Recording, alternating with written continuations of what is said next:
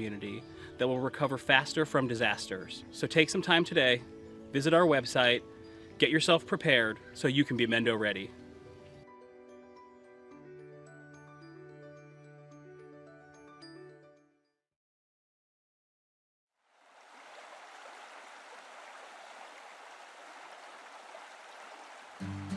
A beautiful, clean river doesn't start here. It starts here. What we put down our storm drains goes straight from our streets into our local creeks. Simple changes can make a big impact.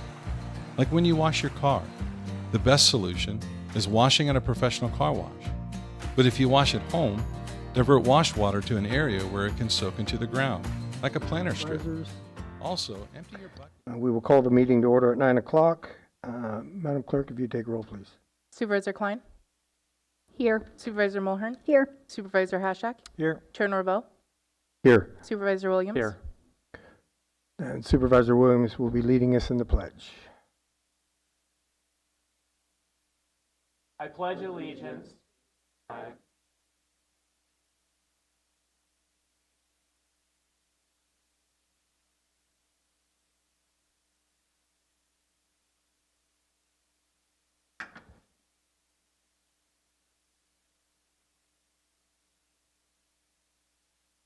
Okay, we are going to move to public comment on non-agenda items. Anybody in the room like to speak?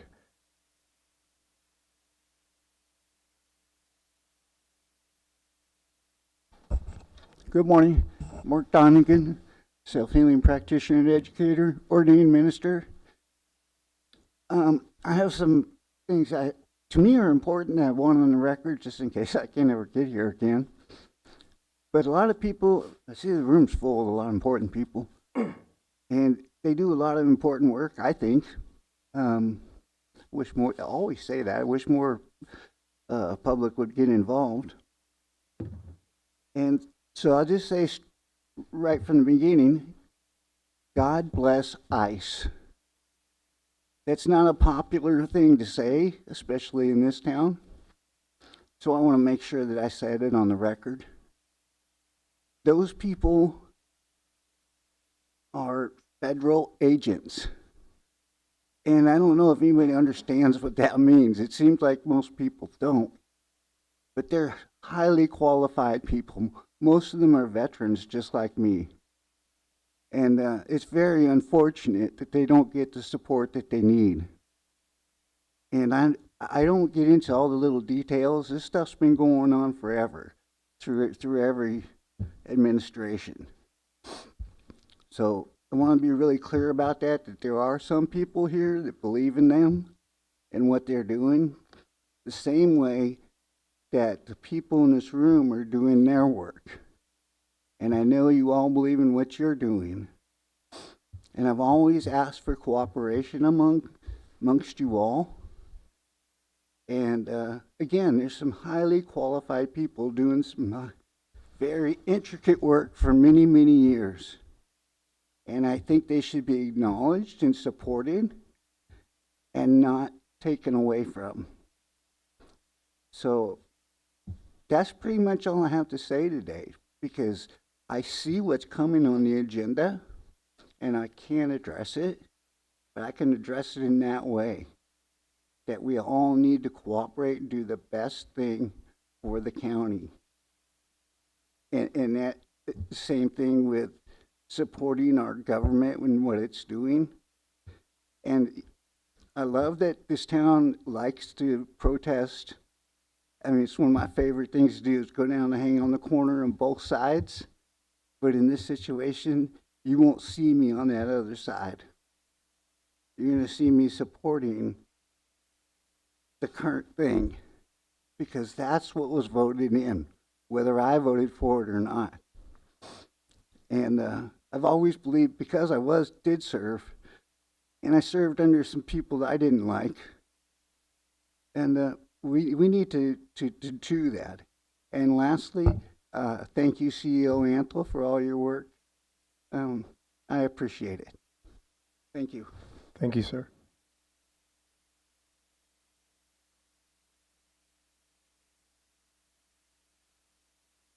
Hello, a lot of you know me. I'm Kyle Greenalch. I'm a business owner and a resident here in Mendocino County. I'd like to start off by first stating the fact that I love Mendocino County very much. But a lot of things have came to my attention, and I feel like that why I keep coming back here today and throughout these meetings. I want you to know that I watch these things live almost every time that you guys have one of these meetings here.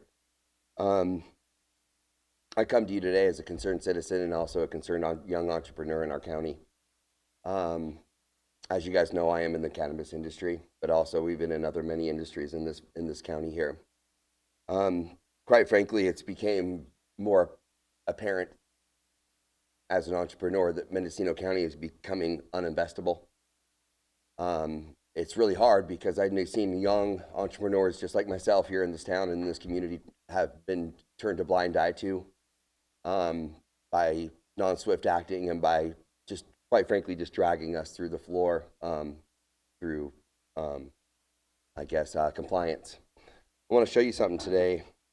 Today is an application that I applied for in another county.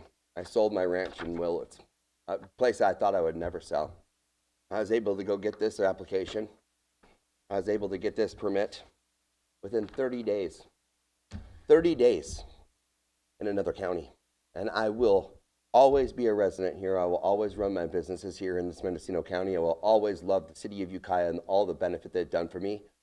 But the homeless, but the business, the shuttered doors in Willits, the shuttered doors in Laytonville, I'm sorry, but you guys have kicked the can down the road so far, this has just became ridiculous. You guys need to make your county like this. This is 2 people that run this department. No ad hocs, no special committee meetings, no economic development planning meetings that happened a year ago with no action. Here we are. No one's coming into your communities to get permits. No one's coming into your communities to open businesses here. Why?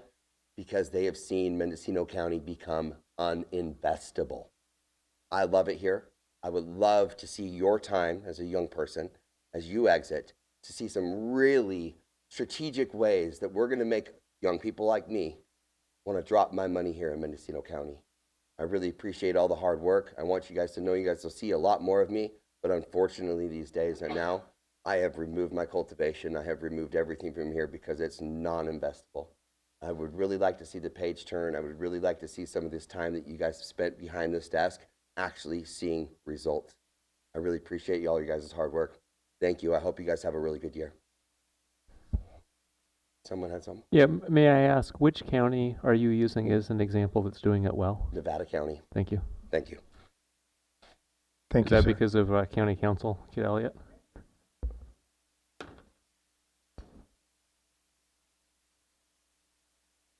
Anyone else in the room? Yes, sir. Good morning, Board. My name is Robert Seamus. I'm an investigator with the District Attorney's Office. I just wanted to currently say thank you for allowing us to have our comfort service program with the DA's office. I brought our canine Tinkerbell in, who has been awesome with our victims who are in need of help during stressful situations as far as violent crimes and things of that thing. So I just want to say thank you again for supporting our program and introducing Belle to you guys. You want me to bring her in, or so you can see her? Or? Sure, why not? Okay.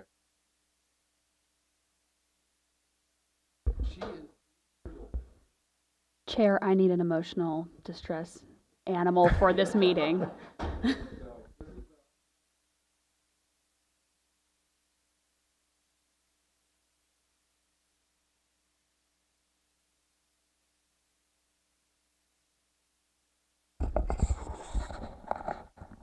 She provides a great service to the citizens of this county, and thank you for your guys' support and allowing us to have this program. Thank you. Thank you.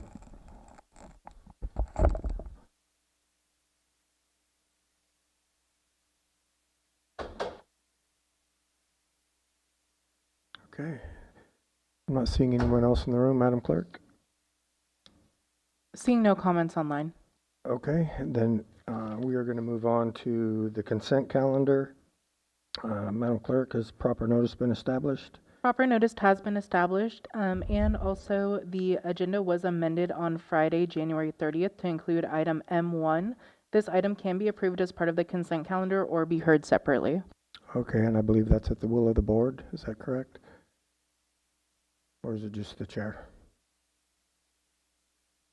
To whether it's a regular item or a consent item? If it's on consent, that's fine. Okay. Yeah. Then we'll leave it on consent. Thank you. Is there any item any board member would like to pull off of consent? No, I'd like to pull item C30 for a separate vote and discussion. All right, anybody in the room like to speak on the consent calendar? Chair, can we confirm that number? Is that the number you have too? C30? Mm-hmm. Okay, thank you. Yeah, we good? Yeah. Good morning, Dee Pallison from District 5. My concerns are on C29, amending the position table for social services, and about how these changes are going to be funded. When you do the math on the added and deleted positions, there's an imbalance of $113,000 in change, $113,000 more in payroll.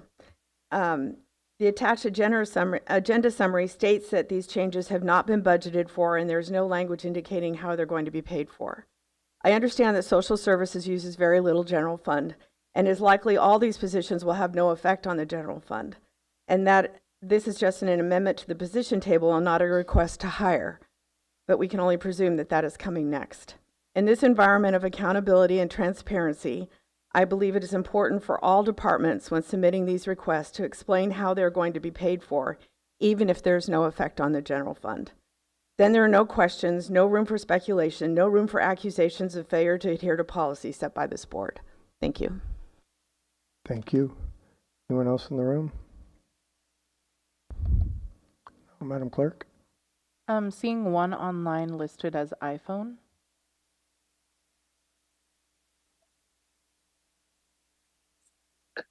Good morning, Chair. Good morning, Board. This is David. Apologies for not having my moniker up there.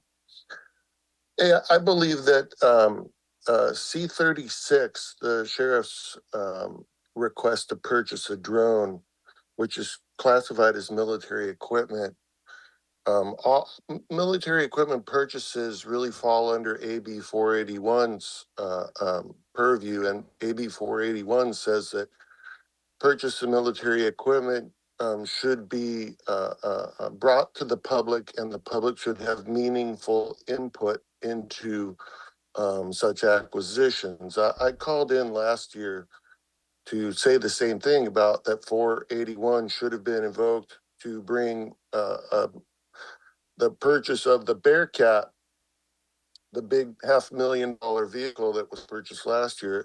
It should have been brought up for, public presentation and, i.e. discussion. When AB 481 was crafted, it was meant to bring the public more awareness. The public brought into the discussion of military acquisitions by municipalities and counties, sheriffs, and law enforcement. And so I still believe that 481 should be used to require a presentation be made over military equipment purchases. And when you put it on the consent calendar, that really removes it from public presentation and public discussion, which I believe is against the spirit and letter of AB 481. So this will be my second call in and the second time that military equipment has been put on the consent calendar. And I'm certainly not the guy to say whether I think any of this stuff is needed or necessary. That's really for public discussion and public input. I'm just saying that when you take it out of the public realm of discussion, you're really doing a disservice to the public, and you are going against the letter and spirit of AB 481. Thank you very much. Have a good meeting. Thank you. Madam Clerk? Seeing no further comment online. Okay, we'll bring it back to the board for approval of the consent calendar minus C30. Yes, Supervisor Williams. Just because there was a commenter on that last item, I see that the quote includes sales tax. Is the county exempt from sales tax?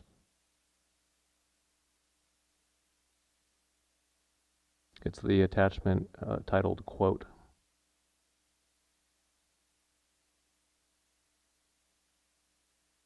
If I may, through the chair, Sarah Pierce, Assistant CEO. No, the county is not exempt from sales tax. We are exempt from certain federal tax, but not sales tax. Okay. Supervisor Haschak. Yeah, I had some inquiries about this C-36-2, the purchase of the drone. And I was just wondering, you know, you can buy a drone at Costco for $500 for, you know, that has cameras and everything. I was just wondering why this would cost $21,000 and what makes it, you know, the military grade. And so that's kind of the question that was has been brought up to me. Okay. Well, I believe we have somebody in the room that can answer that question. Thank you, sir. Jerry Norvell, Supervisors. Jason Cadillo, Acting Captain Administrative with the Sheriff's Office. I can speak to what Supervisor Haschak said, Chair. And the difference between a drone that you can purchase, say at Costco, as opposed to the law enforcement grade drones that we're utilizing out in the field is specifically the camera systems related to it. The camera system is always going to be the biggest purchase of that drone. You're looking at the capabilities of having IR, thermal. You're talking the ability to scan in from miles away onto objectives that the Sheriff's Office or other law enforcement entities may be investigating in that manner, utilizing those specific things. We're talking flight time. We're talking batteries as well. All these things add to that cost of that piece of machinery that allows us to utilize it to the best capacity to support the community as well as the Sheriff's Office and other law enforcement entities. Okay, so it's not that any weapons are going to be loaded onto that drone? Absolutely not, Supervisor. We actually have specific policy that prevents our UAVs it being militarized in any capacity. They're simply used for situational awareness. They're used for defeating liability issues. It's another camera system that we can put into the investigation. It gives our sergeants, our lieutenants, our deputies on the ground, it gives them situational awareness that in years past you would be paying tens of thousands of dollars to bring a helicopter up from Sonoma County to assist in situational awareness and beating the sky. Now we're able to utilize a UAV in a less intrusive manner at a cheaper cost in order to benefit our entities. Thank you for that explanation. Thank you, sir. Any other questions?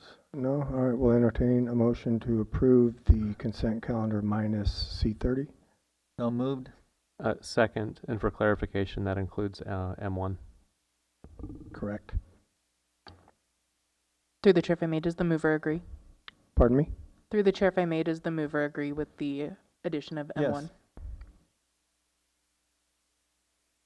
Okay, Madam Clerk, if you take roll, please.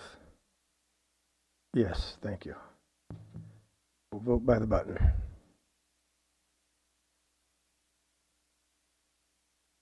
All right, so now we'll address C30, and the reason I pulled it is there are, yes, sorry. The motion carries unanimously. Thank you. There are some positions on here that the department heads wanted to speak on, so I wanted to give both social service and the Sheriff's Department the opportunity. Please. Good morning, Board. We are requesting that you do not delete the Social Worker Assistant 2, position number 1317, and the Staff Assistant 3, 4040 today. As in 2 weeks when we come back and we do our mid-year budget, we will have our budget and be requesting clarification on the approved budget if we are not requesting general funds for approval to hire within the approved budget. Both of those positions are included in the budget that we are bringing forth in 2 weeks. So at this time, we're requesting that you do not delete them. Okay, so, but the 3581, That can be deleted. okay, Chair, if I may, please. I would like to give Director Parker and Sarah Pierce and Parker's financial team a lot of credit.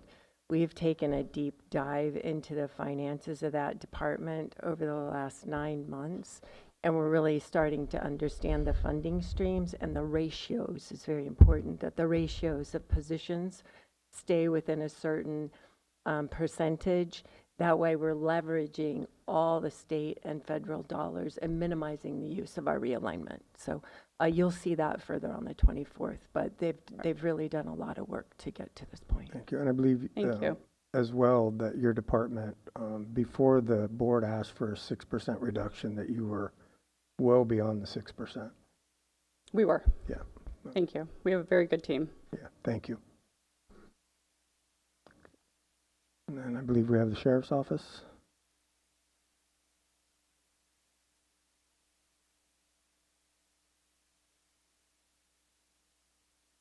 Chair, members of the board, Acting Captain Jason Cadillo, Sheriff's Office. Again, we will, just like social services, we're requesting that our positions not be removed, even from the position allocation table.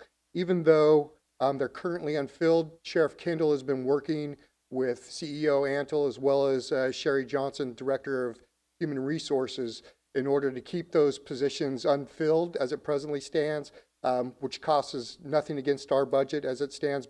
However, our issue being that if those positions were swept, it's going to have a very negative impact on our department, which would then transitions down to the community as well. As it presently stands, we've got less members of the department than they had in the 1970s.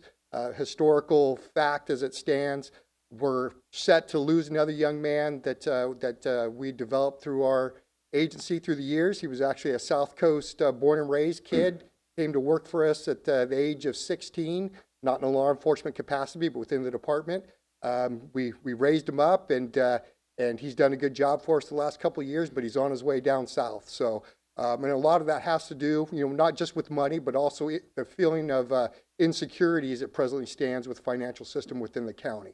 So for the last 2 years, I've been responsible for the Professional Standards Bureau of our agency, which includes recruitment and retention and other administrative matters, to include the hiring process. It takes us 6 months to hire a deputy sheriff, and that's after we have cut most of the fat away from the process with the immense help of Sherry Johnson at the Human Resources Division. So before we can even get anybody through the door, it's a 6-month process with the background, with the psychs, with the polygraphs, with just the background investigation in general. So we're really in a situation where we are always 6 months behind in hiring. So anytime that there's a slowdown within hiring with the county, it always sets us back 6 months, 8 months to a year. And we're seeing that impact as it presently stands. We're out there trying to recruit the members, or we go to academies on the recruitment end of it. We go to Santa Rosa, we go to Siskiyou. Santa Rosa, there's usually 1 or 2 unaffiliated members who are already in background with Sonoma County agencies. So we have very little success in recruiting from those academies.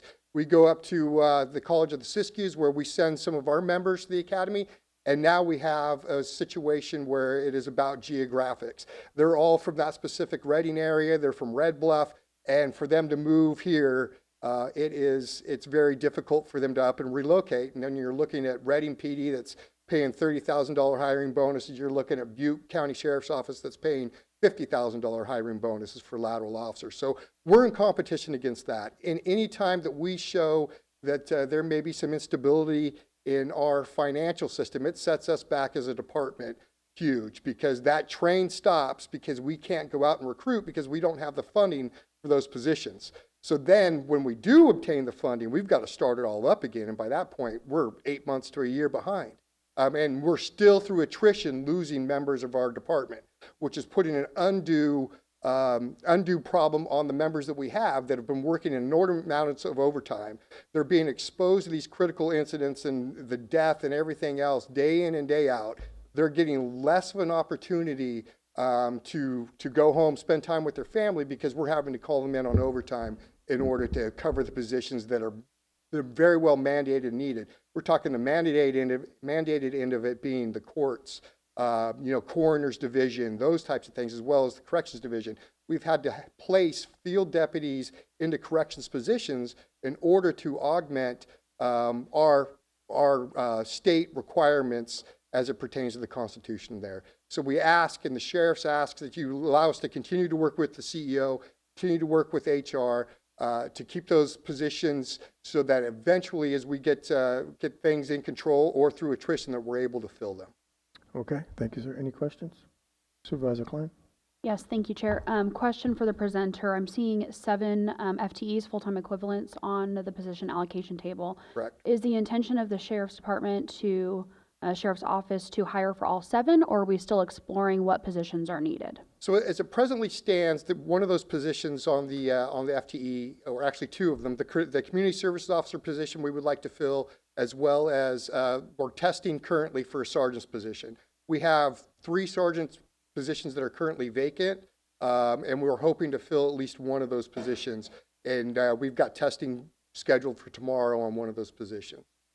On the others, we're going to continue to work with CEO Antle and Sherry Johnson to just keep them unfilled at no cost to the county or to our budget until it so happens that we're able to actually move forward and fill those positions to help augment the need that we have.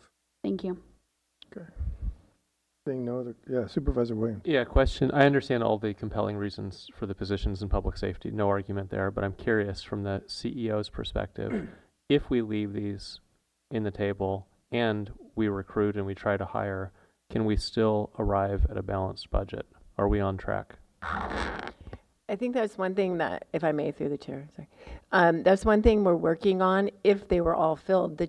Again, the challenge that Acting Captain Cadillo stated is that they do have a significant amount of turnover and that it takes them a long time to hire. So it is kind of this, I don't want to say it's a revolving door, but it's a long door that has to stay open for us to get the people in the room. And by the time we get somebody in, somebody else is either retiring or moving on. So I support the ask. You support the ask. Yes. That's helpful. So does the board need to rethink its strategic plan for the hiring freeze and how we document what it is that we're doing? Because I think the worry has been, if we just start saying yes, yes, yes, we're going to be back in the position if we don't have a balanced budget. And I understand the methodology here, but I think it's different than what we've approved. Do we need to update our language? Yeah, so what you approved, I believe, last budget, sometime in the summer, was that any position that had been on the table for 6 months, we were to bring forward to have deleted. And that's what we're doing here. I think, in my mind, we've cleaned that up. It looks pretty tight right now. I think going forward with the strategic hiring plan, I think we have to stay on that, where they come forward and ask for new positions. But I think as far as the position allocation table, I feel like it's pretty cleaned up at this point, and I would ask Director Johnson if she confirms with that statement.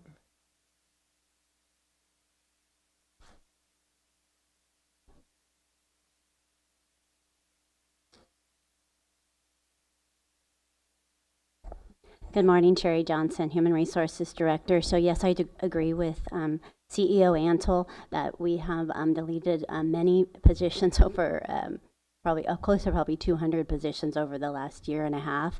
So we have so right now we have the direction from the board is to delete positions that have been been vacant for 6 months, and it also says no exceptions unless they're in current recruitment. So I would say if either the board would like to give direction to increase the timeline to maybe 12 months, or maybe we don't need this action going forward. If I may, I think it's something we could bring forward on the 24th at mid-year for you to look at. If the current position allocation table, and if you approve with it, we can, you know, kind of lift that and do a check-in every year, which we do at budget every year anyway. But if you want to take a look at that, and you can see the whole table. Thank you. If I may, Chair, so Howard Please. DeShield's also online for DOT. Now, I think he's requesting to speak also. Okay. You have a question? That was my question. Have Okay. DOT reviewed? Good morning, Mr. Chair, Board. Howard DeShield, Director of Transportation. So I won't repeat what the other two directors said would apply to our road crew worker 4. It's hard. That's a key position. Those are our lead positions. They have all the commercial licenses. They're people who can operate all the equipment, lead the crew. It just takes a long time to hire them. And to echo what the Sheriff's Department was saying, we not only have to compete with other public agencies, these sorts of candidates are very employable in the private sector. So it just takes us longer. Thank you. Any questions for DOT? Yes, Supervisor Hashcheck. Well, it just seems like the list we have is pretty much getting very tight, and it's not affecting the budget. And so I think we should review the whole process when we look at the budget. I could accept what's been proposed here. Okay. Supervisor Williams? What about the county council position? Do you have a story? So it seems like I'm sort of the last person standing. So I've reviewed, we have a matter coming forward in terms of, we have 2 vacancies. We're a very small office. I haven't had any opposition to the deletion of this position. I am going to have further discussion about the other position that we need to fill. Chair, are you ready for a motion? No, we're going to hear from the public. All right. Anybody in the room like to speak on this item? Yes, sir.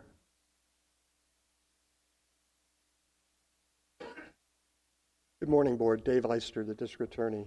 This is a very interesting discussion because it wasn't that long ago this Board swept away the position tables, the District Attorney's positions, because they take a long time to fill, as you were told.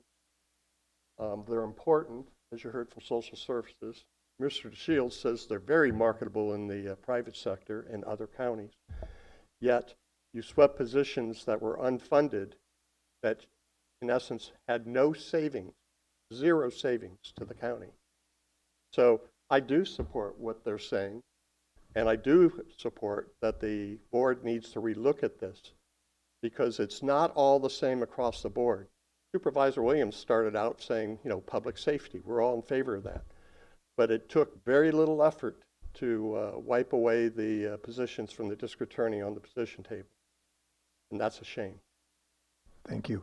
Anyone else in the room? Madam Clerk? Seeing no further comment online. Okay, back to the board. Supervisor Williams. I move we delete position 4028, the Deputy County Counsel 4, and leave the remainder for now. What about 3581 that Social Services was fine with? I'm sorry, delete that as well. Okay, so that was 4028? 4028. And 3581.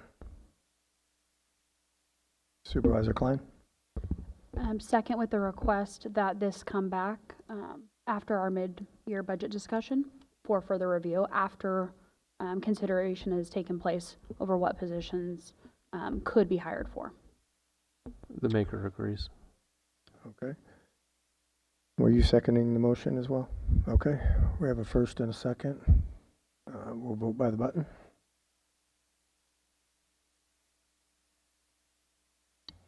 The motion carries unanimously. Okay, we're going to move on to agenda item R1, discussion and possible action including acceptance of informational reports from the assessor, clerk, recorder, register of voters, auditor, controller, tax collector, district attorney, sheriff, and various county department heads or designees. Yes.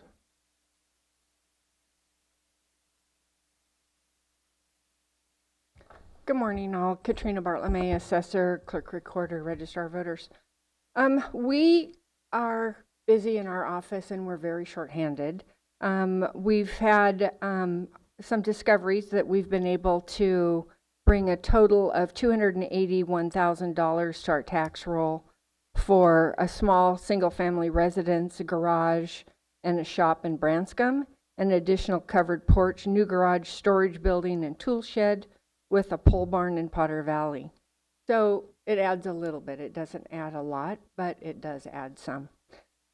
Our supplemental notices, we're preparing about 680 supplemental notices from October through January on transfers and new constructions that will bring in about $40 million in assessed value to the tax roll.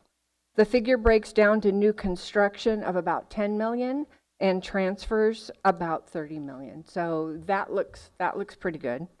The assessor's office can't thank IT enough for all the support they provide us with Momentum. If it weren't for Judy, we wouldn't have any reports. She works tirelessly, and you'll hear with my update for the state audit what she's been doing to help those reports.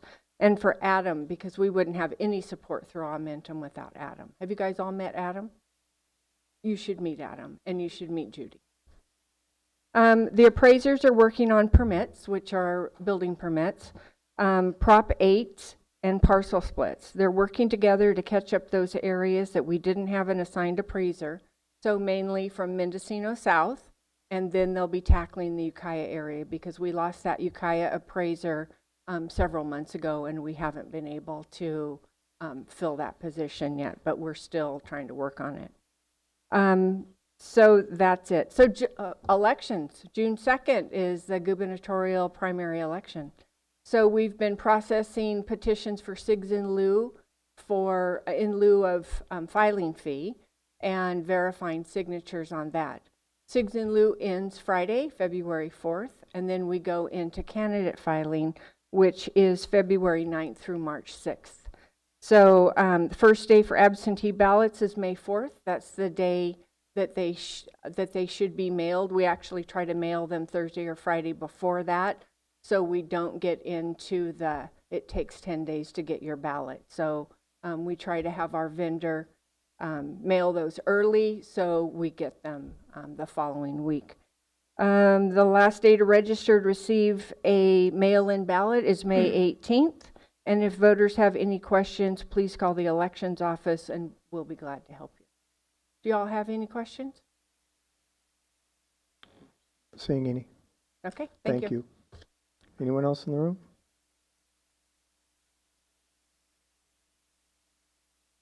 Good morning, Swan Malala Executive Office. On behalf of CEO Anto, I'd like to report on the status of SMED. As your board is aware, SMED is the Sonoma Mendocino Economic Development District. It is formed by the county's JPA with Sonoma County. On January 23rd, the SMED board held a special meeting and voted to temporarily suspend SMED and pull their funding from EDA while they spent the next couple of months exploring restructuring options. So just a quick report so you're aware, but more information will be in the next CEO report. Thank you. Heather Rose, Risk Manager on behalf of CEO Antle. I just wanted to let you know that the County Safety Officer, Wolf Reinhold, has replaced all of our automatic defibrillators in our county. We had kind of a hodgepodge of different ones.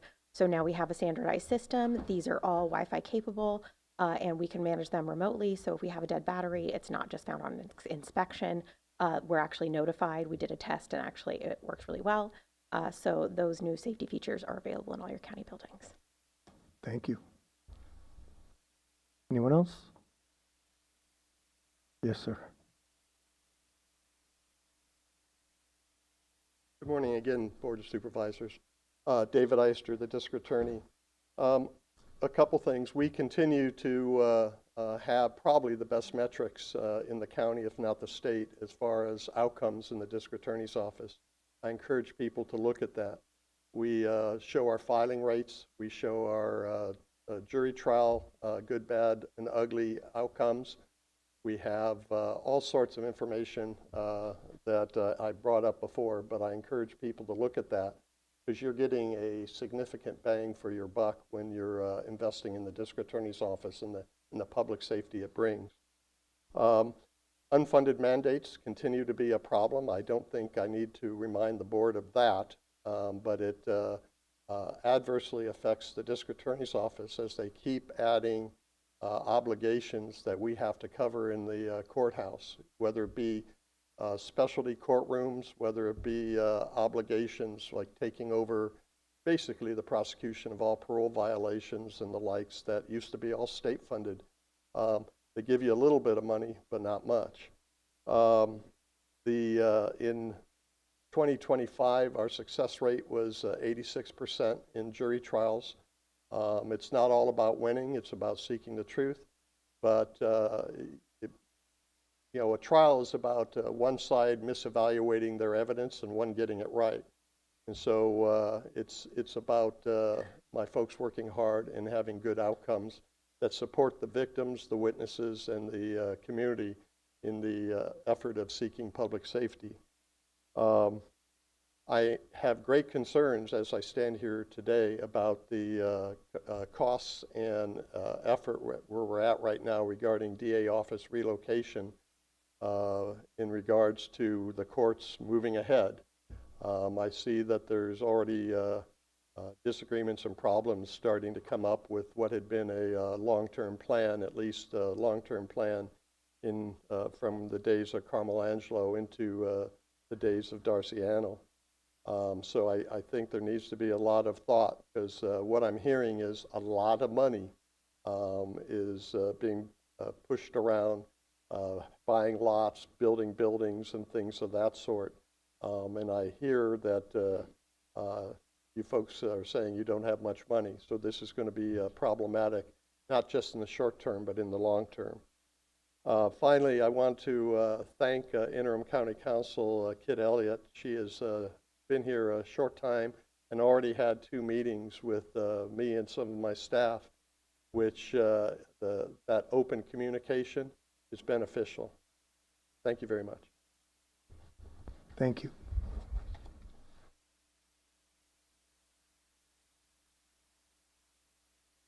Yes, sir. Chair, Supervisors, Captain Jason Guidio, Mendocino County Sheriff's Office.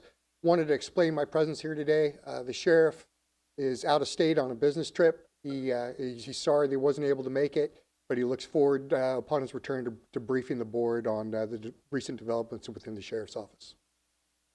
Thank you.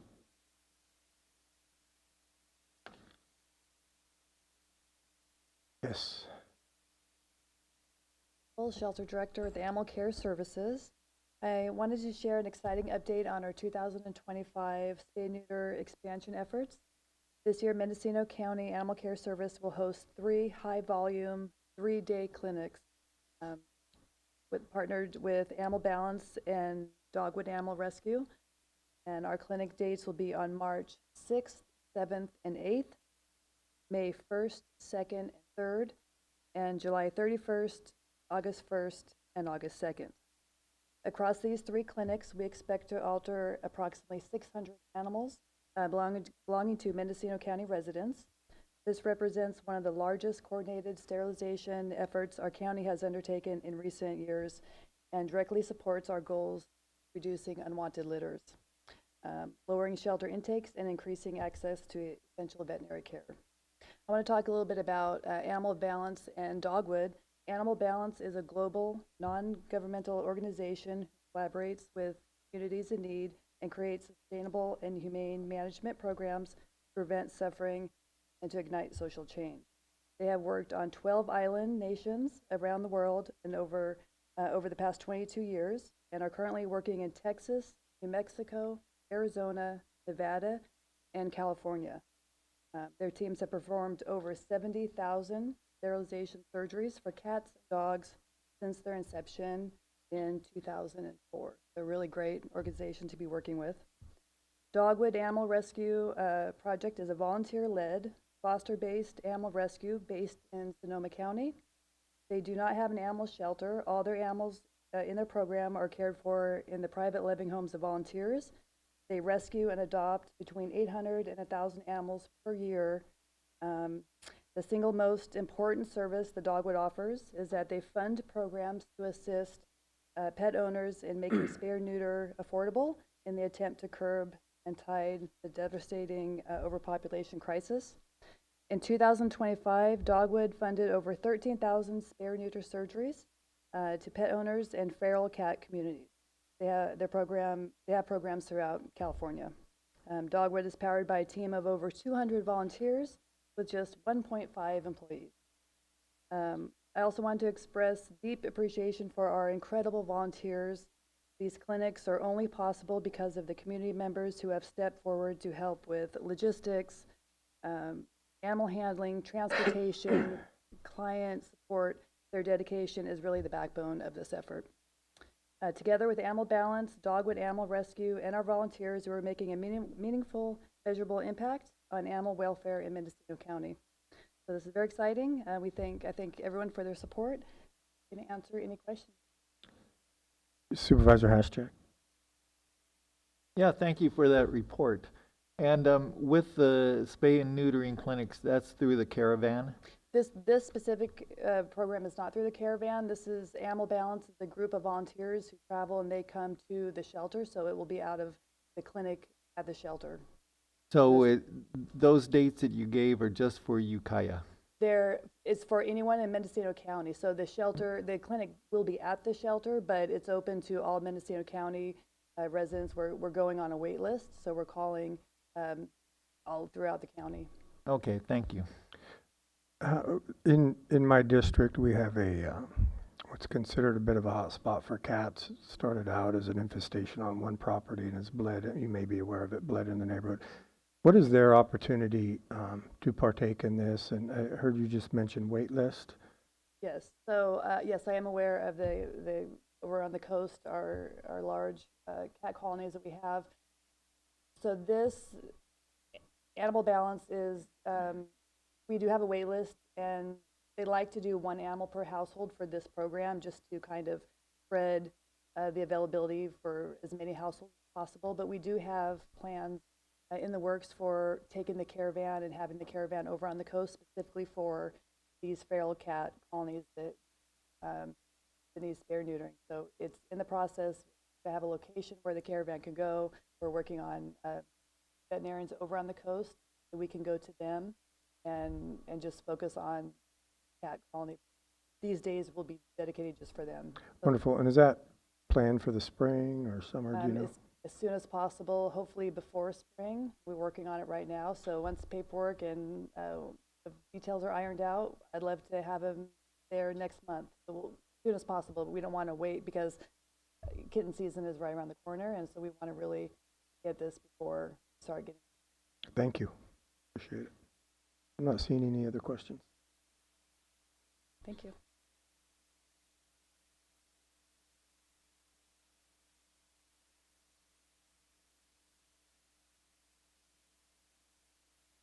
Katrina Bartlett, Assessor, Clerk Recorder. I misspoke. SIGs in lieu, since this is a public forum, SIGs in lieu are due February 4th, which I believe is tomorrow. I never know what day it is. I'm amazed I know it's Saturday when it's Saturday. So they're due tomorrow by 5 p.m., not Friday. And that is for? For the petitions for signatures in lieu of filing fee for the candidates. Thank you. Thank you. All right. Oh, please.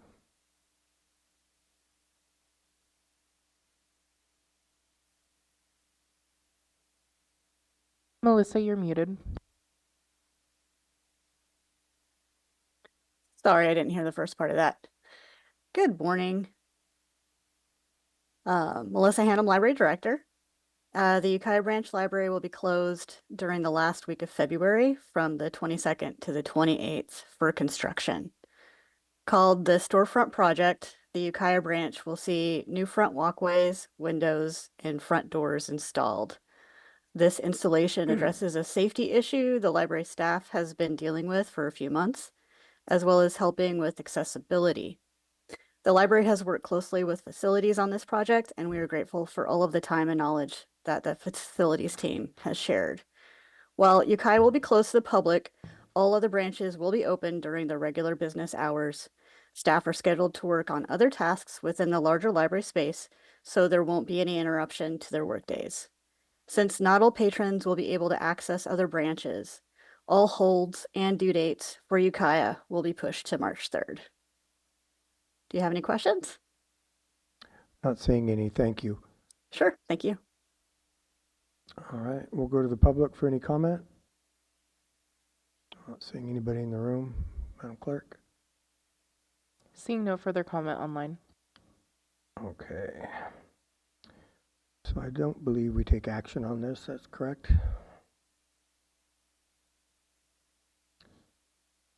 So we will move on to item R2. Discussion and possible action, including approval or denial of requests from department heads and elected officials regarding budget impacts, funding, and recruitment of vacant or new positions following the strategic hiring process. The sponsor here is Human Resources.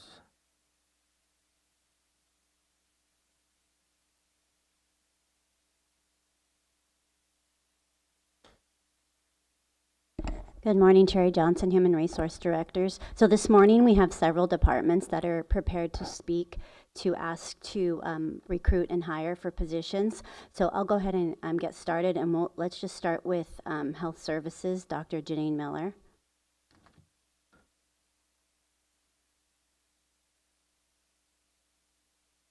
Good morning, Dr. Janine Miller, Director of Health Services. I have before you a couple of positions that we are asking to fill. Most of these are mandated positions or positions we need to be able to meet the needs of our constituents in Mendocino County. As you know, as I spoke before, the last 2 years we have come in with a 6% reduction in our ask for staffing. And even with asking for these positions above our 6%, we're still looking at in our 1,000 series across all of health services as an additional 17% reduction, even if we filled these positions in front of you. I'm going to go through them for you, and if you have any questions, I'm happy to answer them. As you know, we get no general fund. All of our funding comes from state, federal, or permit fees, depending on the program. And we are able to fund all of these positions through our state, federal, and permit programs and our realignment funds.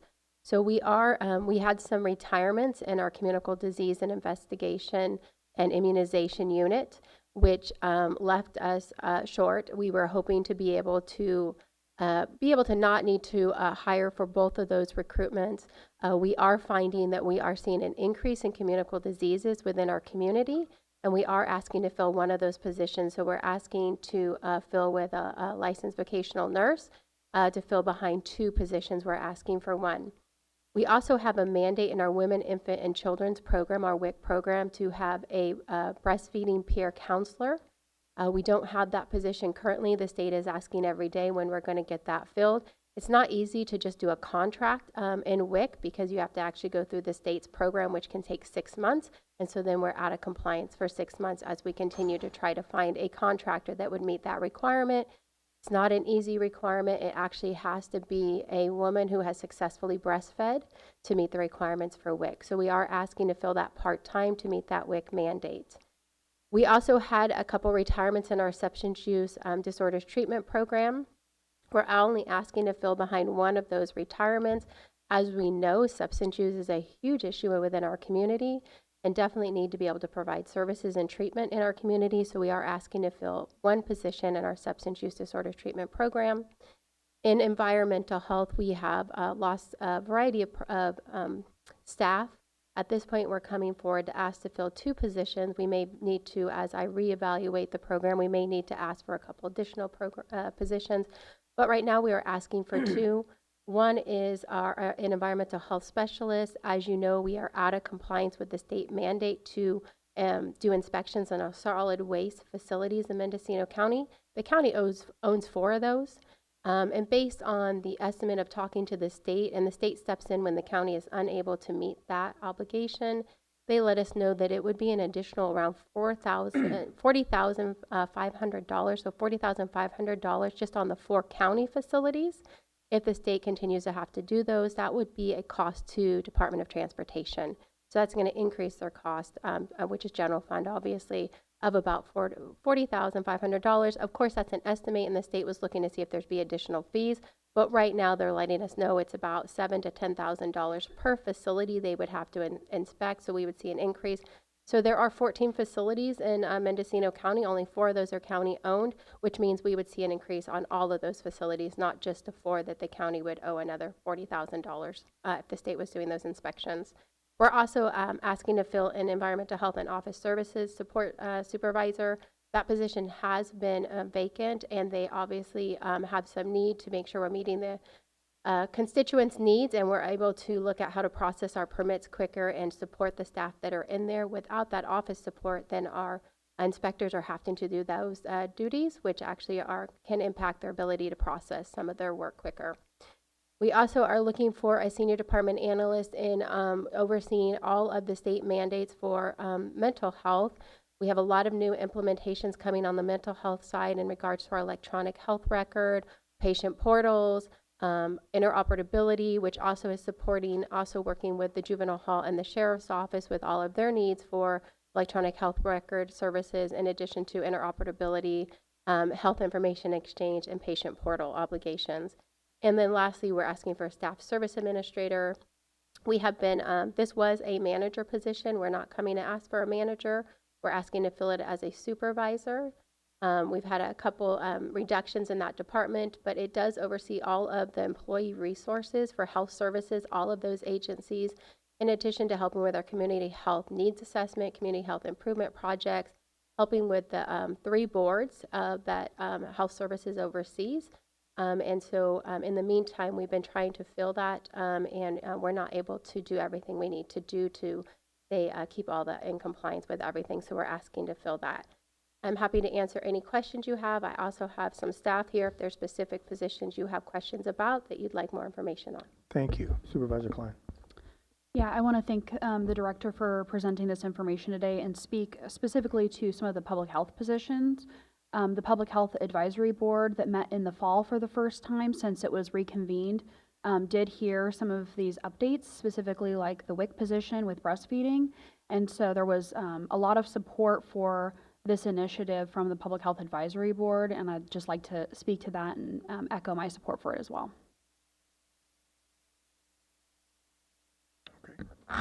If I may add through the chair, Please. one thing we tend to forget, and Dr. Miller, help me out if I get it wrong, but a lot of the money that we get from the state and federal is if we provide the service. So we have to be providing these mandated services to get the money, and the money comes in buckets. So the money comes and it's designated for these mandated services. So it's not like we just get, here's so much money from the state or the feds. That money is in buckets and has to go to certain programs. So I just want to make sure that you understand we're trying to maximize, again, the best use of the state and federal dollars that we are provided. Thank you. Supervisor Mulhern? I didn't have a direct question. I was going to also echo my support for the approval of these positions and highlight also the positions for environmental health. I attended a community workshop. There were other supervisors there as well, and one of the challenges with not being able to get permits through the environmental health system quickly enough is it also delays building permits. And so there's just a ripple effect by not having these positions filled. And I think I have a question for the chair. Would you like to take each department's approvals one at a time, or would you like to do the whole thing? Yeah, that's a great question. I was just going to ask County Council, should we address these individually, or it may be a little cleaner that way? It's currently agendized as one item. I don't see any problems with breaking it up since there's such different positions and Sure. taking a vote on And then each that one. would require public comment on each, Yeah. right? Yes. I mean, it's still one agenda item, so I think you can take, but if you're going to vote, you would probably need your public comment before you took a vote. So Right. you can also just hear each one, take your public comment, and then take your votes on each separate one Sure, at the let's end. go that process. Thank you so much.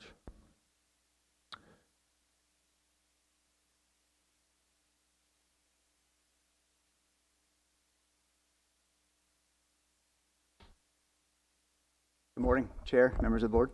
My name is Jeff Detterman. I'm from the Facilities and Fleet Division.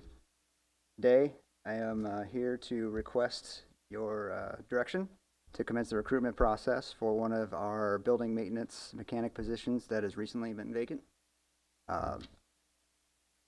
As of this last Friday, our 8th building maintenance mechanic has left us to move on to a new job in Marin County. So we're looking to fill that position. It is currently a funded position that has been filled up until this month. So we are looking to just commence the recruitment process to maintain that position filled. Thank you. I'm not seeing any questions from the board. Thank you.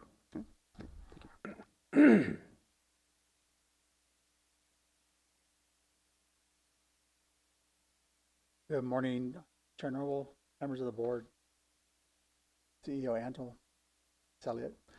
Anthony Adams with the Alternate Defender's Office, here to request permission to hire for one vacancy. We had a departure on the 2nd of January for one of the deputies in our office. That leaves us with just me and one deputy. The current caseload that the department has, coupled with our juvenile caseload, makes it an impossible task for one individual to do the work independently. With two, it is more than challenging. We find a way to make it work, and we can. But the reality is if any one of us is in trial, if any one of us is on a vacation, if any one of us is out unexpectedly, it puts an impossible task in front of the remaining deputy. It is a very small office. 3 deputies are more than sufficient, in my estimation, to handle the totality of the workload. But much like a stool, you take one of those legs away, and it has the tendency to fall over quickly. The reality is we have an enormously competent, wonderful staff of individuals who pull together a single investigator, 2 support staff, and currently just our one deputy and myself. Again, we have a wonderful team, but it does not work without a 3rd attorney in the office. We don't need more than that, but we do need that 3rd deputy. We were hopeful that we could convince the deputy who left to stay on, but for reasons that are fully his own, he chose to leave. But we are in desperate need of that 3rd person in the office as soon as possible. Your Honor, or members of the board, I'm here to answer any questions you may have. I'm not seeing any questions from the board. Thank you for your time. Thank you.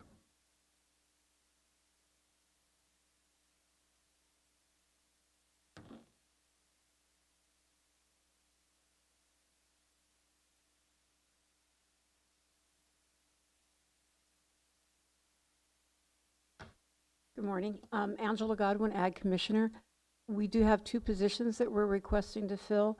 One is Staff Assistant 2. We had our office supervisor go to another department. So now we're down to 1 clerical, and that's just really not enough for the level of public service, the counter interactions, the things that we need to do.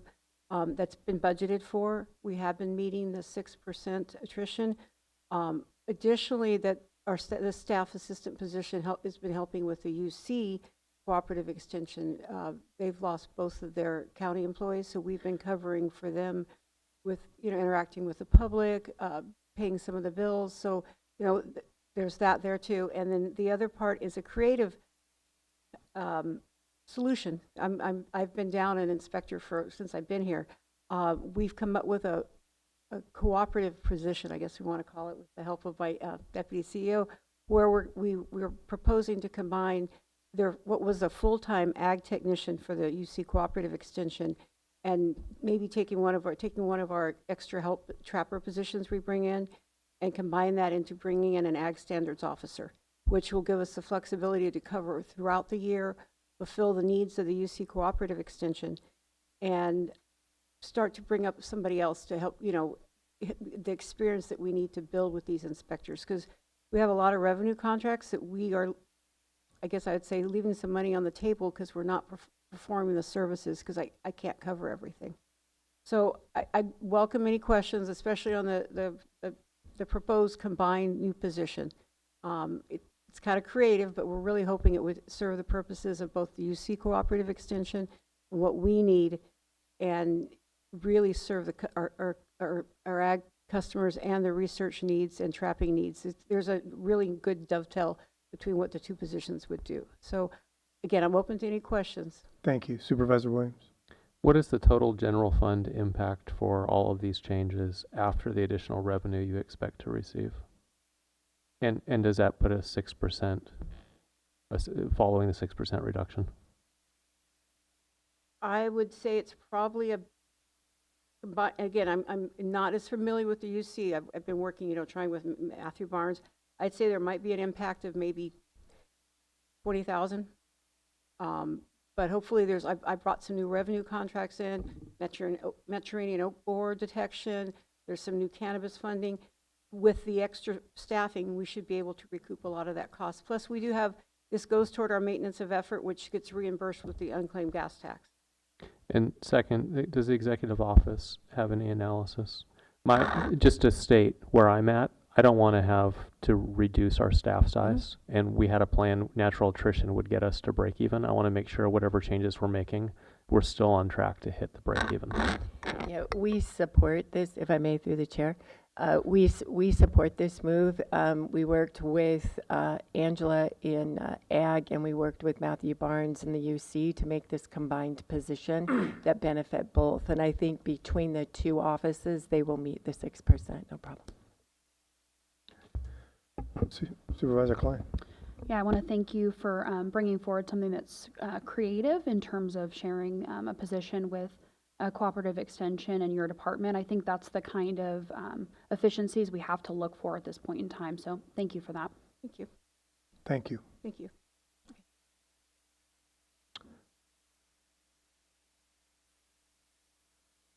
Sherry Johnson, Human Resource Director. So we have one department left to speak in the County Council, so Ms. Elliott. So if I could, through the chair. Thank you. And I'm going to ask Brina Blanton to come up, Assistant County Counsel. So as you're very aware, I'm sort of jumping in with both feet and trying to learn everything that's going on in the county, including everything that's going on with my own office. As you also are aware, I did as good of an analysis as I could, knowing that we were deleting one of our deputy positions. I have moved forward as quickly as possible to sort of assess where we're at in the office in terms of our load. And I have met with Director Parker related to our services for social services. We currently are down to 2 deputies. They had 2 deputies in the office handling family and child services when I was in private practice in 2003, and they were overwhelmed back then. So that is a big concern to me. I asked what the process was to fill that position and was told that this was coming now, so I sort of jumped in. I have spoken with Director Johnson related to the fact that she will be bringing one more matter before this board at the end of February. I would like to meet further with Director Parker and also with Director Miller with regard to our handling social services, and again, recouping as many costs as we can through state and federal funding. I did at this moment, since we put the statistics together, this board has been sort of wanting information about the County Counsel's office, so we at least wanted to provide you some of the statistics that we have, just to give you sort of a global view. But I'm still assessing and seeing, do we need a full position, or can I find a retired annuitant or something to do a part-time position, trying to honor exactly what the board wants, but also making sure we're covering everything. So you're withdrawing your request here? For today, but I would like to at least Thank present you. our statistics, and we'll bring it back at the end of February. Thank you. Good morning. So the statistics that our office has, this is only a only shows a portion of what our office does, but I think it's still an important portion of that. So in terms of litigation, right now we have 16 open lawsuits in our office, and some of those are handled internally, some of those are handled by outside counsel.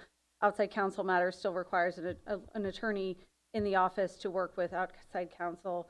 In 2025, we opened 34 claims and 15 lawsuits. We have 227 open juvenile cases, so those are handled currently by 2 attorneys in our office. For the conservatorship public administrator matters, we have 35 conservatorships that were open in 2025. That includes LPS and probate conservatorships. In 2025, we had 15 court trials and 3 jury trials for conservatorships. We currently have 73 open public conservatorship cases. Those are LPS conservatorships, and 18 open public guardian conservatorships. Those are probate conservatorships. And then our office at any given time assists with approximately 5 public administrator cases. Those are decedent estates where the public administrator is managing the estate. Also, in 2025, the county received, as logged into Next request, 2,164 public records requests. Our office assists with many of those. The exact number is hard to determine. Our office was assigned to 215, but that's only a portion of the requests that we would actually be assisting with for the departments. And our office reviewed 254 contracts in 2025. Thank you. Thank you. Just to close on that, and you can go. Across the state, what is taxing the county council's office is we now have, we've changed what a conservatorship can be. There's coming into now in 2026, we are looking at substance abuse as part of that issue. We're having more jury trials related to conservators. We have related to the criminal justice system. Again, more state mandates coming down in terms of shifting a lot of the persons from the criminal world into the civil world of conservatorships, et cetera. And we have care court as part of that. And then just the number of Public Records Act requests that are coming forward. These are the things that are sort of flooding the county council's office in general. And the other thing, which is taking a massive amount of effort, is trying to interpret the number of federal orders that are coming down and how that will affect our funding source, and making sure we protect those sources and we don't get ourselves in trouble. And they are, I gotta say, very difficult mandates to follow and understand. So those, like I said, across the state are the things that are really jamming the county council's office. So I want to make sure I'm protecting the county by making sure you have the right number of people to assist you in these processes. So thank you. Okay, so we'll go to the public for comment. Anybody in the room? Not seeing any, Madam Clerk. Seeing no further comment online. Okay, we'll bring it back to the board. Who'd like to go first? Supervisor Haschak. Well, I'll move approval of the requested positions, except for county council. Okay, so the recommended action minus county council. Correct? Right. Okay. I'll second. Supervisor Mulhern? Thank you. I was going to second, but I also wanted to comment. I think that when we started this new process, we were gaining our feet and gaining momentum, and it seems as though the work that the departments did to lay out the need for the positions as well as clarifying their budget is something that can help the board streamline the process. And I just want to, appreciate everybody that went through the process early on and say that hopefully moving forward, it can work as smoothly as it did today. Because I do think it's an important process, and I know that changes can be hard, but hopefully moving forward, we're able to use this process as a way of really making sure that the positions that we're hiring, we have funding for. Okay, thank you. We have a first and a second. We'll vote by the button. The motion carries unanimously. We're going to move on to R3, discussion and possible action, including direction to staff regarding recommendations from the state of California Auditor's Report on Mendocino County released on December 18th, 2025. Ms. Pierce. Good morning, Board of Supervisors, CEO, Antle, County Council, Sarah Pierce, Assistant CEO. So before you today is the Executive Office's draft response to the auditor regarding the corrective action plan. So if you just give me a moment, I'm going to share my screen.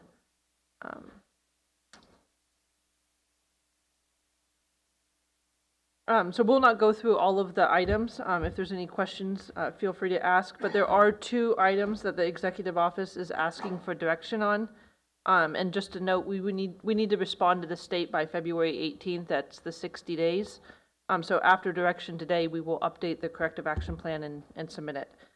So the first recommendation from the state that we're asking for guidance on is 1.5. So to ensure the county addresses its persistent budget deficit, the board should, by March 2026, create a schedule outlining the steps it will take to address the stagnant revenue and increasing expenditures.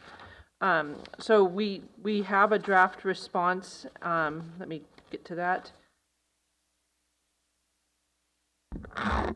So right now, the board and through DOT, we have calculated what a increase of 1% would look like. So we have some of that information here. But the direction that we're asking for today is that the Board of Supervisors will work with the Executive Office, Assessor, Auditor, Controller. There's a typo, sorry, I'll fix that. And Treasurer, Tax Collector on the creation of a schedule to outline the steps it will take to address the stagnant tax revenue and increasing expenditures. So I'll pause right here for this direction. Supervisor Williams. Well, I want to say yes, we should do this, but we've been trying to do it for years and we haven't gotten anywhere. And every time I bring it up, I'm basically told it's not under the authority of the Board of Supervisors. The problems I see are we're not able to assess all the properties, and it's probably because we have too little staff and bad system, ... We're not collecting all the taxes that are due. I have people that call and say, hey, I built a house, when am I going to get a bill? It's not just people trying to evade taxes. Even those that step forward, it seems like we can't fully collect. I don't understand why, maybe other than we have bad systems and not enough staffing. And then third, the state seems to omit this. We don't have growth in this county. And the biggest component of our revenue is property tax, which is revenue restricted due to Prop 13, below the rate of inflation. So if you just chart asphalt and the cost of, investigators at the DA's office and sheriff and the vehicles we buy, that is increasing far more than our revenue is increasing, just as a formula, right? The percentages are not tracking.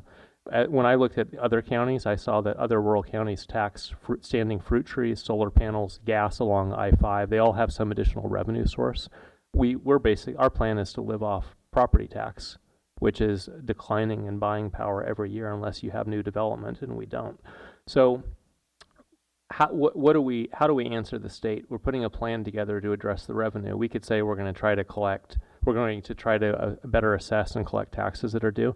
I don't think it solves the core problem that we have declining buying power on an annual basis because we don't have any growth.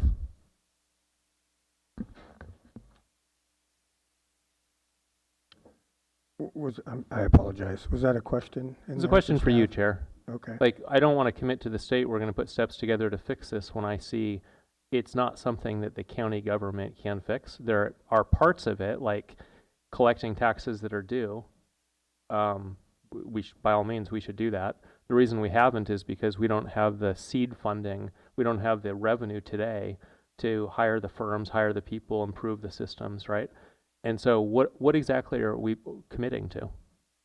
I don't want to commit to a 6-month plan and then 6 months from now the state shows up and asks, how's the progress going? And we say, well, we couldn't do it because we don't have any money. And I think that may be the answer.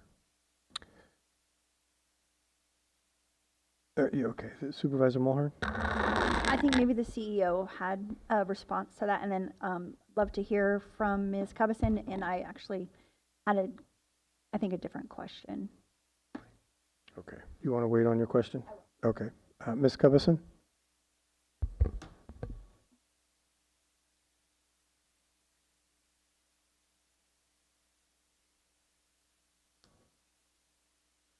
Good morning, Auditor, Controller, Treasurer, Tax Collector Shamice Cubison. I don't want to hijack the discussion. I did have a couple things I wanted to talk about one or two of the previous items, but then I also have some information that probably relates to this item. So I'm not quite sure through the presenter or the board chair how you would like me to proceed. Did you have a response to Supervisor Williams' question?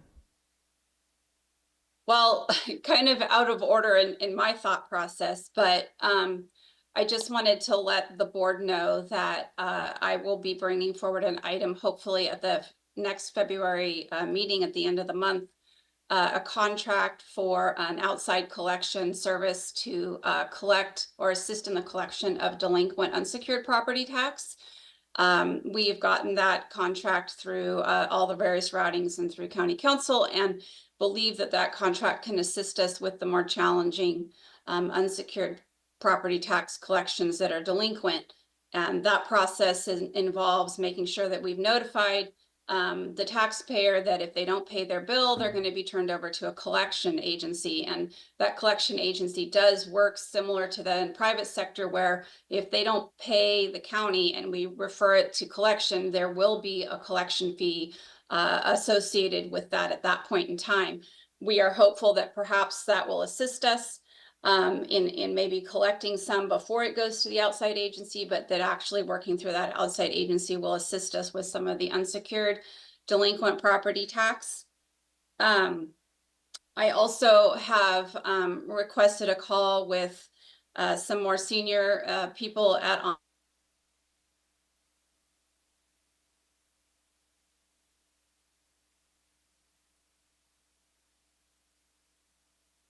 Looks like we've lost the Through the controller. chair, if I may, I do believe we are possibly having some connection issues. Okay. Yes. So, through the chair, if I may, I would just like to remind this board, we did hire Ben Rosenfeld to look into the use of our Munis system as well as our Aumentum system. So you are already taking some steps. Excuse me. We need to stop. I'm being asked by the... I'm sorry, I just lost you for a second. Hopefully you can hear me. Through the chair, if I may, could we possibly take a So that process, hopefully Ms. we'll Cubison, know could a I little get bit you to more hold for on 1 second? Thursday, but I'd want at least an answer in terms of, We're muted. you know, what may or may Okay, not you just be want to go the ahead cost and end it. to get some assistance to help us maybe have less excuse of me, a staff Shamice. burden for the property system to can't be hear able us. to allow staff to really focus their efforts on the collection and bringing more money in. I don't believe you can hear us. Is that correct? Yeah. I'm sorry, I'm here now. Did you know, was I gone for a little while?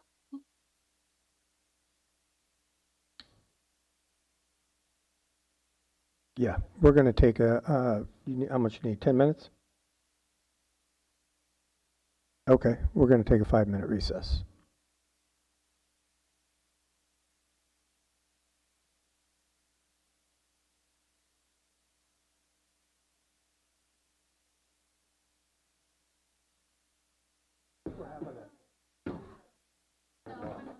Alerts on our website, mendoready.org. Do it today. If you want your family to be as resilient as possible, it's important to take some time today and visit mendoready.org, where you can look up your pre-established evacuation zones on our current emergencies map. You can also find important tools to help maintain your situational awareness, such as the Alert California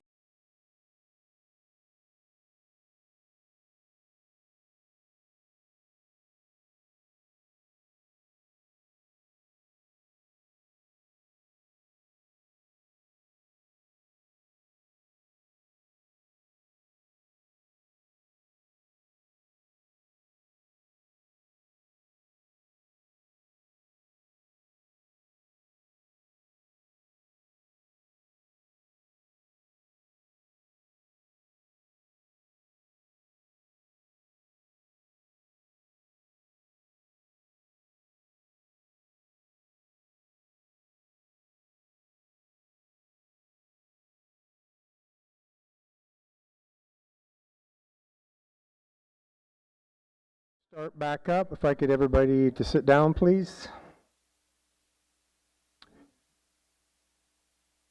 Ms. Bearden, could you get Ms. Covison back on?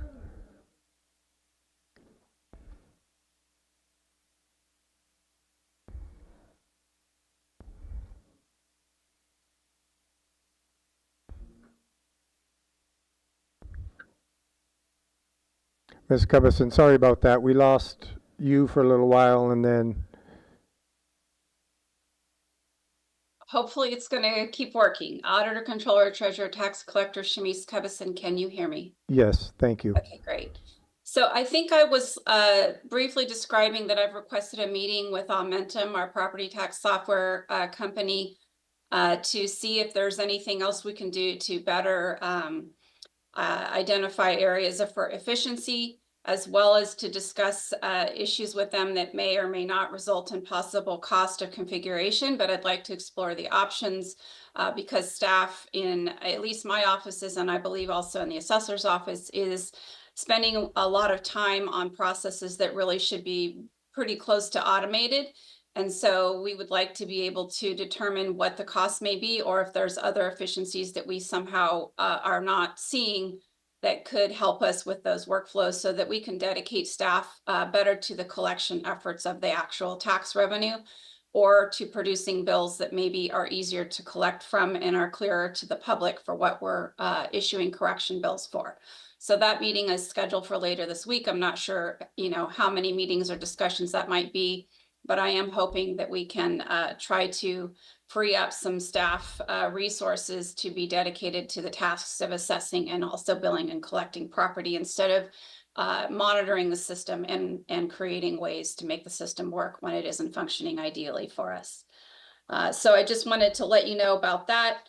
And I know that, we'd like to be generating new revenue, but also I'm fully aware that being able to collect all the revenue that we can for the current taxes that we already do have in place is a priority. So I will also have been working briefly with Human Resources. We'll be requesting an item at the next board meeting to actually add 2 positions to the Treasurer Tax Collector's Office in the Revenue Recovery classification, so that we can try to pursue some of the other collection methods that are more aggressive and perhaps more labor intensive, but also hopefully generate additional revenue. So I will have a few other comments, which I'm happy to postpone for later in the discussion, but I just wanted to briefly bring that up. Thank you so very much. And then Ms. Pierce, I believe you wanted to comment on Supervisor Williams' question? Yeah. If I may, through the chair, I do. Thank you. CEO. Thank you. I just wanted to remind you that this board has hired Ben Rosenfeld to look at system improvements in both Munis and Aumentum, to Ms. Covison's point there. So I do believe we are taking steps. Are they all going to be done by June of 26? Probably not. Then with regards to the sales tax item, you do know that DOT is bringing something forward in March for a sales tax, possibly on roads. And then the LEMSA is also looking at a sales tax. Does that help the general fund? No, but it does increase any fund, does increase the tax within the county. So maybe those are some of the points that this board would like to include in this response for the 18th. Because there are steps that you are doing. They're not short-term fixes. They're going to be long hauls to fix. Okay. And Supervisor Mulhern, you had a second question. Did you want to wait? Withdrawn. Okay. Supervisor Haschak? Well, I guess I'm kind of a loss right now of where we are with it, because we're talking about, these recommendations, and we have 1.1 through 1.5, and it just seems like we should go through those one by one and make sure that we're getting we have a action plan for each one of those, with a deadline, with who's going to do it, how it's going to be done. And so we can move through these. Otherwise, we're going to end up with a lot of talk and no real concrete plans. That's the way I see it. If I may, through the chair, the executive office is bringing through theirs now, and I believe you have the assessor, clerk recorder here, and you have auditor, controller, treasurer, tax collector. So ours are written up. They're in front of you. Assume those were reviewed for you prior, and there were the only 2 from the executive office that we really needed extensive discussion with regarding. So those were the two we're bringing forward, and they are marked. So you have the responsible party, you have the recommended completion date, you have the status, and you also have the recap that was provided by our office. So that's for 1.1 and 1.5. No, that's all the recommendations that were assigned to the executive office and the board of supervisors. Right. Okay. And the full report's there. There's recommendation 1.1 executive office, 1.6 it's in progress, and that definition is there. The recap of what is happening, the progress, right? And then 1.2, that's assessor clerk recorder. I believe she's here to provide those updates to you. But ours is in written and it's in front of you, and we had the two questions. If there's other ones that you have that are by the executive office that were assigned to us and the board, we're happy to have those discussions too. But yeah, you have a table attached to your item? Right, exactly. Okay. So I guess, well, the process will be, we'll go to 1.2 and we'll see what the assessor clerk recorder has to say. And we'll come up with an action plan for that, hopefully, in 1.3 and 1.4. If I may, through the chair, can I get clarification? Can the executive office finish the ones that they had two questions on, which is 1.5, before we proceed with Please. the next one? Yes. So I would just like to get clarification what additional information the board would like to add to 1.5 in regard to a plan. Supervisor Williams. I think the board needs to focus on supporting the departments that will collect the revenue, but even if we do that perfectly as a county, I think we still have declining revenue in real terms. And maybe the board has a role in this. Update the general plan, think about economic development, but we're going to be a county that still isn't keeping up on revenue, even if we collect everything that's due. Does any of my colleagues have thoughts on that? I think you're right on, but is that some language? I think what we're being asked is that language that you want to add into this. Is it a commitment we want to make with a timeline that we're going to take some action? Okay. Supervisor Haschak. Well, I agree with Supervisor Williams on that, is that from my reading of the audit, is that our revenues are not keeping up with our expenditures, and that we need to do something beyond what's happening with the strategic hiring freeze. And we do need to capture everything we can with the revenues, through these processes that they've kind of outlined, but it's still not enough. And so what's the plan? What's the long-term plan for this? Because we've heard that we're $16 million in debt next year, or 10 million, or whatever it is. Really don't know, and we got to figure that out before we, I think that's what's required here, is the big picture plan. Supervisor Klein. From my perspective, I'm not sure I want to commit to looking at additional revenue streams when we're not collecting the ones that already exist.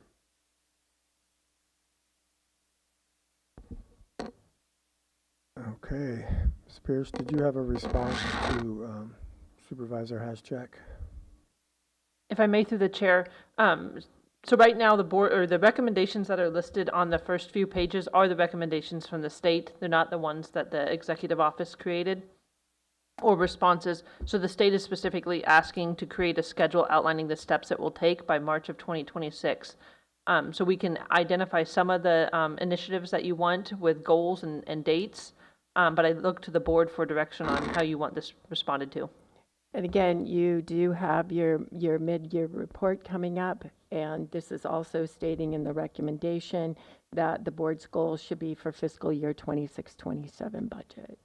So you're starting those workshops for 26-27 on the 24th.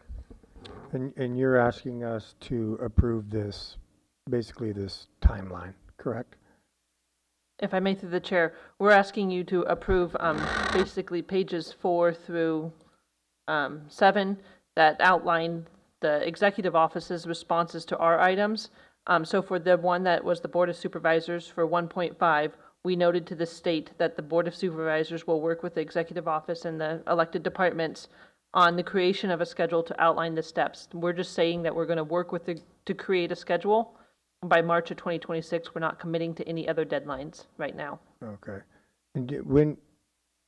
And then that schedule will be presented to the board, and maybe that's when some of these concerns about how we're going to respond and what we're going to actually do can be addressed. Yeah, if I may, through the chair, Sarah Pierce, Assistant CEO. Yes, so we'll, like CEO Antle says, we have mid-year coming forward. We have to provide a response to the board, or to the state, I'm sorry, by February 18th. So we're just stating that we're beginning the steps to create this plan, and then we can just have further discussions during mid-year once we will know more about the budget. Supervisor Williams, thank you. When the steps are created, can we get the estimated cost of each step to make sure we can afford the plan? If I may, through the chair, we certainly do our best, yes. Estimates. I'm not seeing any more comments. Okay, so if I may, through the chair, do you want me to go back up to 1.1 for the executive office and let the executive office finish the ones that we had questions on? We only have questions on 2. Thank you. Okay, so for the 1.1, the executive office, it's in progress. We believe that we will be bringing the amended general reserve revenue policy to the board in March. So that's exactly what we're stating. So I'm going to skip down to the next one that relates to 2.2, related to amending policy 1, which we did in December. There's additional work that needs to be done to amend policy 18. That takes work with the auditor's office. So we've noted that it is in progress and that we anticipate meeting that deadline of June 2026. The same thing with 2.3. This is the other one that we had a question on. So I'm going to jump back up here. 2.3 relates to, sorry, it's split on 2 pages.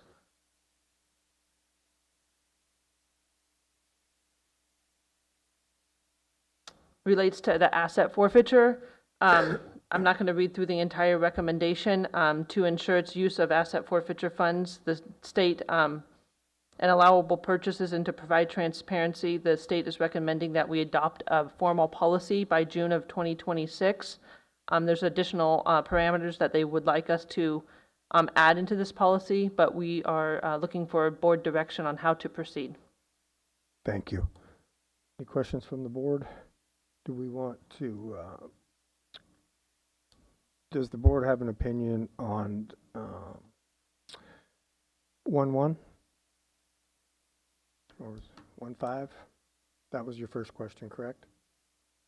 If I may, through chair, yes. Supervisor Klein. I'm comfortable with the language presented for 1.1 and 1.5. I am as well. Supervisor Haschek? So with 1.1, if we accept a new policy that has 2 months of expenditure in our reserve, what's that going to be and how are we going to get there? If I may, through the chair, the recommendation right now is to bring back the amended policy. It's being worked on right now in March. So I defer to CEO Antle if she has any other questions I think the impact would be close to 23 million to get us to where we need to be in that reserve, but that may change with mid-year. If I may, through the chair, yes, we're looking at the reserve policy and we're looking at other counties' reserve policy. So when we bring you that plan, when we bring the policy, we will bring a plan on how to get there. It may be used when you have unrestricted fund balance, that you may be contributing a portion of that over the next 3 to 5 years to get to the number that is recommended by GFOA. But we're not recommending that right now. We're just saying we're working on it. We'll get you a policy. Okay. Anybody disagree with that? No? All right. I think we're good there. So we'll go to 2.3. Is that correct? If I may, through the chair, yes. Okay. So the state has recommended,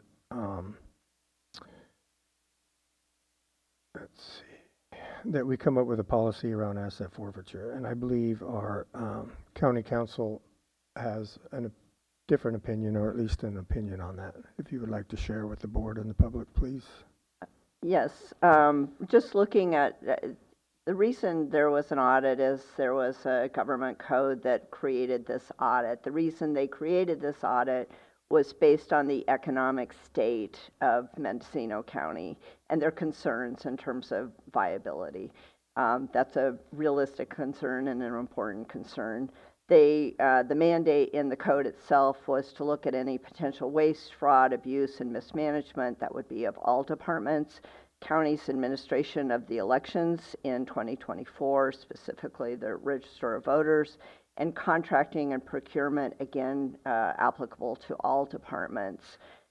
Where I, having, again, trying to catch up on all of the information that's coming forward, the concerns I have is the audit from the state ended up focusing a substantial time to the use of forfeiture funds related to the sheriff and the district attorney, and they make a suggestion, not a mandate, that the county should adopt a policy governing the allowable use of these asset forfeiture funds, and the county could directly budget for the use of these asset forfeiture funds.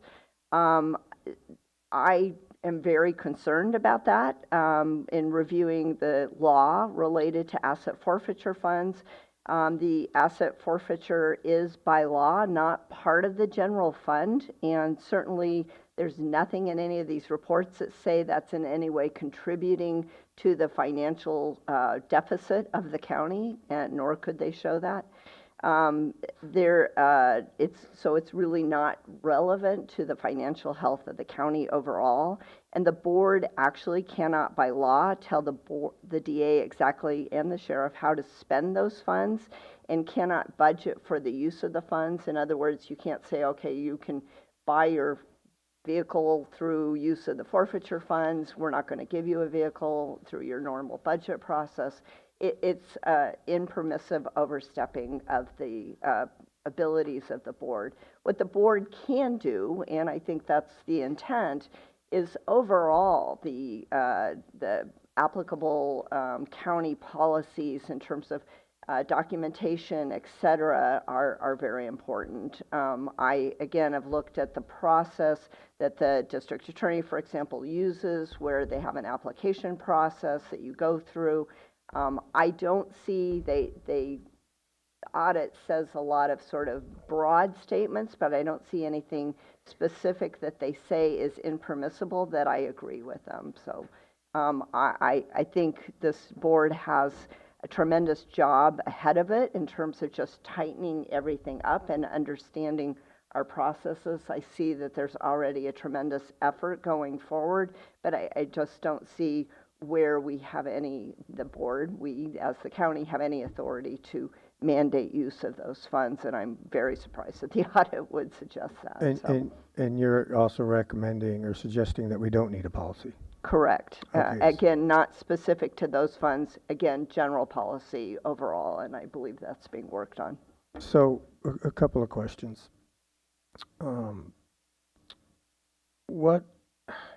If we have no discretion, first of all, I guess, what would be the benefit to us to not have a policy? And the state is also recommending that at some sort of frequency, we audit that account, correct? They did suggest that. So what would we audit to if we don't have a policy? So the state suggested that this county create a policy. The state itself has not created that policy. They have laws related to asset forfeiture, which do lay out the information that is available for use of those funds. It is very broad and it is very discretionary. The state audit itself, in their language, specifically state that the act that oversees the forfeiture funds by the state places no restrictions on the use of asset forfeiture funds received by local government. So again, I think for this board to step in and do something that I don't see really anyone else in the state doing, that I'm aware. I don't know that the state is going to adopt policies. If they did, certainly that would give guidance to this board. Again, I think that what the board needs to do in terms of directing the agency is to have better policies and procedures related to documentation, to transparency, those kinds of things, and then look at individual issues which will come up, and certainly my office will be very involved in that process. Okay, so you also said, and you may be correct, I don't know, the DA said the same thing, that we have next to or little discretion on spending of these funds. Correct. But yet today we have 2 items in front of us asking us to make a decision on these. That's what again, the CEO's office trying to bring forward the requests of the state audit, and I will be very happy to assist them in sort of responding to that request. I was a little surprised in reading that they came forward like that. I know this has been a discussion among my county council group of whether any other persons are doing this, and the answer is no. As far as I'm aware. Now, I know that there's a process. I'm sorry, no to what? No, that in terms of a budget policy related to asset forfeiture funds, or even really true oversight of those funds. Again, I think the general government policy in terms of transparency, et cetera, is important, and I think that's been happening over the years. It's getting better in that regard, but just better in terms of documenting purchases overall, and I completely agree that we need to update, for example, our travel and meal policy and a couple others. I haven't reviewed the new purchasing policy, but there are a lot of other areas I think that this board should focus on in terms of actually addressing the budget issues.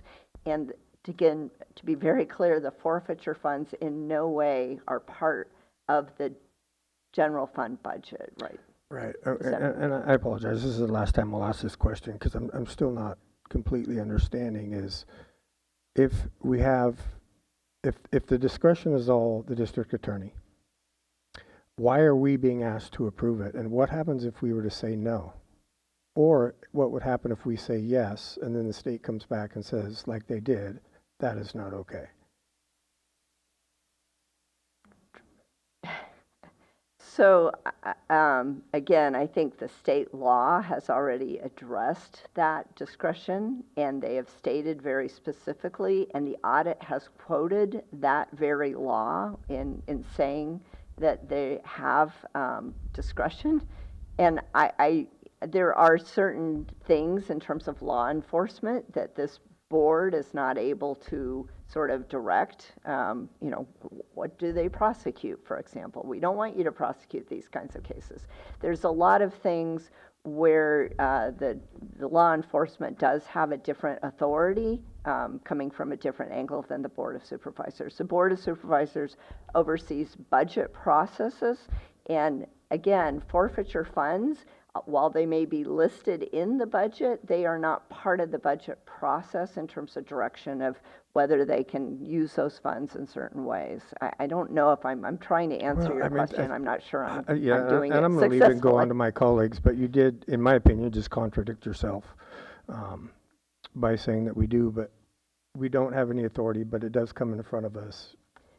Right, I think for transparency's sake, I did look at your budget book, and I do see the funds are listed in there, but when the district attorney's budget comes before you, you can see those funds for transparency's sake, but they're not part of the overall budget. So let's say you have, just say small numbers, $500,000 here and $50 in the asset forfeiture. They are going to be separate processes. You will see those, but you can't say to the district attorney, we don't want to give you part of this $500,000 because we want you to spend it using your asset forfeiture funds. Okay. My understanding, he has done that for some things, but he's certainly not mandated to do that, nor can you mandate him. Supervisor Williams. Is it possible for us to send the report back to the state audit team and ask if they would like to remove this suggestion since it lacks legal basis? Right, and again, I'm just stepping in, so through the chair, I would be more than willing to assist the CEO in that response, and I would love to have a discussion with them in terms of what they think can be done, because I really don't understand it legally. And second, now I'm concerned seeing we have a report with an obvious error. Is there anything else that is wrong in the report? Should we ask the state if they'd like to have their legal team proof it? If I may, through the chair, their legal team should have already proofed it. And I believe prior council has had conversations with their legal team. Well, that's equally concerning. It's been proofed, and we still have this suggestion that we probably can't carry out. Through the chair, I would like to follow up with the state and have those conversations. And I am always willing to learn something, but I just, and again, had a very short time period to turn this around and get caught up. But I just don't, from everything I understand in the law, I just don't understand their recommendation. Like I said, especially when they themselves cite the very law that is the one that oversees the asset forfeiture in the state. Supervisor Klein. County Counsel Elliott, I believe you answered my question in response to one of my colleagues, but I want to clarify again for folks listening in. I heard you say that you conferred with your colleagues across the state and no other county has a policy like what is being requested of the state audit. Is that correct?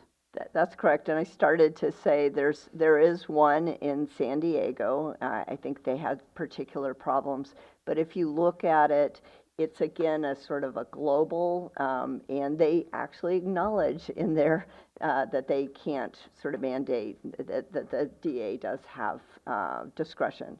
And this request to have the auditor, controller, tax treasurer, tax collector oversee and do an audit every year specifically of these funds. Again, I am unaware of anyone in the state doing that, and certainly San Diego did not do that specifically, just had a report out instead, again, coming from the district attorney as opposed to the other way around. In my research, I found individual policies existed within DA's offices. Did you find things consistent to that? Again, very short time for me to look at that, and no, I have not looked specifically at the DAs and their policies. Different set of eyes to look at that. Thank you. Supervisor Haschek. Well, I think that you, Chair, was asking some questions that I have questions about too, because we had 2 items on the consent calendar this morning, one for funding families of fallen CHP officers, and the other about the drone. And so we're asked to approve those, and if we don't have any power to really regulate that budget, why are we being asked to approve those things? Okay, that's my first question. So I think that without having discussed this with the DA or the sheriff, again, I don't know that you need to do that, nor do I think you can just completely deny that. I do think that they are being responsive to the state audit and to the public's concern by bringing that at least in front of using the board process for their effort at transparency. But I haven't looked into that specifically, but my feeling is you really wouldn't have had discretion to say no to those items. And then the other question is that, last time we put on hold the expenses for the broiler and those so you're saying that we don't have that right to do that? So you're asking me a question that I wasn't involved and didn't see the prior process. One of the things that I would like to do going forward is just, again, tightening up in terms of what the documentation looks like and whether it follows. There are certain sort of requirements overall, but just making sure that, again, the effort of transparency, et cetera, is brought forward. So I can't answer that question without sort of knowing the full scope, but knowing that might come forward, I will be very involved in this in the process going forward. Yeah, and two of the areas they brought up were, this broiler issue with the misuse of public funds and also the contributions to a religious affiliated school. And so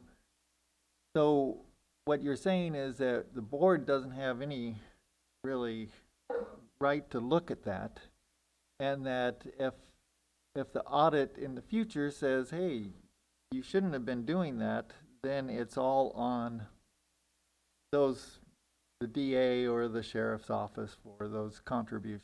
Right, and I just want to remind the board that as the county council, I have many clients, okay? The Board of Supervisors is one, the sheriff is one, the DA is one. One of my biggest jobs for the county is assessing risk and looking at the risk and making sure we keep out of the risk.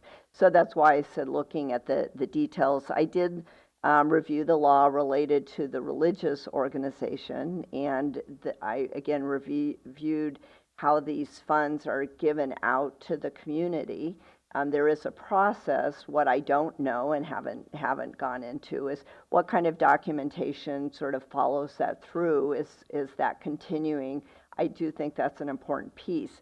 When they're giving to a religious organization, as I understand it, the religious or schools are doing the process that is described in the code related to state government direction of how those funds can be used.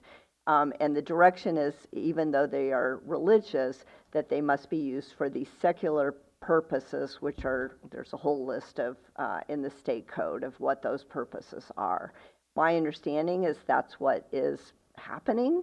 Have I gone into a full investigation? No. Do I know if the state audit did a real full investigation in terms of the use? No, I don't know that either. I mean, I know they looked at some receipts, et cetera. Again, in terms of overall receipts, they seem to have focused on the forfeiture funds alone as opposed to looking at the county as a whole in terms of number of documentation issues that they saw.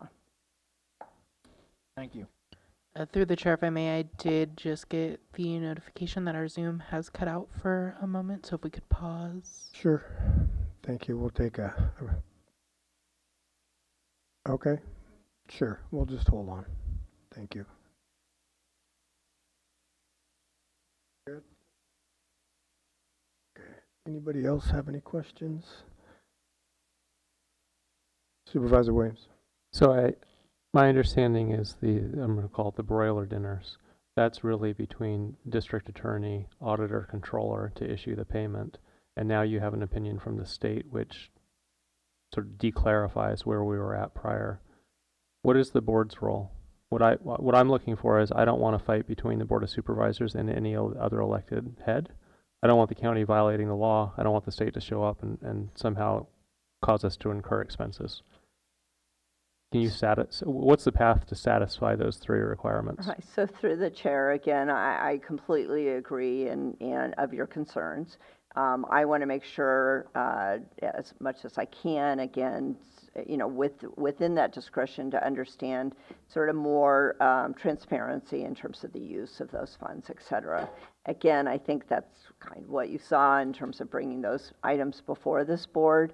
And I want to understand better in terms of direction from the state audit is again, if there's such a broad discretion, what specific issues do they have? I know they describe them, but I'm not sure in terms of if you look at the actual documentation or reasons for what they're doing, the DA, the sheriff, that they don't not meet the things that they can spend monies on. Through the chair, until we get clarification, are those expenditures paused or will business continue as normal? I think, again, through the chair, if I could, I am hoping, just for information, I'm Ben Rosenfeld and I have met. I'm trying to help in terms of the overall and assist in terms of the communication and oversight of the monies. I do think this is very important. I think it's very important to the public to understand this, and of course I can see very important to the board to understand what their duties and not fall down on those duties. So if I see an issue, I will be very willing to make sure that comes back before the board if I believe that you have a decision to be made. I can promise you I will be trying to oversee this, and I do not want fights between the electeds. I do want this board, as much as possible, to really remain focused on the bigger issue at hand, and that is where are your general fund monies coming from? Where are they going? What are you doing with this? How are you making sure we're doing a correct procurement process, contracting process, etc.? But this will not be, it's not off the table. I guess it is paused in a certain extent, but certainly the DA will be going forward with their expenses, and I will be trying to oversee in terms of just documentation, et cetera. I think, thank you for that. And for me, something else I'd like to see is either a county, state policy currently in existence that requires that these asset forfeiture, like similar to today, come before us for an actionable item. I mean, if we're going to be told that we have no discretion, but you have to say yes or no, or is it being put in front of us to just say yes? So I would like to know the history behind that and why they're on our agenda. Okay, and I will be glad to work with both the sheriff and the DA on that Thank you. process. Appreciate it. Okay. If I may, through the chair, so for direction to the executive office, will we be working with county council for a response? I think so. Executive office, yeah. Okay. Okay. So for the remaining executive office recommendations is 2.4 and 2.5, 2.6 all relate to purchasing and procurement, our policy 1, which the board did approve the amended policy 1 on December 16th. We're considering 2.5 and 2.6 completed. We did just go through, we trained 150 employees between last Friday and yesterday on policy 1. So we are marking those as completed. So I'll pause to see if you have any questions on those few. I'm not seeing any. Okay. So then I'm going to skip to the rest of the executive office. So 2.8 and 2.9 are both recommendations for the executive office and the auditor controller's office. So 2.8 refers to maximize the county's accounting system and capabilities to ensure the consistent documentation of work is staff perform. The County Executive Office and Auditor Controller's Office should, by September 2026, collaborate to develop a plan for using the system's capabilities. So the Executive Office and the Auditor Controller's Office did meet on January 27th to discuss this. The offices have identified a handful of process improvement initiatives, including automated workflows, interdepartmental billing, potentially automating the journal entry, and then the Auditor Controller's Office is, I know Auditor Controller Shamise is online, looking at automating the bank reconciliation process, and we are working through scheduling those meetings monthly. And then 2.9 is similar. The offices met during that same meeting. So 2.9 relates to that the Auditor Controller's Office receive necessary information from departments in a timely manner, and should by June of 2026, the two offices should collaborate on a protocol that outlines expectations and timelines. So we have identified those expectations. A memo will be going out to department heads today outlining those. The Auditor Controller's Office is working on policies and procedures that will identify the timelines. But the Executive Office is willing to hold departments accountable that may not be meeting those. So I'll pause there for any kind of comments or questions. Okay. None from the board, but Ms. Cubison would like to speak.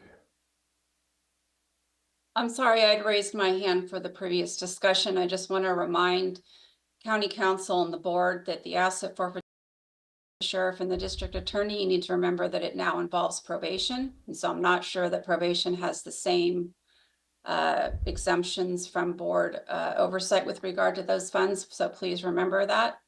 I also need, the board and county council will need to work with me to satisfy my release of responsibility and liability as far as the district attorney's spending of asset forfeiture funds, considering that it is my signature on the checks when they go out the door. So at this time, I'm going to be asking county council or outside counsel or some other resource is going to need to clarify. And I'm going to need council to work with me with regard to those concerns that the state has raised. In the absence of the state actually determining or somebody refuting the state's findings other than the district attorney, I need to feel confident that I'm not incurring my own personal liability by allowing those to go through without any documentation or oversight.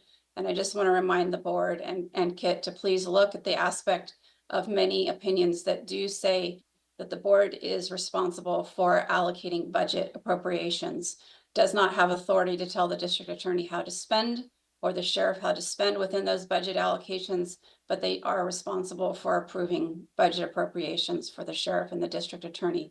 So I will need additional clarification as to how the state asset forfeiture funds are exempt, because government code does and governmental accounting standards require that appropriations be put in place. So I would appreciate that consideration, and county council needs to be in touch with me very soon, because I have additional requests from the district attorney presently in my office right now to pay additional asset forfeiture funds out. I do not disagree with the one that is in my office right now presently. It normally fits the parameters that we have adhered to in the past, but I am concerned about unknown upcoming requests. Thank you.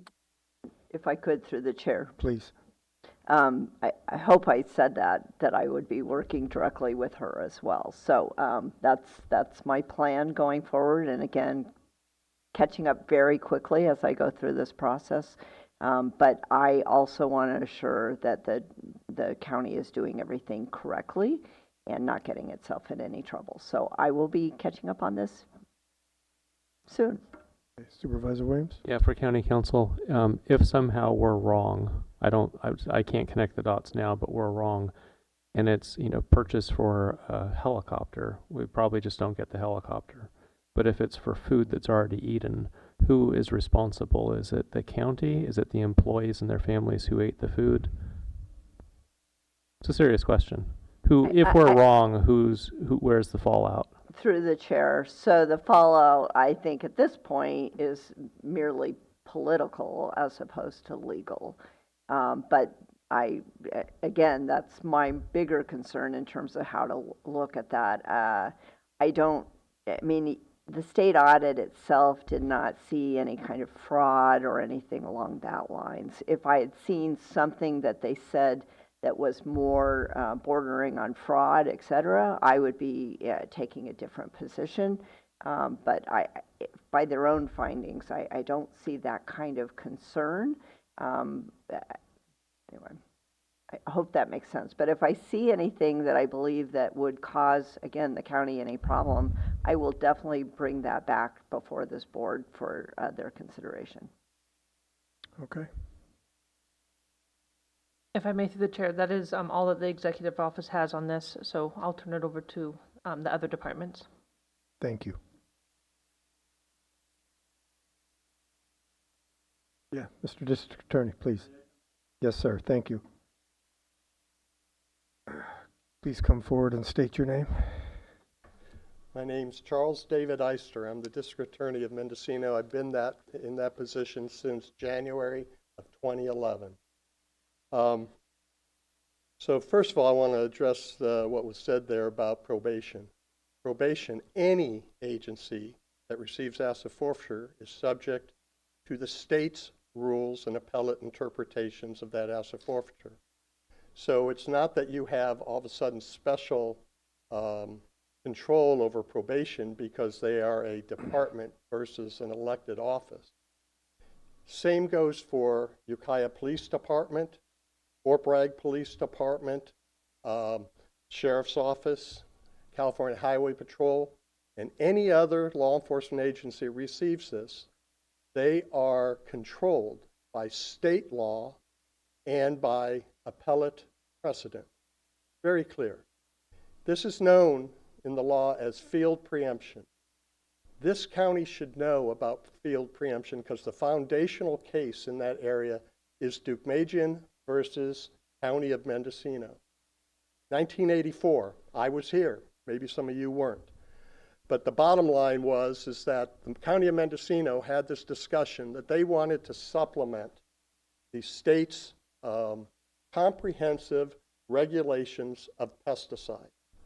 So they wanted to have their own tweaking of the state law in that regard. And they were so certain they were right that they decided to litigate it. It went through the Court of Appeals and eventually went to the Supreme Court. And guess what?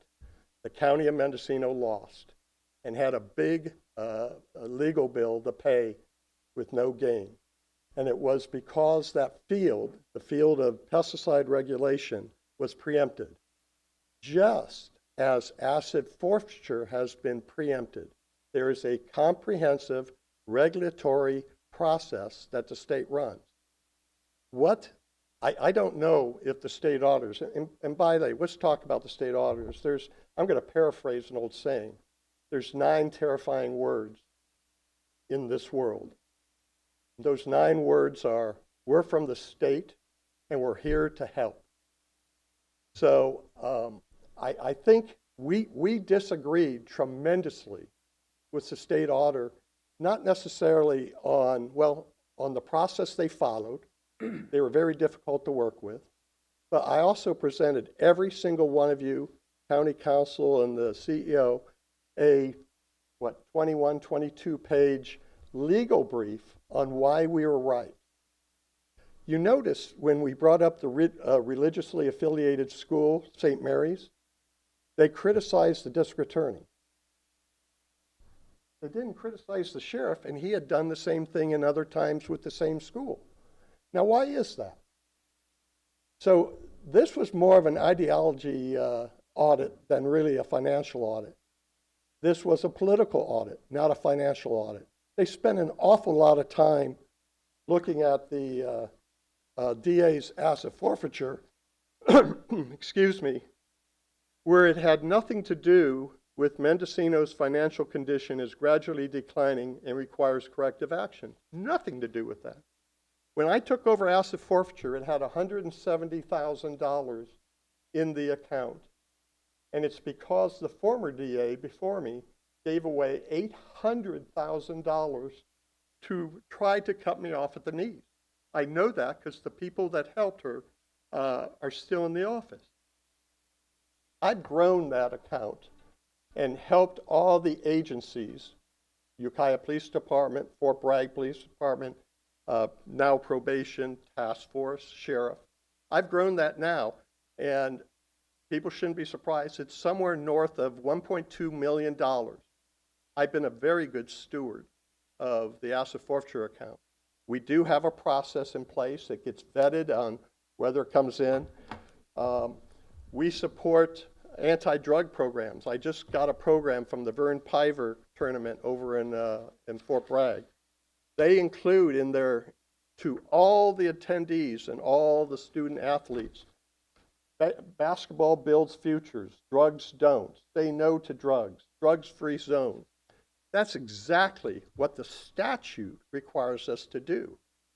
But you don't see anywhere in the audit where they're talking about the statute requiring us to provide at least 15% of our asset forfeiture to community-based nonprofits and the likes. Space gets money from us here in Ukiah.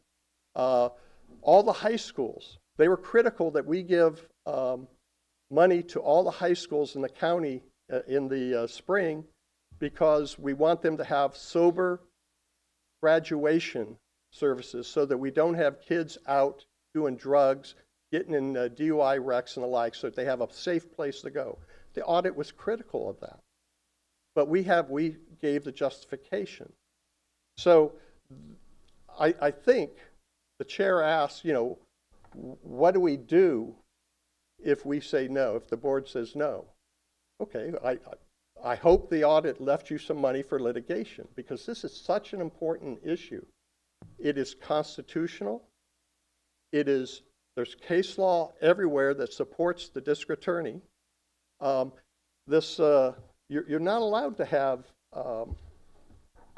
one second, I want to make sure I get these words right. The Board of Supervisors nor the county auditor may require advance approval of forfeiture expenditures beyond that which state law requires. Now I add to that state law and appellate precedent. They cannot prohibit categories of spending expressly or impliedly authorized by statute, and they cannot condition release of forfeiture funds on compliance with local policy interpretations and preferences, because it's preempted. It's a creature of statute.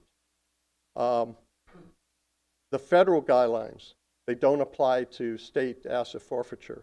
So the audit discussed how in the federal guidelines there's a certain prohibition. Okay, that's in federal. Our federal asset forfeiture, somewhere approximately around $20,000. We don't spend it because it's just weird money. It sits in an account and that's it. I've never spent federal asset forfeiture. We deal with state asset forfeiture because I'm a person that understands state law. So I understood Supervisor Williams asked about pausing certain things at some former meeting when I wasn't even here. We're going to move forward, and you're going to have a choice at some point. You're going to have a choice to follow the advice of your counsel, or this is so important that it doesn't just affect Mendocino County. It affects 58 counties.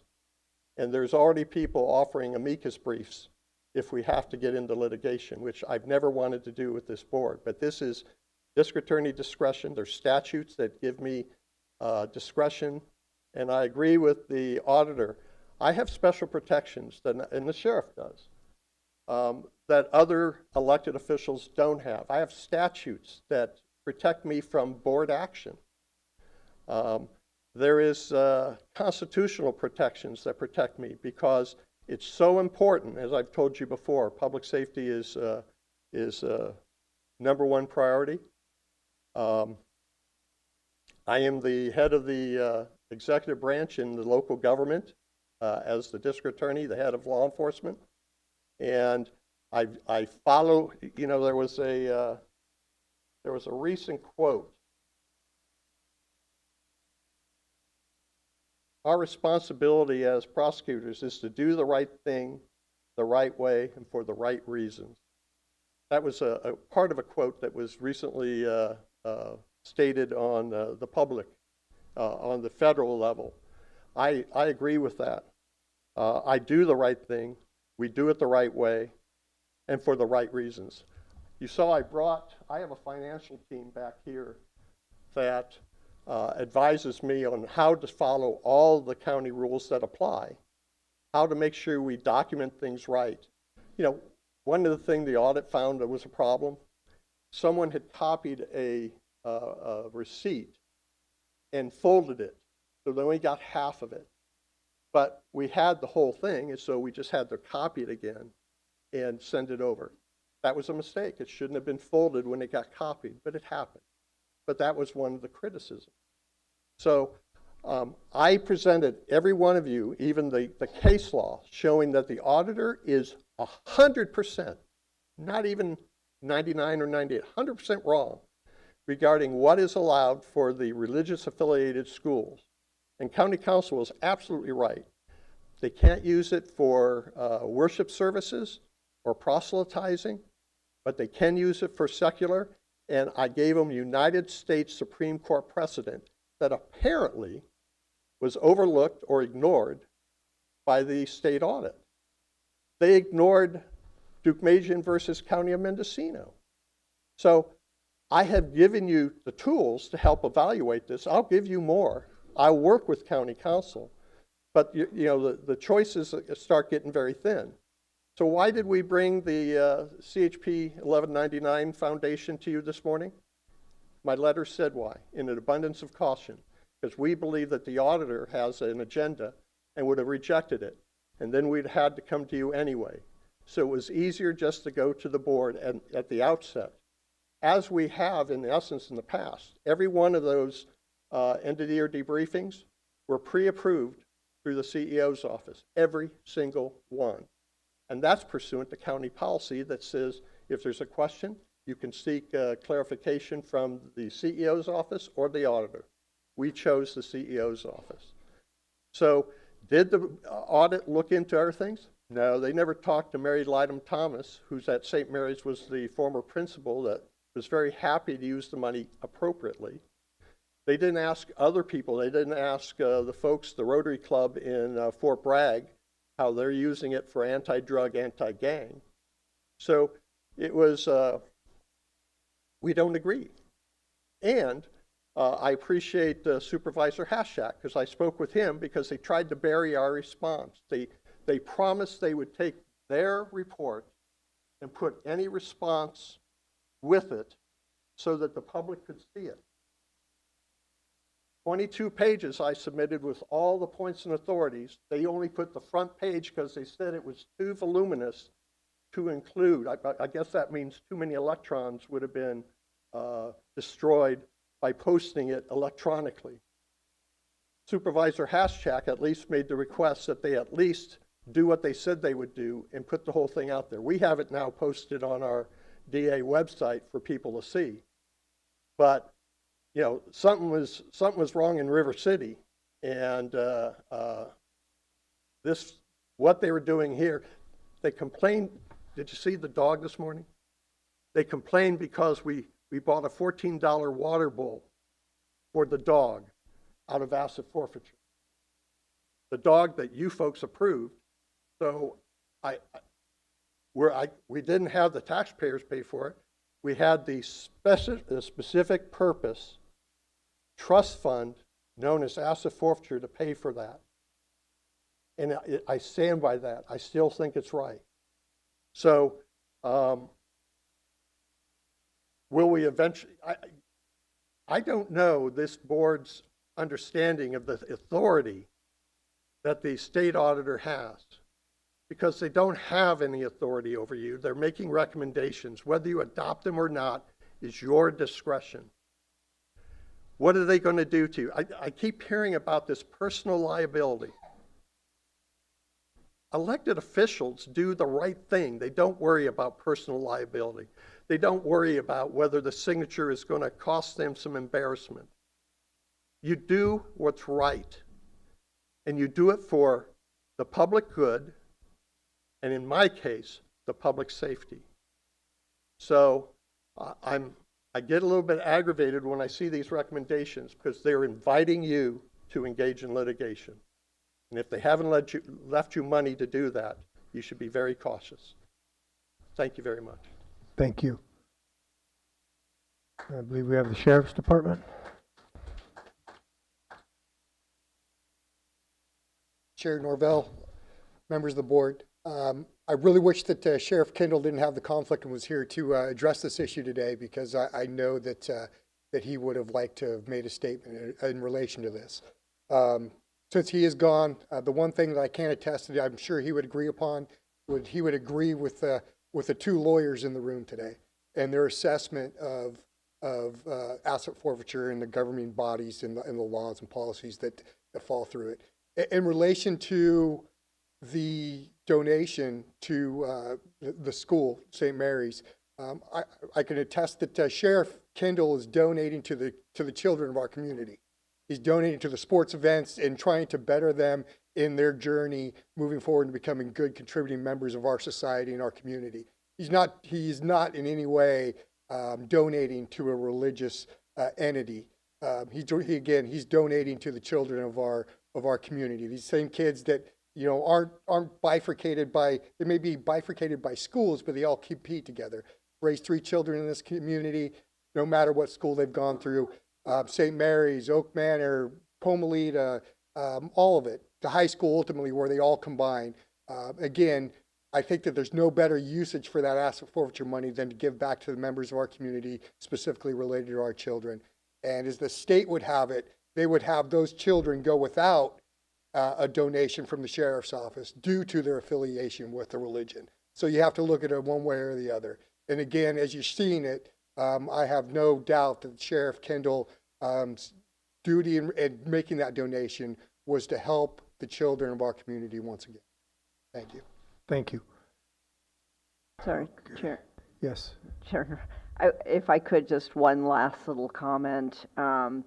There is these funds, this 15% that is mandated by state law in terms of how it goes out.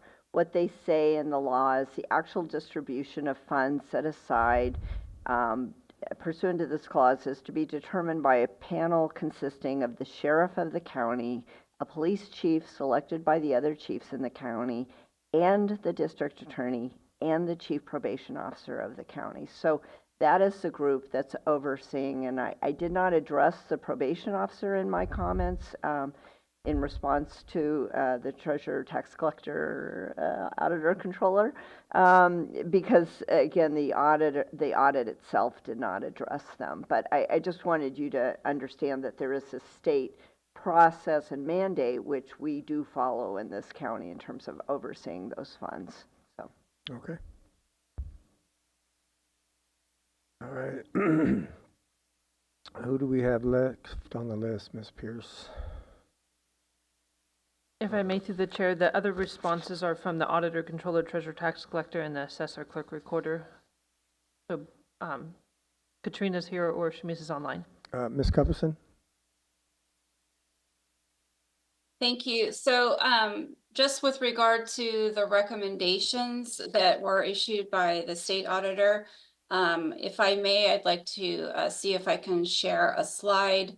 I wanted to clarify a couple of things from the state audit. So let's see if I can just pick one. Okay, you see the pie chart? Yes. Okay, thank you. So I just wanted to clarify for the board and the public and wanted to remind you that the $30 million of defaulted secured property tax is largely related to the teeter plan. So that is not money that the schools, the county, the cities, the special districts are out, because if they're in the teeter plan, if those assessments are in the plan, which all of them except for PACE, which is the solar and energy efficiency improvements that we've allowed to be placed on the tax rolls, and some of the Brook Trails special assessments, all of the other taxes, bonds, special district and ad valorem tax are teetered. So those are all distributed based on what is billed, not based on what is collected. So the majority of the outstanding amount in the defaulted is money that is due to the teeter plan. And of that, I just want to clarify that roughly $9.7 million are properties that are of the age that would make them eligible potentially for auction, for which we probably have about 2 million that are likely not sellable for various reasons.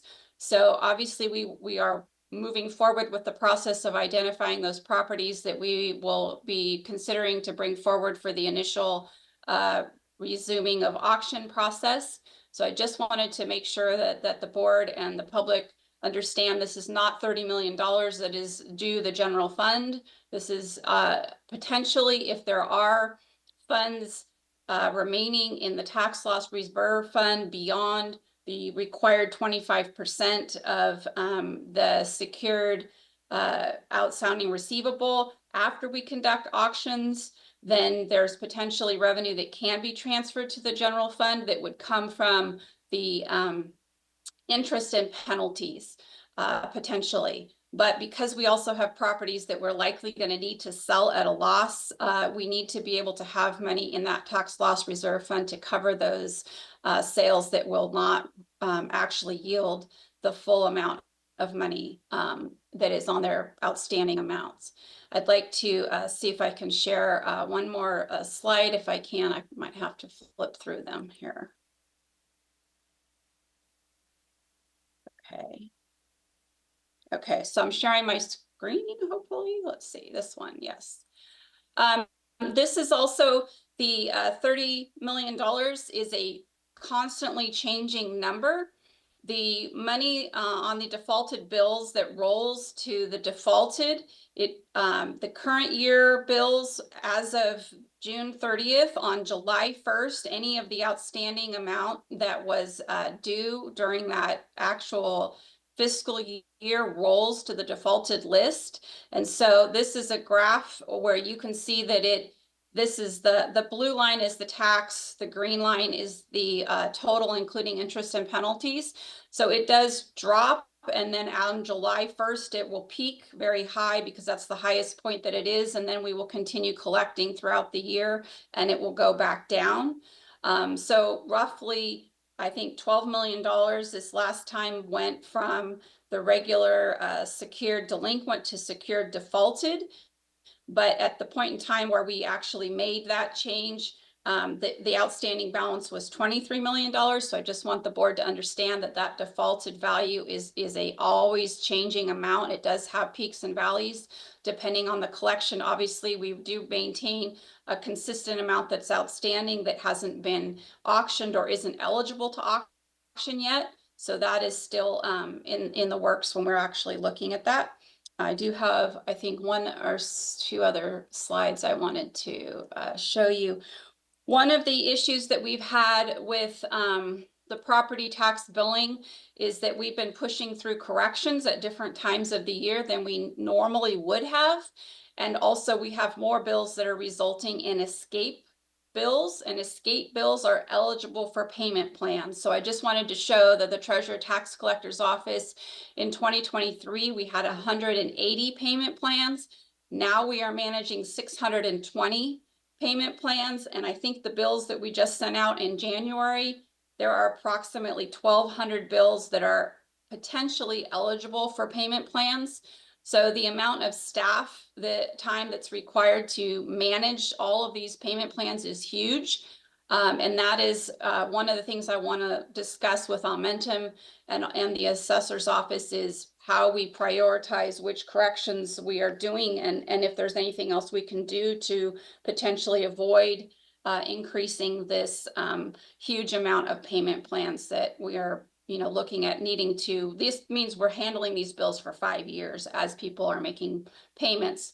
It also impacts when you look at the state metric for the percent collection rate we have. The state metric is only based on what is actually collected in a fiscal year. And so one of the impacts of us processing corrections throughout the year and potentially in February, March, April, May is that some of those bills will have a second installment that's not actually payable until after the end of the fiscal year. So it is affecting our collection rate, whereas in the past we didn't used to process those corrections as late in the fiscal year. So the actual collection rate was better. There are obviously several other impacts to the collection rate, of which some I totally acknowledge is probably staff having to devote time to managing the property system. It's the discussion with Aumentum later in the week. So I just wanted to make sure that that I address and any incorrect information the public or the board might be. $30 million in the default. We are obviously continuing with the property tax auction process and dedicating staff as we possibly can to those efforts. So we will continue to move forward. We will be bringing contracts forward in the near future for some of the outside services required with regards to the auctions. The next item I already mentioned was the 1.5. And Sarah, would you mind sticking the graph back up for your numbered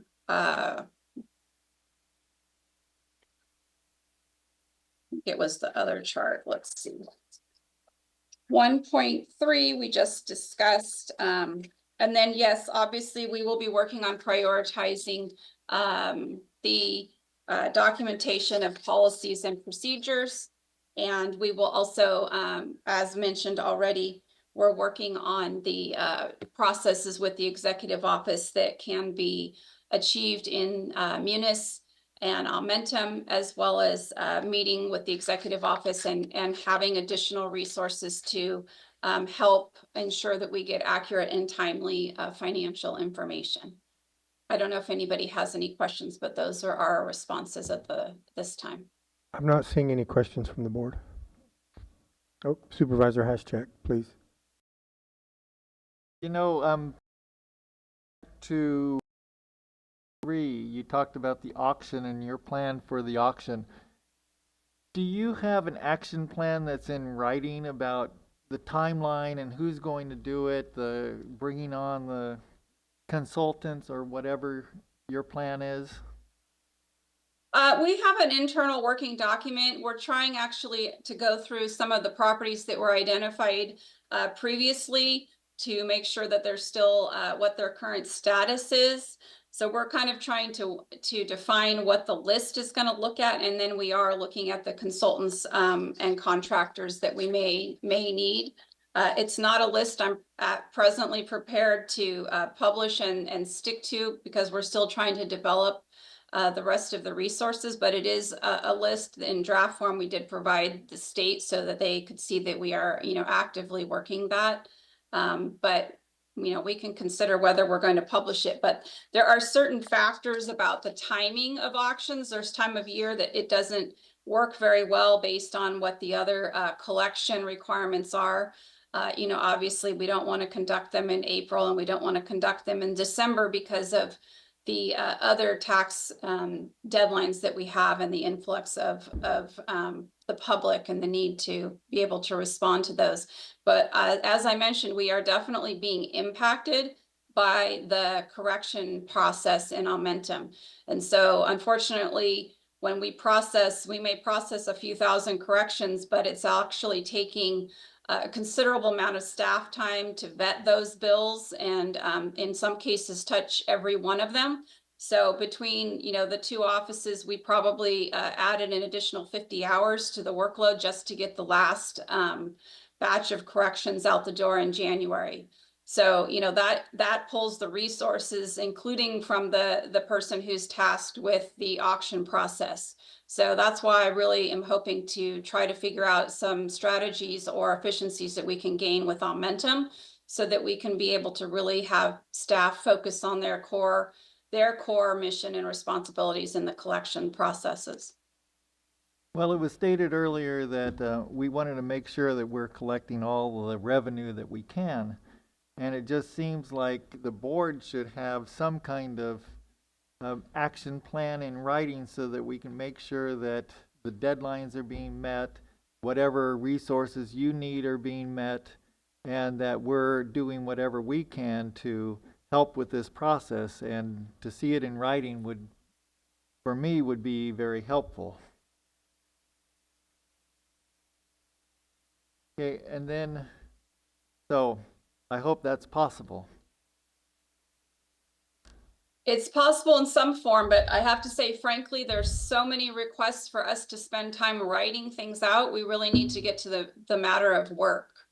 As I mentioned earlier, we're requesting 2 additional revenue recovery specialist positions for the Treasurer Tax Collector's Office, so that we can try to dedicate staff to the tasks they need to be adhering to. But, the list of things that we're asked to, document processes and procedures and policies and change configurations of software, I will certainly work to see if there's something that we can provide on a high level bullet point basis. But that's an ever moving target and work plan. So we are trying to meet that need, but we also need to be able to realize some efficiencies, because, frankly, staff has been, actually working a considerable amount of extra time, believing that we would reach a point in the property system where hopefully all the bugs would be worked out and we'd be rolling along and things would become simpler and less complicated and involved. And we haven't reached that point. And frankly, at this point in time, it doesn't appear that's going to be the case.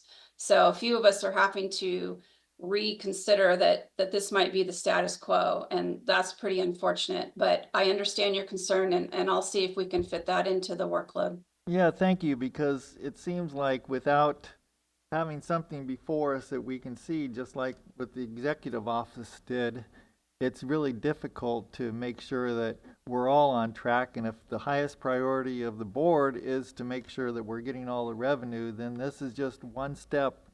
It's one finding that the state audit came out with, and that we should be responding to it and know exactly where we are with it.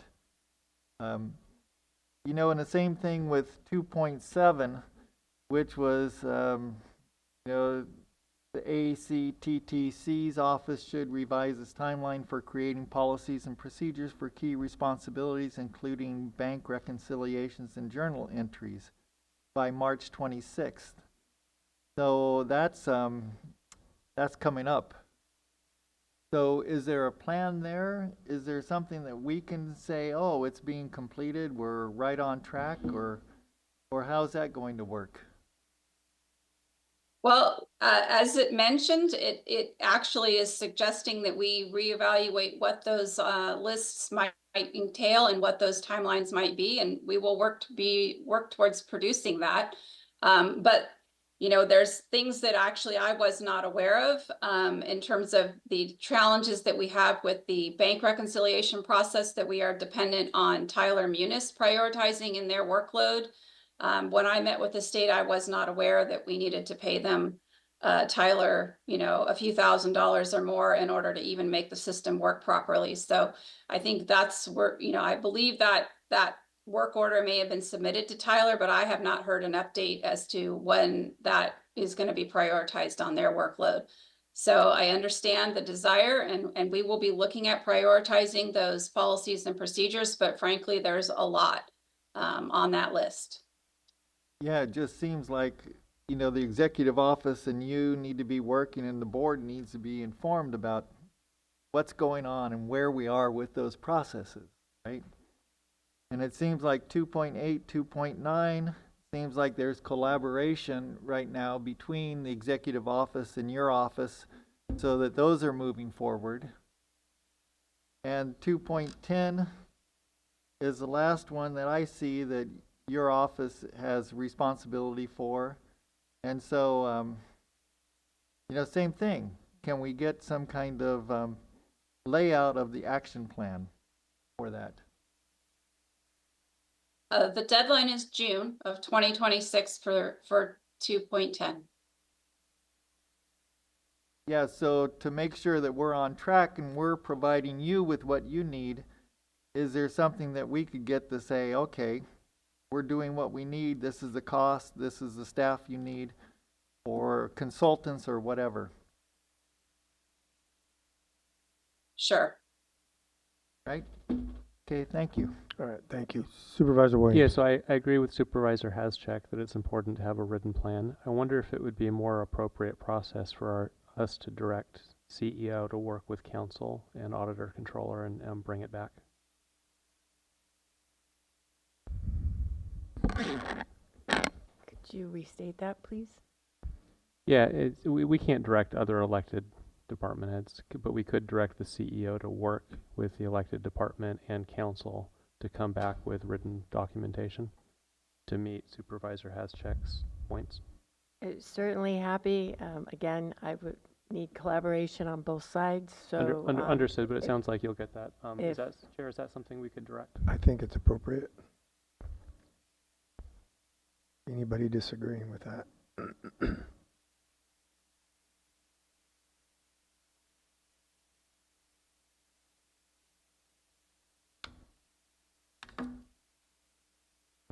Clarification, please, Chair. On? I believe we're referring to 2.9 and 2.10. Are these ones that the auditor's office has requested specific collaboration between the CEO's office and ACTTC, or is it directed at ACTTC? I believe it's directed at ACCT. And I believe Supervisor Haschak is asking for, which I think I would agree is appropriate, something that we can keep tallies on and or defend if we have it in front of us, and instead of asking or directing the auditor controller, we're giving direction to our CEO to work with the county council and the auditor controller to produce that document for us. Is that correct? If I may, through the chair, 2.9, I believe executive office has already indicated that we're working together on. Correct. They've already given you an update. If I may, through the chair, yes, 2.8 and 2.9 were directed at both offices, and we've responded for the executive office on those. So we'll look at If I may add, I just want to remind you that we were all separated during the audit, and everybody supplied their own responses. Executive office responded for executive office, and the Board of Supervisors, auditor controllers, treasurer, tax collector, they submitted their own responses, as well as did the assessor, clerk, recorder. We were not involved in the formation of their responses, either from the executive office or the Board of Supervisors. So you're assigning me a task I will obviously try to accomplish, but not quite sure I can. Thank you. If I may, through the chair, Yes. the assessor, clerk, recorder, registrar of voters, Katrina, if you have any updates.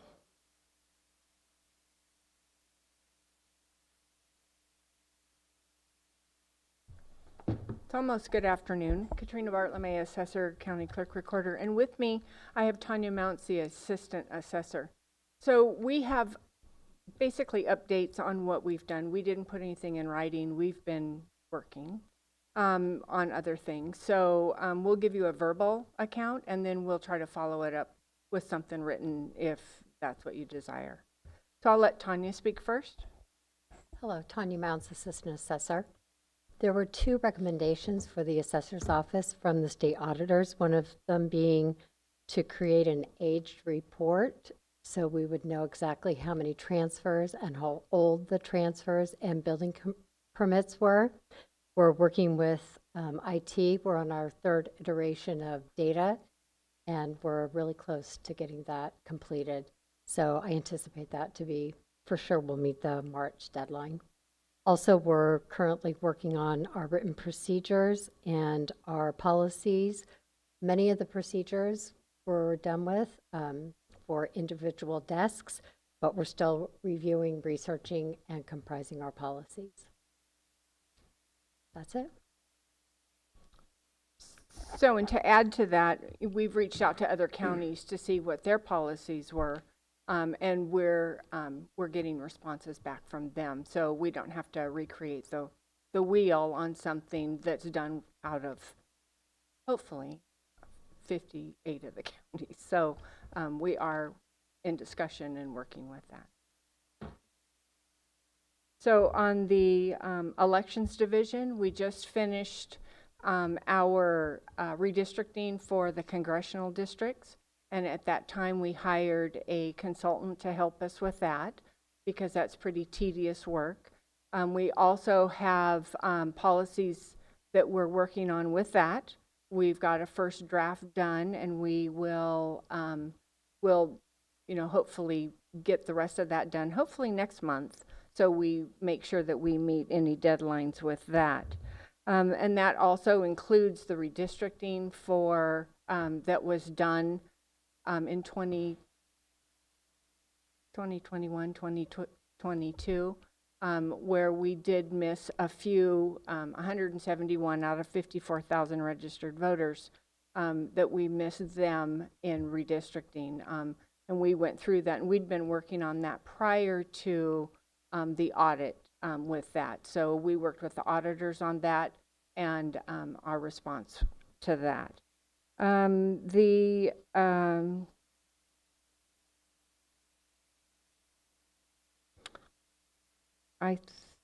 think that is it. We've got our policies that we're working on, and we'll meet those deadlines and go from there. Okay. Supervisor Haschek? Yeah, thank you for that report. Going back to 1.1 with the aging reports. So, just like I ask of Ms. Covison, you know, is there a written process that you're going through to make sure that that happens, that we can see? Well, we can have the written project. What the aging report will be is to show us. So our construction part, our permit part is done. So we just have to, you know, we fine-tuned that. We've gone through, we've vetted that. And what we're working on currently with Judy is the aging for the transfers.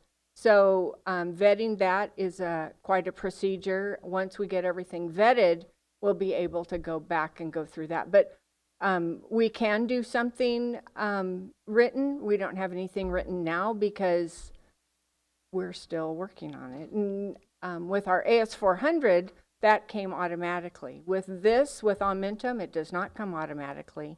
Nothing really comes automatically, as Shamice was talking about earlier. So once it's all said and done, we can probably get something in writing. But right now, other than our reports that we're working on, we don't have anything in writing. Yeah. So is there, I guess from my point of view, is there a plan, like this is what you're going to need in the next month? This is what, 3 months down the line, and this is the timeline. The goal is whatever in June or whatever it is. So I think that's thinkful or hopeful thinking. It all depends on how Aumentum's working and the data that we get out of that. But we are on target and we will get it done.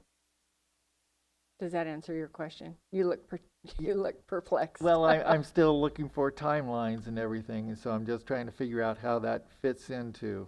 I think our first timeline is March, and then our second timeline is June, and hopefully we'll have it done by March, but. Okay. And with the policies and procedures 1.4, that's a little more difficult to kind of lay out timelines because it's kind of an ongoing process as you discover more. But, something that we could kind of hang our hats on that we have in front of us would be helpful. So we had discussed in our last little managers meeting that by April 15th, because we're not able to do a lot of corrections in April because the tax collector, can't process them. Or I'm sorry, the auditor can't process them. That by April 15th, we hope to have everything ready to go and to where we can vet that and see if something else has to be done.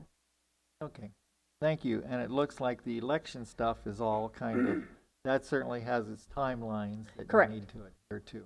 Correct. Okay, thank you. Thank you. Thank you. Okay, I believe we've covered them all, Ms. Pierce, is that correct? If I may, through the chair, yes. Okay. And did you get your 2 answers? I believe we had some extra direction for the county council on 2-3. Yes, executive office will be working with county council on the response. Okay. And could you, for the benefit of the board, repeat the direction that was given to you on 2.3?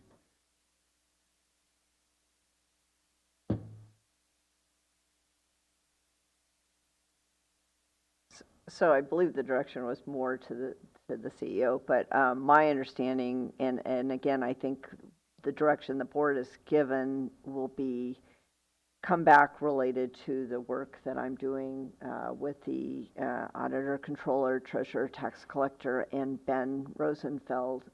That was the process we were looking at, and I think that will better assist Ms. Covington in her sort of figuring out her timeline and policies and procedures, and I'm hoping that it will be the assistance that will then come back to the board for an explanation. Thank you, but I was talking more specifically about the direction. The board had some questions and some asks of you in regard to asset forfeiture. Oh, I'm sorry, and I was looking at 2.3. I thought I had the right number. So, yes, I feel like I have clear direction, and that is one. I've just sent a note to the CEO to make sure I can contact the state so I can understand if there was a conversation that my predecessor had with the state. I'd like to understand what that is. I have my own several connections with the state that I would like to follow up with them. And then I will also be following up in terms of sort of negotiating between the treasurer, tax collector, auditor, controller, and the district attorney in terms of documentation and follow-up. And as I said, if I see some specific concerns, I will bring those immediately to the CEO's attention and then to the board's attention. Yeah, thank you. And then I had asked for basically, I guess, a policy or the history of why these items are coming before us for a yes or a no when we, doesn't sound like you're telling us we don't have a choice. Yes, and that's new to me. I don't know that this has happened before before the audit, but I need to look at the history and actually meet with the DA and the sheriff in terms of their reasoning behind that.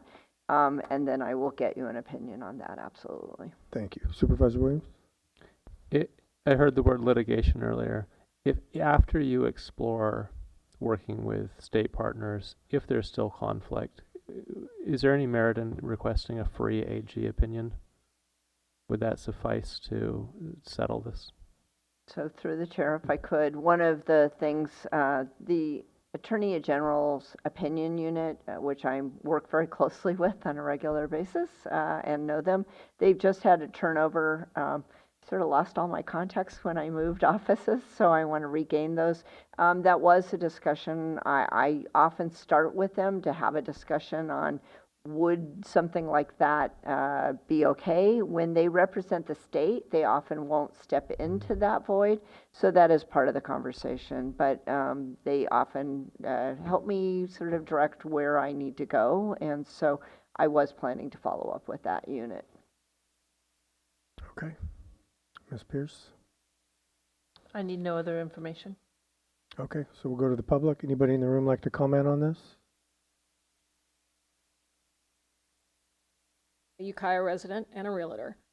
And after listening to Ms. Cubison talk about how overworked her department is to get everything billed properly for the property taxes that are in escape or now moving into default, I want to remind the board and the people in this room and our community that so many of those bills that they're spending extra time on payment plans are because the county did not do their job to bill for property taxes when properties transferred hands.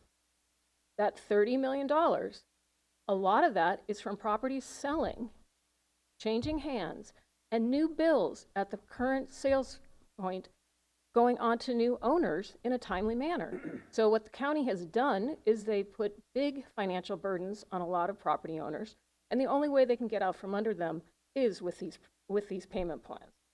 So I want to make sure that the county watches how they talk about the people that are on the payment plans and the extra work they made for themselves. Because we have lots of clients who never got a property tax bill, then went on, got transferred on a job, never got the property tax bill, left, it never got assessed, they've sold their house, now you're going to go after them. Or others that get an $8,000, $10,000, $15,000 tax bill when you guys catch up with it. And a county office that treats them poorly when they come in asking for a current tax bill. So I just want to put that out there that you are talking about a lot of people and extra work. We're going to end up footing the bill for the extra employees. So I want to make sure that the taxpayers that pay everyone's salary here aren't treated poorly like they're talked about right now.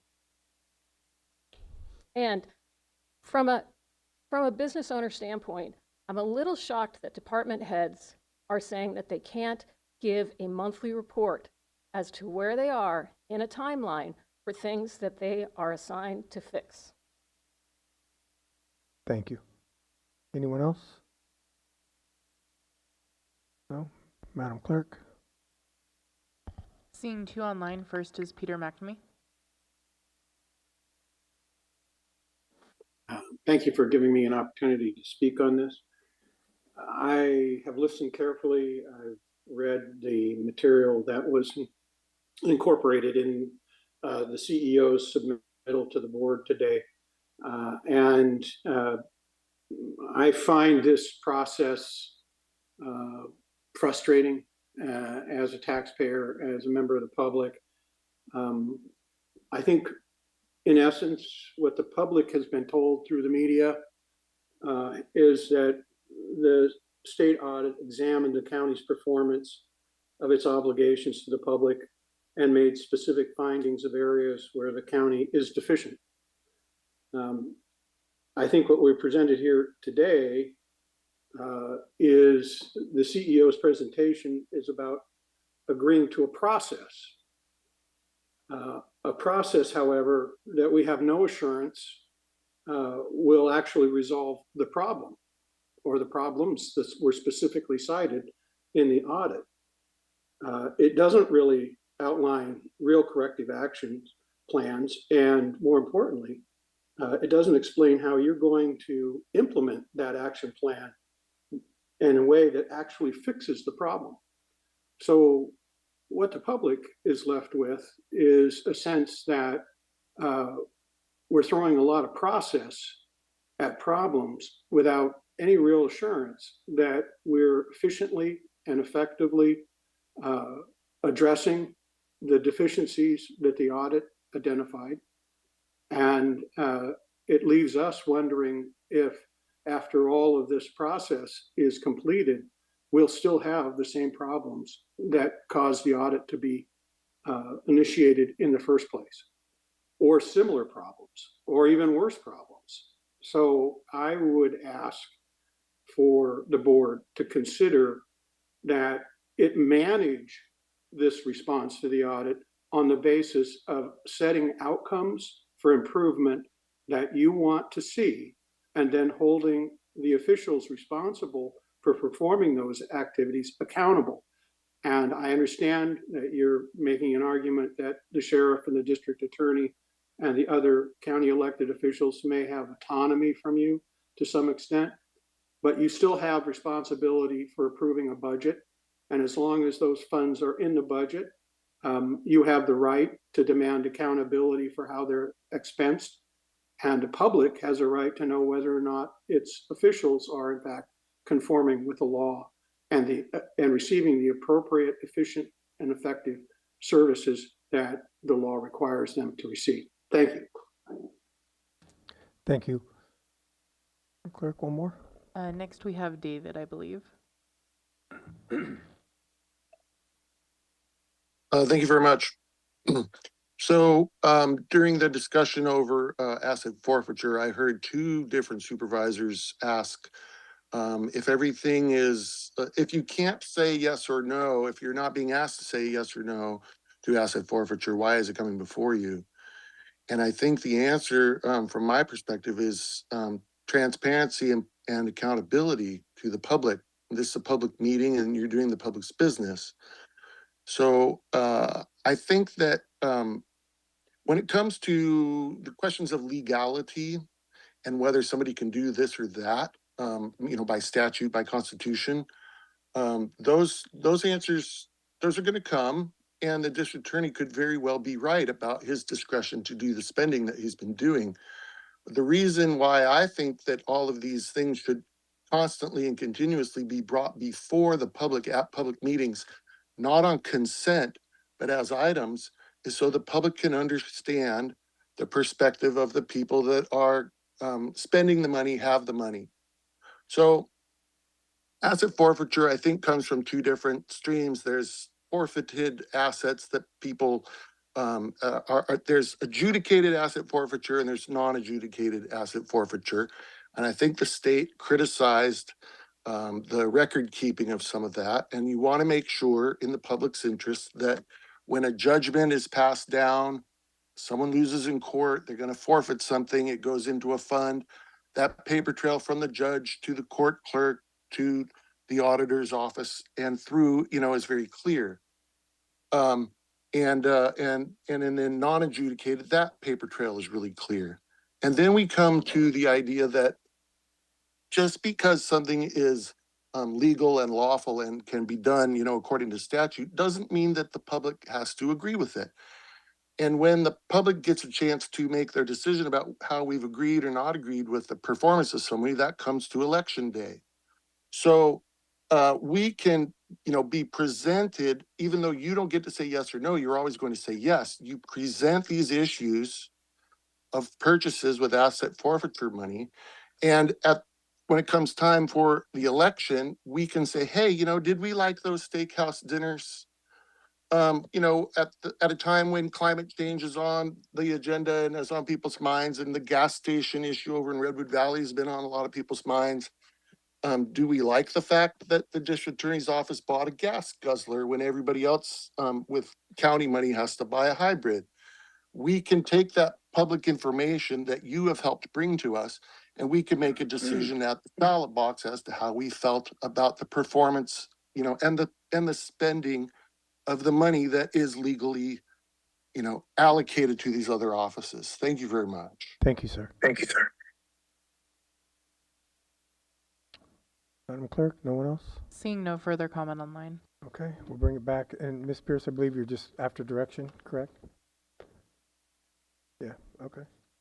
Oh, I'm sorry, Supervisor Mulhern. Thank you. Just as it relates to the district attorney or to any asset forfeiture funds, we do now, as a board, have the agenda item 1, which allows for elected officials and department heads to update the public and the board.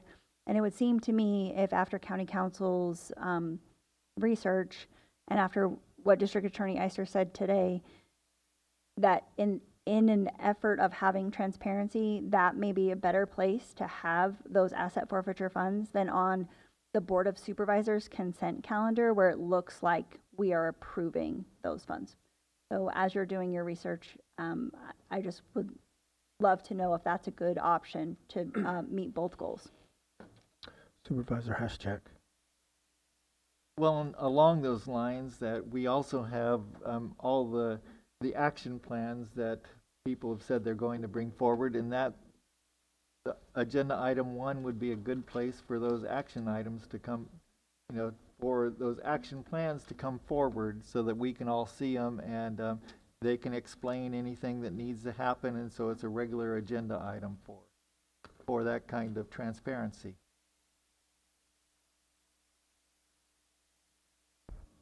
Okay, I'm not seeing anything else from the board. Again, Ms. Pierce, you've got everything you need? If I may, through the chair, yes. Okay, all right, so we're gonna move on. We're about an hour and 45 minutes behind, but I believe, got a room full of people here for the next agenda item, or at least a majority. Yes, do you have a question? Do we need a 10-minute break for staff? Ms. Bearden, yes? You're good? Okay, then we're gonna proceed. To Scott, are you good? Do you need a break? We're good. All right, all the way around. So R4, thank you for that, Ms. Bearden. Discussion and possible action, including reconsideration of approval of board special assignment appointments as recommended by the chair of the board, sponsored by Supervisor Haschak. And this item is two-part. One, the reconsideration has to be voted on, and then if approved, the item itself. If I could get the county council to explain the process for the board and for the public on item R4. Certainly, Chair Norvell. This is a motion for reconsideration. It is an item that was brought before this board, I believe at the last meeting, and it was brought forward. So in a motion for reconsideration, there are two actions. The first action is to determine the motion for reconsideration needs to be made, seconded, voted upon. If it passes by a majority vote, then the board would have a discussion of that item again. If it does not pass by a majority vote, then there would be no discussion. So the first part is the motion in terms of the reconsideration. The second part will be whatever motion is made in terms of action to be taken on the item itself. And both of those are just require a simple majority. Correct. Okay. All right, so we, Supervisor Haschak. Excuse me one sec. Does he need to Where does the sponsor come in for this on just simply voting on whether the board wants to reconsider this? So this was brought forward by Supervisor Hashak, so I think he can go ahead and explain and then make his motion in terms of asking for a vote on the motion to reconsider. Thank you. Supervisor Hashak. Well, my very brief statement is that after we voted for the assignments on January 6th, then a few days later there was some information that came forward about that had implications to that decision. And so that's why I'm bringing this forward. If you want me to read my full statement right now, I can do that. Sure. Why don't you? Thank you. Okay. In November, the board passed, and just, we all want water in this county. You know, and the whole board is supportive of finding water. That's not the issue here. It's kind of the process that we've gone through. So in November, the board passed a resolution in support of the work of the IWPC, the coalition formed to secure water for both the Eel and Russian River basins, water storage for the people from Potter Valley to the Sonoma County line, and education. Supervisors Klein and Norvell voted against it. At the board's organizational meeting on January 6th, I questioned whether Supervisor Klein should continue on as the Inland Water and Power Commission representative on that board, since she voted against the resolution. We voted to have her continue in that role after she said that she supported the goals of the IWPC. A few days after that vote, to keep her on the IWPC board, I received several communications showing Supervisors Klein and Norvell in Anaheim with the USDA Secretary Brooke Rollins. They were accompanied by many others, people from Potter Valley, supervisors from Lake County, who were fighting against the IWPC plan. This was very concerning to our partners in the IWPC and the Eel Russian Project Authority. Secretary Rollins came out strongly against the work of the IWPC and the ERPA. Please read the powerful letter from the Round Valley Indian Tribes, which is attached to the agenda item. When you align with people who are trying to undermine the work done locally and the county's position, this is serious, and that is why I'm calling for reconsideration of the January 6th vote. In our Rules of Procedure number 3, it states, while individual supervisors may disagree with decisions of the majority, a decision of the majority binds the board to a course of action and provides county staff with direction to follow. From our legislative platform, says support legislation that preserves local control, oppose legislation that diminishes local control of services and revenues. That has been a key tenet of our board. What these people want is for the federal government to step in and take away local control. The IWPC has worked very hard to build a coalition that represents reality and a path to meeting our water goals. Compromises have been made by all sides. For those willing to roll the dice in backing an alternative Trump plan, the risk is delay and jeopardizing the future of water security in the county. So unless the discussion with Secretary Rollins was that the board supports the work done by IWPC to secure water for both basins, recognize tribal rights, seek funding for storage, and educate the public about the reality of PG&E decommissioning the dams, Supervisor Klein did not represent the county and undermine the work done by the IWPC. The board's representative to the IWPC should represent the entire county and its long-term success. So that's why I'm bringing that forward. Okay. I don't see any pens up. Oh, sorry, Supervisor Mulhern. Thank you. I'd like to, of course, hear from Supervisor Klein, but I'd like to just say off the bat that at this point, I'm not considering a reconsideration. So I would like to hear from Supervisor Klein. I would like to hear from the members of the public that came today. I think this is an important conversation for not only the board, but for the public to hear. And I understand that because of the way that a governing body is Brown acted, that it can be challenging to have these conversations without doing it in what I am going to just say is a messy public forum. And I, like I said, I'm interested in hearing from Supervisor Klein and from members of the public. There doesn't need to be a majority vote for the reconsideration. And I think that from where I sit and the information that I have about the work that's being done with IWPC and the new Il Russian facility and our partners, the County of Mendocino and Supervisor Klein have committed to moving forward as the board has agreed to in our resolution. And I hope, I wish that everybody that's here today would continue to be engaged in the importance of water storage, the water diversion, what that looks like for our community. There's an important meeting coming up at IWPC where we're going to be talking about what does Potter Valley storage look like. I hope that the community will engage in that, and I really think that Supervisor Klein plays a key role in educating the public about why the decisions have been made that they have been made so far and how we can all move forward together, including with the Round Valley Indian Tribe. Thank you. Supervisor Klein? Yes, that's me.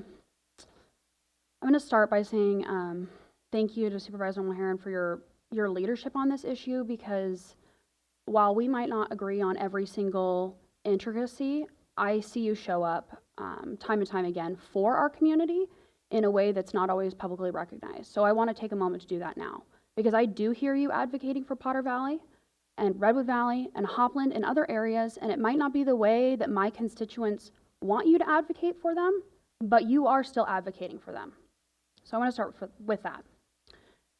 Our January 6th conversation around Inland Water and Power Commission, I committed to, if I at any point could not support the work of IWPC, I would be the one to bring an agenda item forward asking to be removed, because it would be disingenuous of me to hold that seat and not be able to fill that role and that responsibility and the duty that comes with it.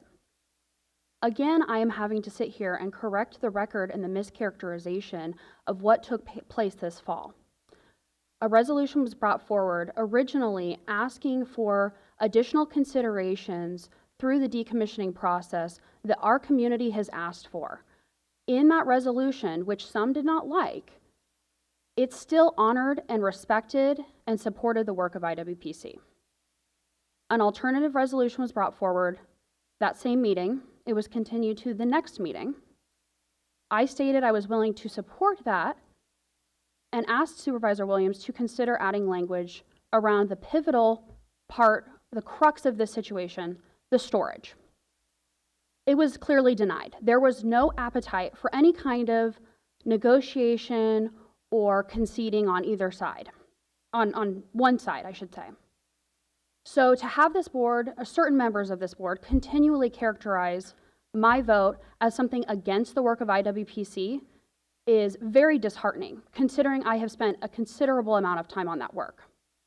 Trust me, it would be a lot easier to sit back and say, I don't want to work on this issue, it's too controversial, and just tell my constituents what they want to hear. But that's not leadership, and that's not honest. And I have to go often into rooms full of people who would only like to see one solution and convince them that there is a very large likelihood that we end up with a different situation than they would like to see. But that's just on the reality of the world we live in, and we don't always get what we want. And regardless of what this board votes, might not be what we end up getting. So I'm happy to talk a little bit about Anaheim. Of course, this agenda item being brought forward the very next meeting after it happening doesn't even allow me an opportunity to bring it up in my supervisor's report. So I don't take lightly the way that this agenda item was brought about. It was extremely accusatory. There are false statements in the agenda summary, And quite frankly, I'm embarrassed that it's a part of our public record. But I'll continue on. So Anaheim, there was a private meeting that I attended, hosted by the Secretary of USDA. My goal was to hear the conversation that was being had in that room and speak to what the Potter Valley Project provides for our community. It provides water supply reliability, and again, the crux of this entire situation, storage. It provides both of those things that are vital to our community. I'm not sure what Supervisor Hashak is implying when he is asking who paid for this trip. I paid for it out of my own pocket. This whole meeting happened very quickly. I was a last-minute add to the meeting. I didn't have the opportunity to go through normal county channels, and so I did what I would think the public would have no issue with, and I paid to go and be in a room where the federal government was talking about the most important issue facing this community. And quite frankly, I do not think I would be doing my job if I had walked away and turned down that opportunity to talk about why this is important for our future. Supervisor Hashcheck. Well, I'll just say that according to our rules, that if something's being brought up for reconsideration, it has to be brought up at, at the very next regular meeting. And so it had to be submitted 2 weeks ago.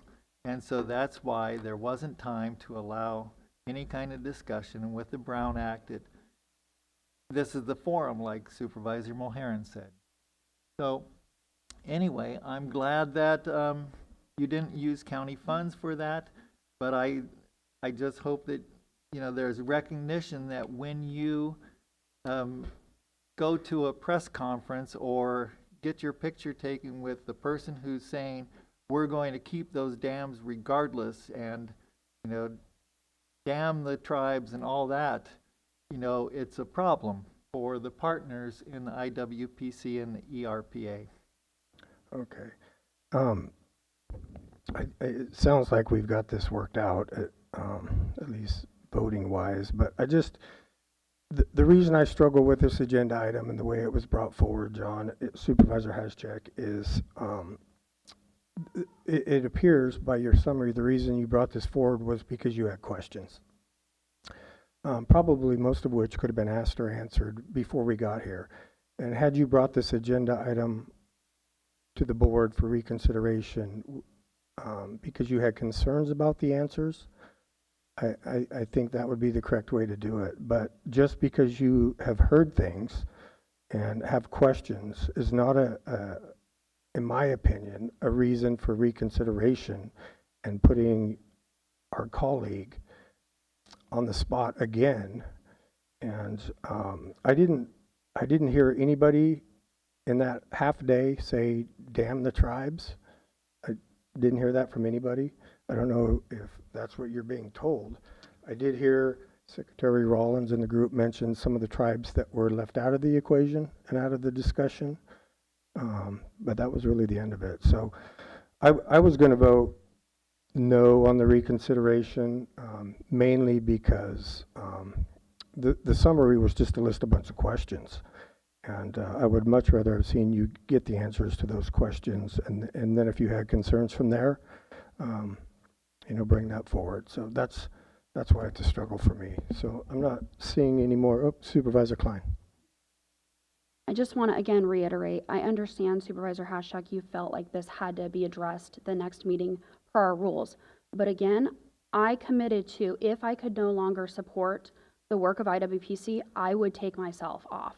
I would come to this board and I would say this needs to happen, and whether it needed to be discussed or not. So I feel like that is, that's an attack on my character, because I would follow through with that. And secondarily, you have again characterized the trip in an inappropriate way, because saying I participated in a press conference is wrong. And what if I had chosen not to be a part of the group photo of this private meeting? If I had ducked out of that photo, would you have attacked me for being dishonest and trying to hide the truth or being sneaky? So it's a lose-lose situation either way from what your perspective is. I did not come home and talk about it in my newsletter. I didn't post about it on Facebook. I wasn't screaming from the rooftops, this is what's happening. I was there to advocate for my constituents. When I'm talking with my community and I'm giving reports at the Rogue Valley MAC or the Hopland MAC, I'm talking about the work of IWPC because that's the concrete proposal that's in front of us. Supervisor Williams. If I could take it in a slightly different direction, not personal at all. I'm curious whether we should agendize for a future meeting a discussion about how to strengthen our relationship with Round Valley Indian tribes. Seeing that letter leaves me with a little bit of concern because I know there, Supervisor Klein, you have constituents who want the dam left up and think there's still a possibility. And I respect your relationship with your constituents to try to further that. But if that dam comes down, which might take, seems likely because PG&E submitted an application that's irrevocable, I don't think they can change their mind. And I don't think FERC has the legal ability to decide whether or not it's coming down. I think they can just condition it. So I think it's very likely that that water storage will be lost. The new diversion becomes the only hope for water, and I don't see any other party having a water right other than the tribe. And so much is riding on that relationship that if somehow as a county, even inadvertently, we sour that, we don't have a water future. Does it make sense to, so I'm trying to remove, it's not about who's appointed or the good work that you're doing, but as a county, do we need to strengthen that relationship? Should that come back to us? Supervisor Klein. I question whether that's really under the purview of this agenda item. The letter was attached to this agenda item, and I actually think it's a stretch that that letter be included as part of the record with this agenda item. And to speak to it for folks that might not have seen it, Round Valley Indian Tribe wrote a letter to the federal government, I believe the Department of Interior, stating the record of their position on the project, which I 100% support their ability to do that, to engage with the federal government. And my understanding is that a consultation process has been started, and so there is a line of communication now between Round Valley Indian Tribe and the federal government. And I'm thankful for that, I applaud that, and I support those conversations taking place. Okay, I'm not seeing any more pens up, so we'll go to the public for comment. It's been a long wait here, but thank you. I feel like I need to be sworn in with the statement I'm going to be making today, but I'm sure you're all aware that I attended the same meeting with Supervisors Klein and Norvell with USDA Secretary Rollins and others. I represented Mendo Matters. I know there may be speculation about what occurred behind closed doors, so I'm here today to clearly state what I personally witnessed and heard. We were told in advance that the meeting would be an informal meet and greet with a few photos. When Secretary Rollins entered the room, we went around the table asking each of us to introduce ourselves and explain who we represented. To my surprise, she then asked us one by one to share our concerns regarding Potter Valley project. None of us had prepared remarks. We were all speaking candidly and on the spot. I listened carefully to every person, and I want to relay what I recall Supervisor Klein saying. She stated that she was representing the concerns of her constituents, specifically the need for reliable water storage, a backup plan if the dams were decommissioned. She further expressed concern that any viable backup plan would require federal funding and assistance in overcoming regulatory and logistical hurdles. And I'm paraphrasing, but that was the substance of her comments. Supervisor Norville then stated he was there in support of fellow Supervisor Klein and agreed with her remarks. That was it, nothing more. No additional statements, no commitments, no side conversations, whether you choose to take my word for it or not. To my knowledge, Supervisor Klein and Norvell have never participated in any USDA phone calls, meetings, or discussions that I've been involved in, and I've participated in all of them to this date. They were invited to this meeting by Secretary Rollins because she was aware that they were the only two supervisors who had previously supported Supervisor Klein resolution before it was replaced by Supervisor Williams' resolution. Both supervisors were well received by the group, and for the record, the meeting also included 2 supervisors from Lake County. In my opinion, the IWPC should be grateful that Supervisor Klein was included in that meeting. Her purpose was straightforward: to make it clear to the federal government that their assistance would be essential if decommissioning moves forward and alternatives were pursued. If speaking up on behalf of her constituents and, frankly, in the best interests of the county is now being characterized as reprehensible or a conflict of interest, then I respectfully urge you to reconsider. I hope you will not vote today to remove Supervisor Klein for her position on this matter. Thank you.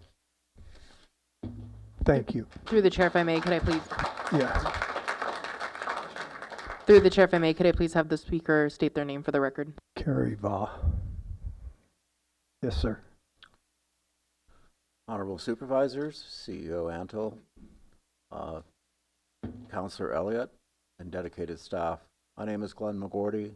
I am a University of California Farm Advisor Emeritus who worked on water issues for 37 years, as well as a former supervisor.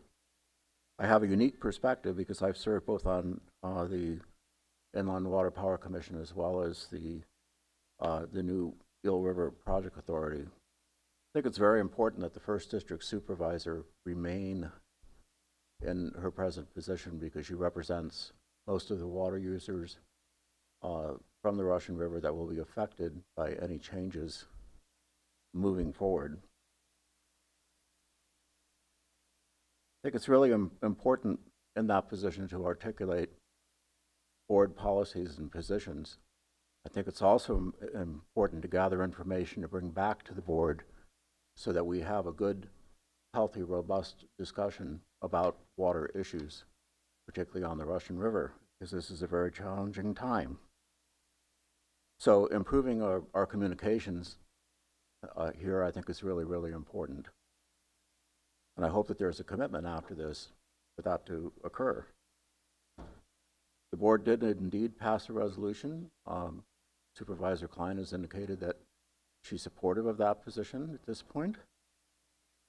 And I think she's also articulated very clearly, as I agree, that the next step here is water storage for Potter Valley. At the moment, we have what I call a 1.5 basin solution until we discover how we're going to store water so that agriculture and the way of life of Potter Valley can continue.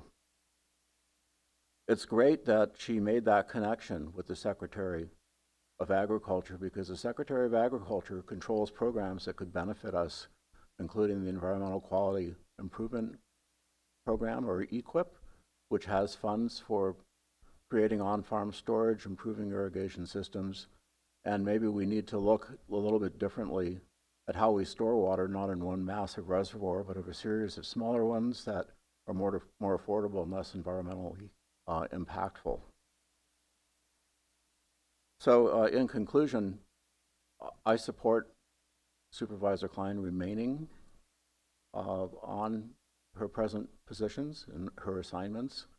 I'm sorry that there's been some lack of communication here that has ruffled some feathers, and we need to move forward looking for local solutions, not expecting somebody from outside of the area to save us. Thank you very much. Thank you.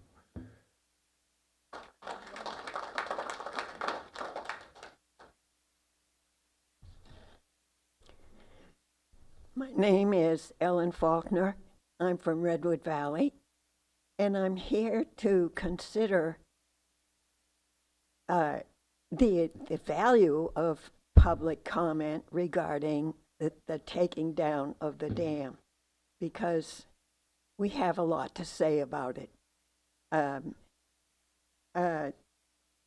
I'm here for the fish, actually, and it's not that I'm against Potter Valley farming. I just think it's been done with high yield,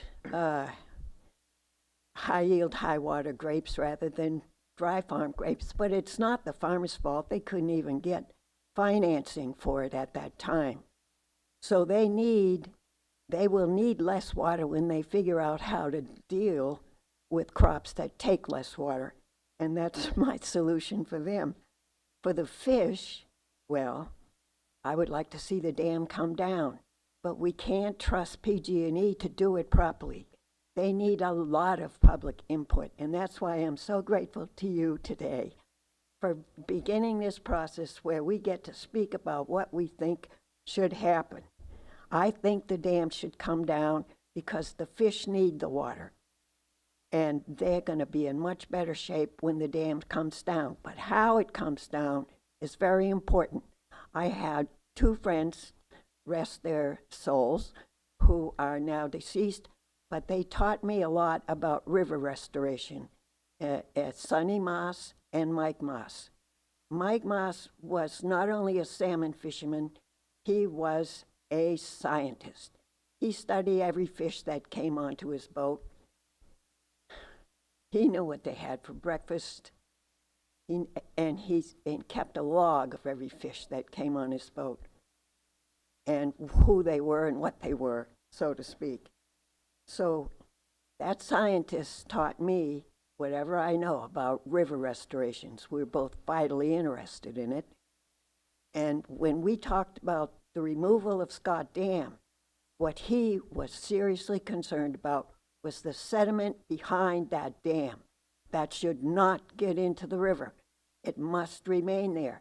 PG&E must understand how to take that dam down without removing that sediment, leaving it in where it is, and dealing with it, which seems to me like a good way to deal with it, would be replanting after all the water's out of there, replanting it and restoring the other creek beds that come in from there, so that it becomes actually the Eel River again, way up there above Potter Valley.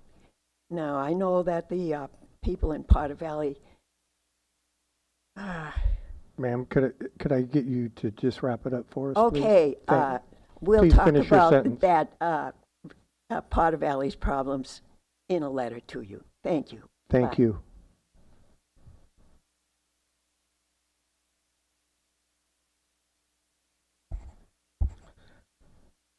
Good afternoon. My name is Gary Kimmel. I'm a Farm Bureau member, and I live in the 1st District of Potter Valley. Our 1st District Supervisor, Madeline Klein, was, in my opinion, overwhelmingly elected in not the general election, but the primary. And I think it was upwards of 60% vote. The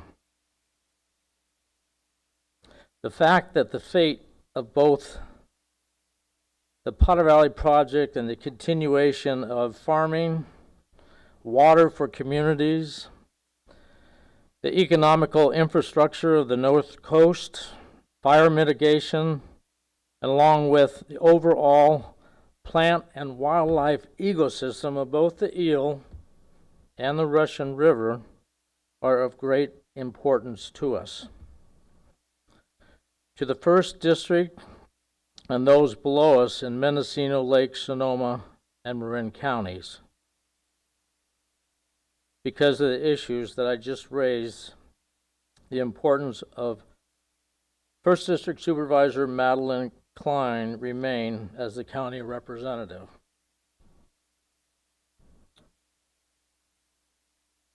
Correct me if I'm wrong, but question is to all 5 supervisors and council and others here. Did anyone else from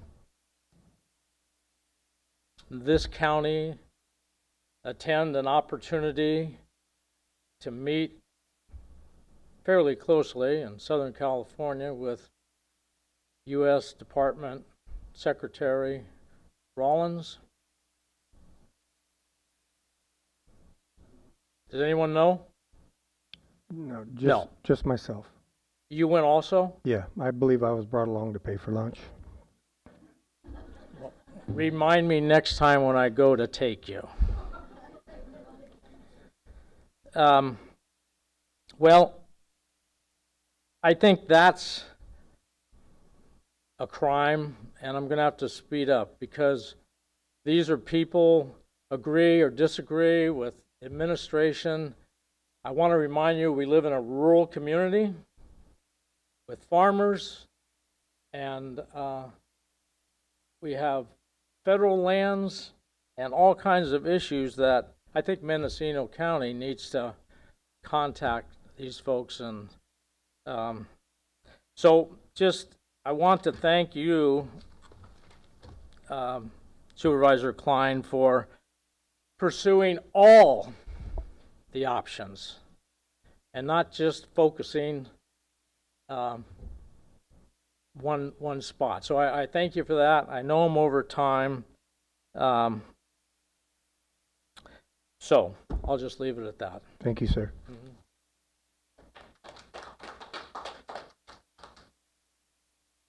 Odd, and I live out there in Potter Valley along the river. I think that removing Madeline from the IWPC is a real bad mistake. I have a doctorate in organizational development.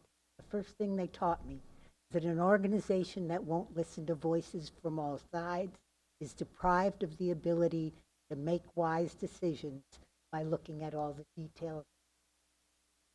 That's what I see happening here. For example, my little teeny business out there, my Airbnb, has rendered to you $45,000 in TOT taxes over the 5 years I've been running it. Have you guys run up what it would cost to you to make this impact on your community? It's all very well and good to say, let's just plant those grapes that don't need water. But perhaps you noticed there are a few too many grapes around here right now. They didn't sell them.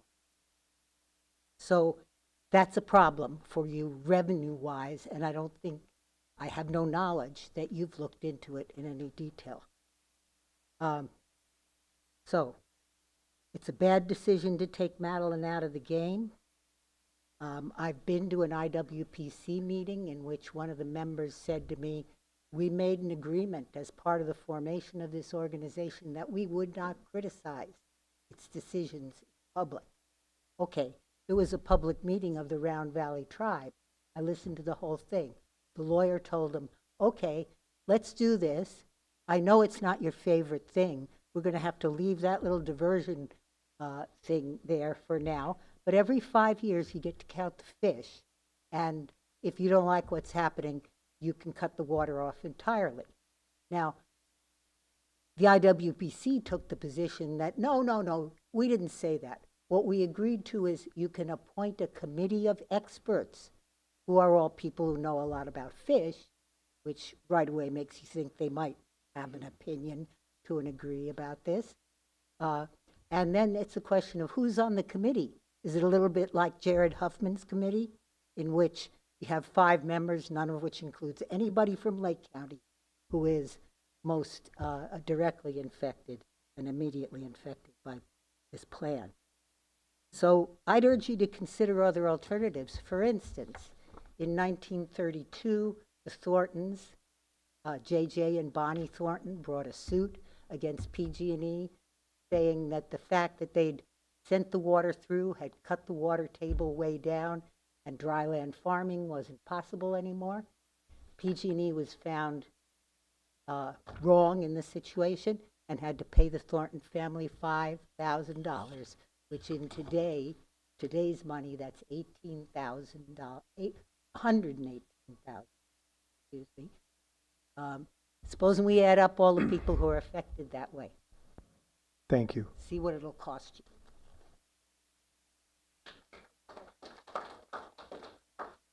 I'm Russ Todd. I've lived on the Eel River for 60 years, and I hear a lot about the fish are going to come back once they take the dams out. 2010, 2011, and 2012, we had 3 wet winters. Each year, the fish doubled. In 2012, we had 3,400 150 salmon come over the dam. This year, after having 3 wet winters, we've doubled the number of fish each year. We had 1,312 this year, and we had 26 days without any rain. I live on the backside of Van Arsdale, going downstream, and there were hundreds of salmon spawning in the river and up Tomkai. So I can't see where they can say that taking the dams out is going to do anything with the fish. The whole thing with the fish is you have to have the water. You have to have the early rains, because if we don't have them in October, the salmon start running middle October, mostly the 1st of November to the middle of December. That's the whole run. So the fish, the fish are there if they get the water.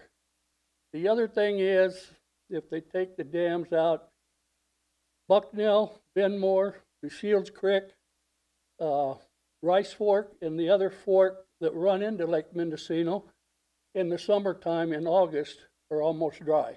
I know the Shields Creek, Benmore, and Bucknell Creek are completely dry. All the creeks down below the dam are dry. So you're not going to bring the fish back by taking the dams out. If anything, you're going to hurt them worse, because with Pillsbury, they let so much water. I think it's 10 cubic feet a second, maybe more, because the Potter Valley Canal is shut off pretty much the end of October, the beginning, and they let all that water go down for the salmon. So it concerns and troubles me, and I haven't heard anything from anybody on what the plan is for Potter Valley if they take the dams out. Nobody has come up and said, and we're talking livelihoods, people that have farmed there. My dad's been farming there since '55. So there's a lot to be considered, and I'm just saying that we need to come up with another plan if you take and I haven't heard of any. Thank you, sir. Hi, my name's Kyle Farmer. My name's been farmer for 40 years, but I've only been farming for 15. Most of that in Potter Valley. I also had the kind of fun job a few years ago. Glenn McGordy tricked me into being part of the redistricting committee. And most of the public comment we got had to do with moving the 3rd district to the west. And the second most public comment we got was around including Hopland into the 1st district. And the reason is because we saw this coming, and we knew that having a strong voice on the board was going to be important for this. I almost didn't say what I was going to say and just wanted to say that Mo got it right when she said the word messy. Like, if we don't think this thing's not going to be messy, if we expect it to be clean all along the way, we're not going to get anywhere. But we're also not going to get anywhere if we can't come together at a larger scale. You always have to be at the right scale to the problem, and the scale of this problem is both the eel and the Russian watersheds in their entirety, and that's what ERPA is in the process of figuring out. I think I patented the phrase 1.5 basin solution, but Glenn's using it too. It's Madeline's job to get us to 1.75, and it's Ernie? Sorry, not Ernie. No, you're Blake. I can't think when I'm in front of people, but from Lake County. Eddie Crandall's job to get us to 2. Someone just said we don't have a good option yet for Potter Valley. I think we need to be visiting other irrigation districts in California. There's a lot that can be done. I'm doing everything that I can on my ranch to adapt to this.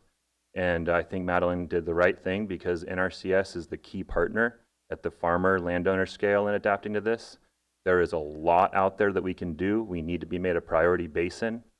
There's something called Water Smart Priority Basin as well, because we have a backlog of projects. There are other places in California have been chipping away at this for decades, and we have to do it quicker than them. So That's not the way the state likes to spend money. They want to spread things like this new sweep funding from Prop 4. They want to spread that out.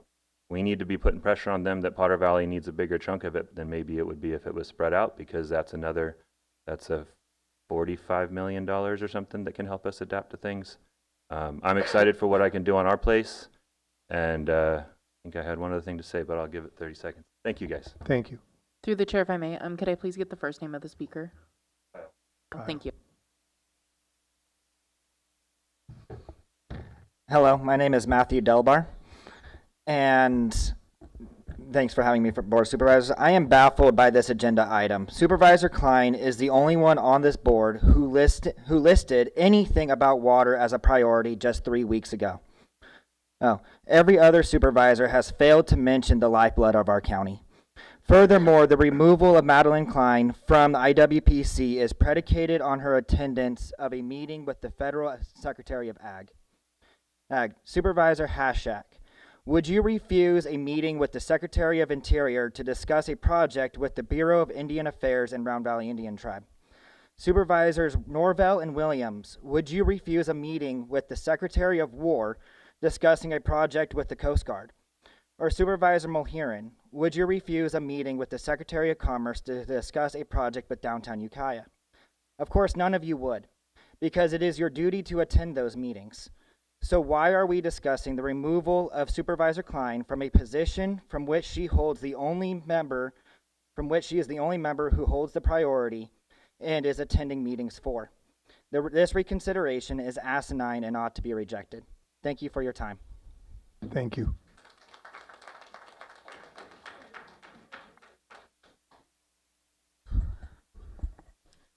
Dee Pallison, I live in District 5, but I'm probably a lot closer to District 1. I know John Haschak put this item on the agenda, but I wonder who of you actually thinks this is a good idea. It feels like it's a continuation of the mess that happened in November, and I blame that mess on the then County Council for not giving you good direction. There are so many angles to the issue, but I think the board and how you choose to do business and how you choose to run this county is the most important. This issue has already been discussed and voted on. Bringing it back again reads to me, a member of the public, as one of three things. First, let's just keep asking the same question until we get the answer we want. It's not like you have any other important county business or problems to address. Or two, is that the Supervisor Haschak and any one of you who supports this way of doing business has the emotional intelligence of a 10-year-old. Let's ask Dad because Mom said no. Who is really behind this? Whose pockets are being lined by bringing this question up again?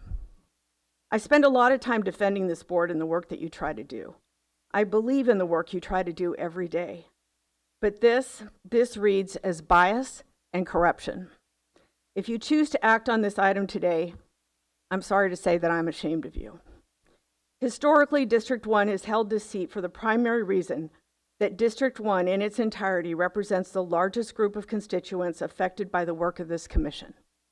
But setting that aside, you have already discussed as a body that Supervisor Klein has proven she had the integrity and the intelligence to offer a different perspective, but to also represent the decisions of this board. All of you, except for Supervisor Haschak, expressed that very thing at the January 6th meeting. If you move forward with this item, if you actually with a motion and a vote, instead of letting it die with no additional action, you are sending a clear message that this board is divided, and not only can you not trust each other, but also that we cannot trust you. That personal bias and opinion is more important than good government. This whole process screams of corruption. Taking this action will speak clearly to all of us, those you claim to be representing, that you are corrupt, that the issues you bring forward and the actions you choose to take are more about opinion and bias than they are about good government. Thank you.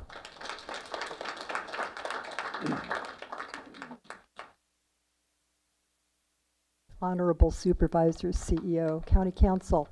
My name is Dolly Riley. I'm entering my 8th year as chair of the Redwood Valley Municipal Advisory Council, but I speak today as a private citizen. I have a question. in regards to the Potter Valley project, is there a detriment in learning all we can to save water security? 5 years ago, PG&E announced their intention to withdraw from the Potter Valley project. It's expensive to repair. It would need a total rebuild, engineering studies, etc. So January 12th, Supervisor Klein attended the Farm Bureau Federation convention, where Secretary Rollins warned of threats to agriculture due to water insecurity. She did have another point of view. We'll see if the multi-millions in funding needed to restore the Potter Valley project would ever be forthcoming from the federal government, but it's worth a listen. Last year, PG&E filed its final surrender application to FERC, and in October issued a notice to decommission or remove Scott and Cape Horn dams. I'm aware that in the next few years, the two-basin solution is planned and the supervisors voted for it because there is a cost of doing nothing. The dam's removal is said to improve fish habitat. The dams contain aging infrastructure, and although the Potter Valley project was for sale, there's been a lack of a buyer. The Eel Russian Project Authority has presented a solution after PG&E could not find a buyer, and in a water sharing agreement, the ERPA has considered water supply. Last year, 7 agencies signed a memorandum of understanding to support seasonal water diversions. They plan to work on engineering designs for a new facility to provide water. I hold there is no threat to the Board of Supervisors' current vote to support the two-basin solution, and I trust that Supervisor Klein is correct in learning all she can to serve the first district and the county. Again, I ask, is there detriment in hearing all views to save water security? Having listened to Supervisor Klein give nonpartisan updates and information to the public at the Redwood Valley MAC, I've learned that she seeks the best possible outcome. She's willing to learn new information, and it's for that very reason she should be representing the Board of Supervisors to IWPC. I have every faith in her honesty, ability to communicate well, and interest in representing the First District and the county. Thank you. Thank you. Good afternoon. Now it is afternoon, not 10:30. Marilyn Ogle, I'm a resident of Potter Valley. I am just here really to support Madeline Klein. There have been a lot of comments and a lot of discussion, a lot of presentations today from other members of the public about the water issues, about the fish, et cetera, et cetera. And your item on the agenda, I believe, is just about the reconsideration of Madeline Klein. And I would prefer there not be a vote as the previous person spoke. Thank you very much. Thank you. Good afternoon, Chair Norvell, Board, County staff, Adam Gaska, Executive Director of Mendocino County Farm Bureau. I'm here today to speak in support of Supervisor Klein to remain seated on Inland Water and Power Commission representing Mendocino County. Inland Water and Power Commission has made commitments to not interfere in the decommissioning of the Potter Valley project. We do not believe Supervisor Klein has operated in bad faith, nor has she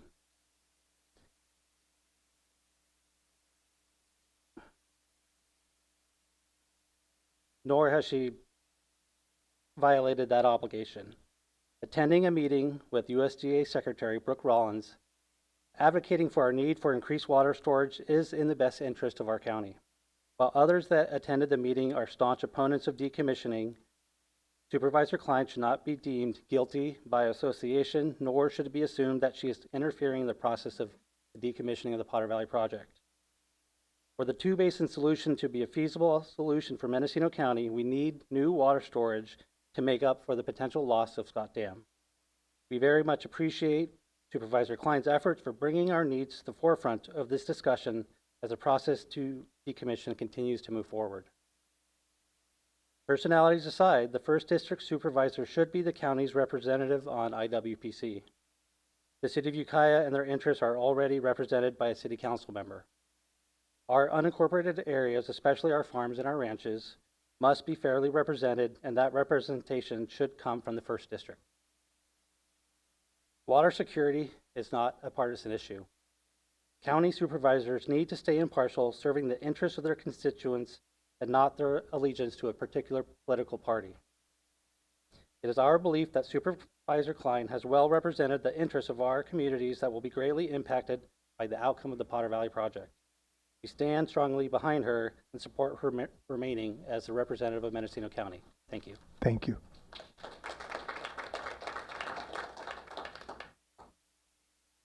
Good afternoon. My name's Dave Beebe. I live in the 3rd District. I have some comments, and we'll see how well they go along. My concern is not mainly with you, Madeline Klein. Good afternoon, everybody. My concern is that you're representing all of us in the county. All of us, not just your district. As being a supervisor, you are one of the 5 that represents all of us. So my main concern is the dams at Pillsbury. When they were built in the 20s, we didn't have the geologic or seismic knowledge we have now, where the dam's even inspected during construction. I'm thinking about people downstream. Definitely they don't comply to today's standards. The people living downstream have short notice to leave if anything happens. Very short notice. Some may lose their homes, some may lose their lives. Do we have sensors in place for warnings for those downstream? Emergency evacuation plans for downstreamers? My son and his family have property in Hearst, on the river, right on the river. They'd be wiped out if that came down. I believe these dams can be safely removed and open up all the streams to the eel for the salmon. It is a one river. It doesn't belong on this side. When I moved here 50 years ago, I was told by all the realtors, the most water you can get and the cheapest water you can get is in Potter Valley. Cheapest water in all of California. The dams can be removed safely, as on the Klamath River. They did 3 of them last year. The salmon are already running up there. The supervisors should follow the direction of the majority of the board. If you're representing with the board and they vote, yes, you are representing your district, that's your area, your Inland Valley Water Association, all that, that's cool. But still, you were given direction by the vote of the board to go for the dam's removal. That's all I have to say. Thank you. Thank you.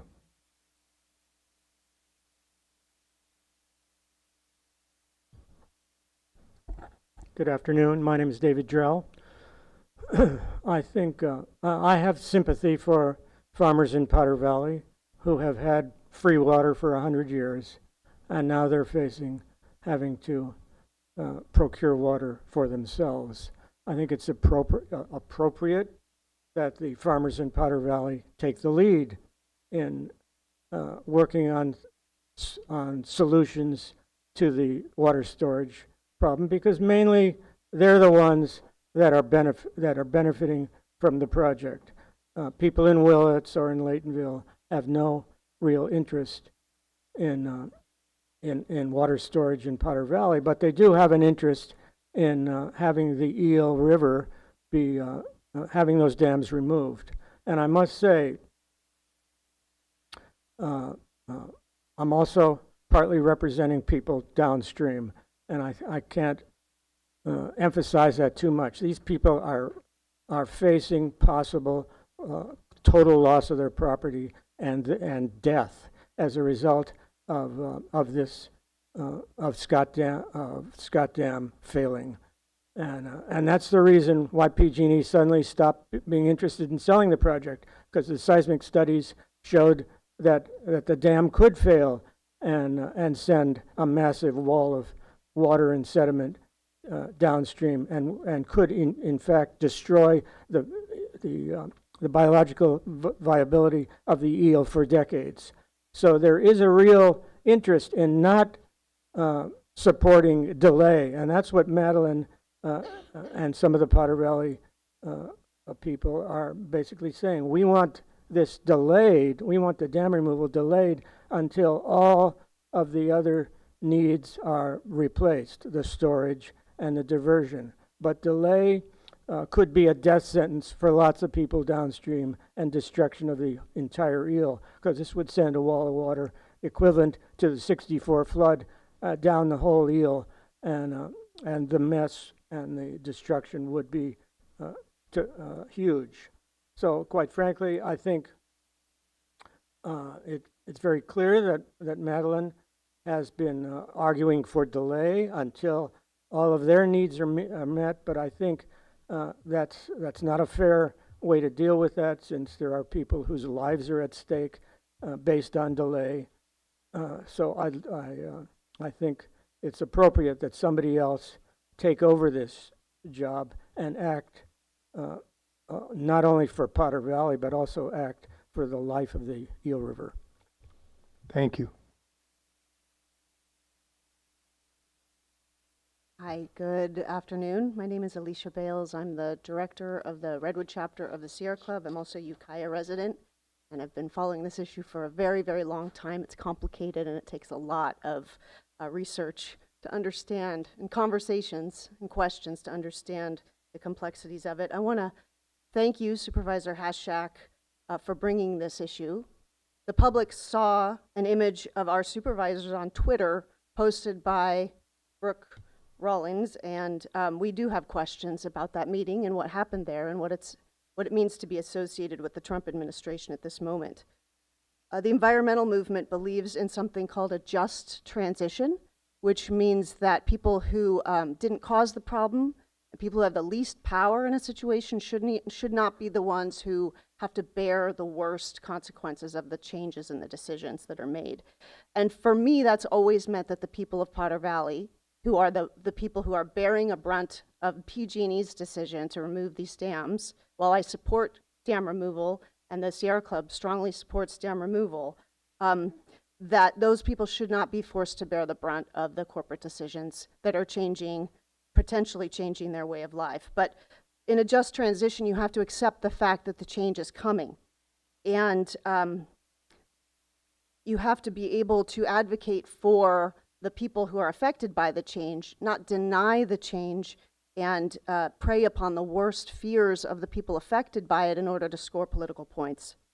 Listening to farmers like Kyle Farmer and others, people in Potter Valley who I know, I trust the people of Potter Valley to work on this issue, to come up with the best decision for themselves. If anyone could have found a way to keep the dams in place, the Potter Valley Irrigation District would have done it. If there was any chance that could be an outcome here, Janet Pauley would have made it happen. I trust that absolutely. But now we need leadership that accepts reality and doesn't take advantage of desperate people to sow division and undermine this long-fought compromise that keeps water flowing to the Russian River. And most of all, we don't need the Trump administration here scoring political score settling on our local process. We're vulnerable and we need real solutions that come from us. If Supervisor Klein is planning to continue the course of using the Eel River dams to elevate yourself by holding out false promises that you or anyone have the power to stop dam removal, you shouldn't be Mendocino's representative on the IWPC. But if you do take that seat, and if we do continue with you as the representative, which I hear people here want you to, and I support my community's will in that, you'll have to realize, I hope you learn that the two-basin solution is a huge victory for Potter Valley and the Russian River water users, and focus all your attention on the best outcomes for that diversion and for your constituents. Thank you.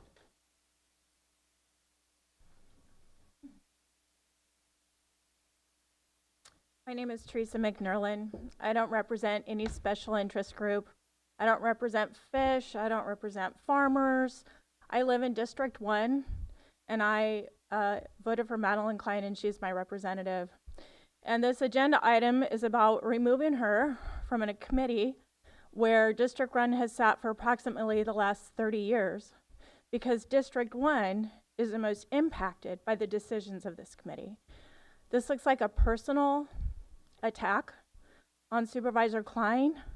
I read through the agenda item. I read through the letter from the tribe, and I don't understand what that had to do at all with the appointment or removing her from the appointment of this committee. I've sat on committees for the last 20 years of my life, and I believe if you have questions, you should give a fellow supervisor a call and have a discussion with them and not do it like this.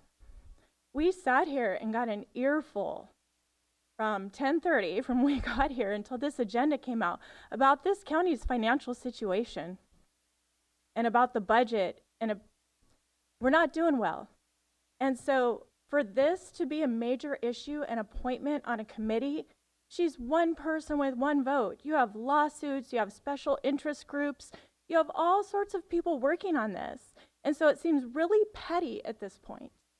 I would never advocate for Madeline Klein to go sit on the Casper Transfer Station Board that has to do with waste management in Fort Bragg, because that wouldn't be appropriate, right?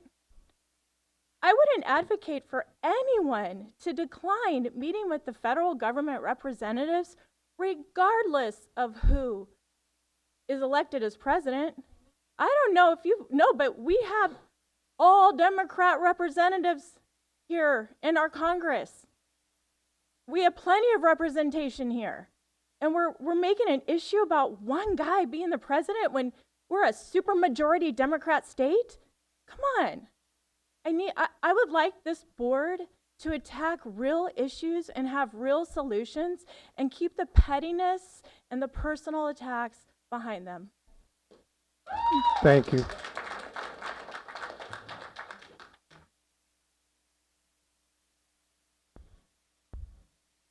Hi, I'm Jerry Albright, and I agree with her. Change is coming.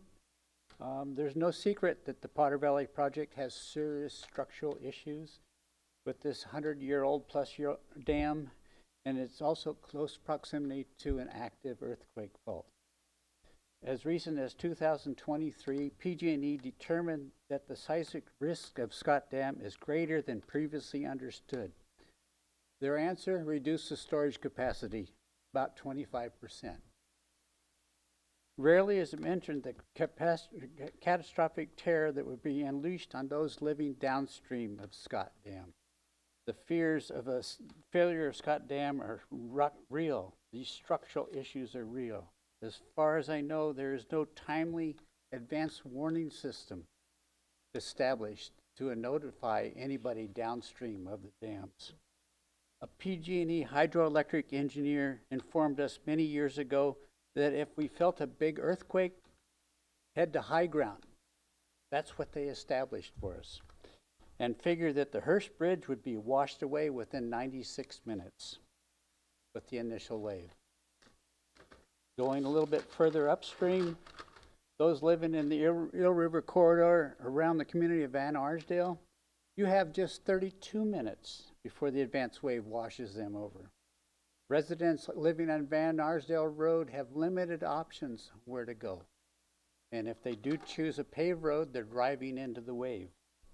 This dam needs to go, and with the reduced storage, at any time the water level gets below 200 or 20,000 acre feet, there is an increased likelihood that the needle valve will get plugged up with sloughing off the dam. And if that does plug the needle valve, it's a costly, if not impossible, issue to fix, and this creates another critical issue. PG&E wants out of this costly dam that is not produce electricity for several years. It is time to let the decommissioning and removal begin. The clock starts ticking faster once the decommission gets funded. Potter Valley still has time to create their own water storage system.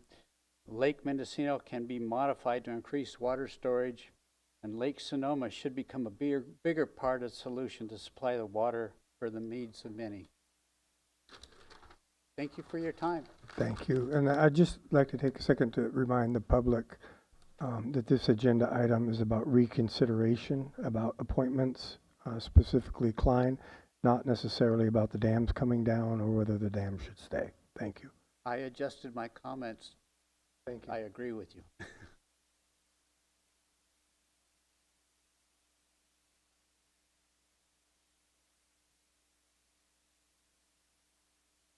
My name is Gregory Byers. I've lived on the Eel River downstream at Hearst for almost 40 years. So I have my concern about Madeline Klein is not anything personal. I don't know her. But I understand that she has advocated for delaying the decommissioning of the dam at Pillsbury. And that's what concerns me. So, as Jerry Albright just said, the failure of the dam would be catastrophic for people living downstream. And the longer it's delayed, the less inclination PG&E has to monitor it and take responsibility for it. So I just want to express my concern. Thank you. Thank you, sir.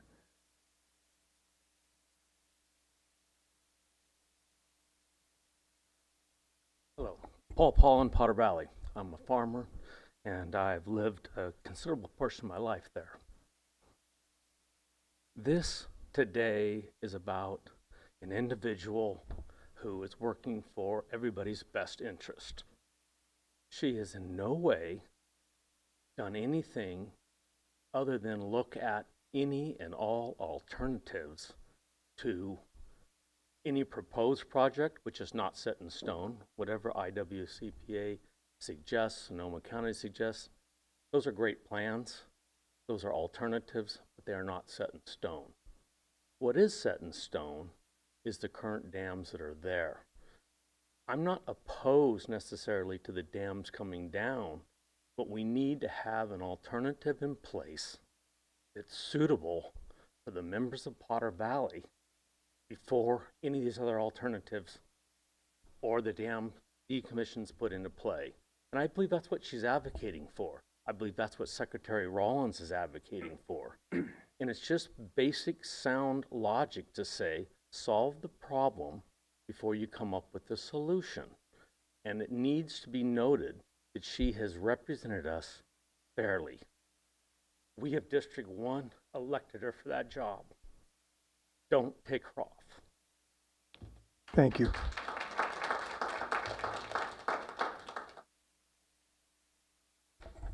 Good afternoon, Supervisors. I want to thank Supervisor Hadshut for bringing this issue forward because things happened over the course of a couple of weeks that shed different light on the situation. So I want to thank you for bringing it forward, and it gives the public an opportunity to come and speak and let you know what we're thinking and feeling. And that's always a good thing and important.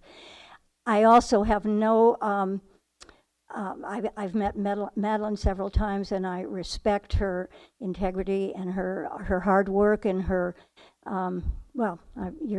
she's a very good supervisor, so I have no complaints about Madeline in that way.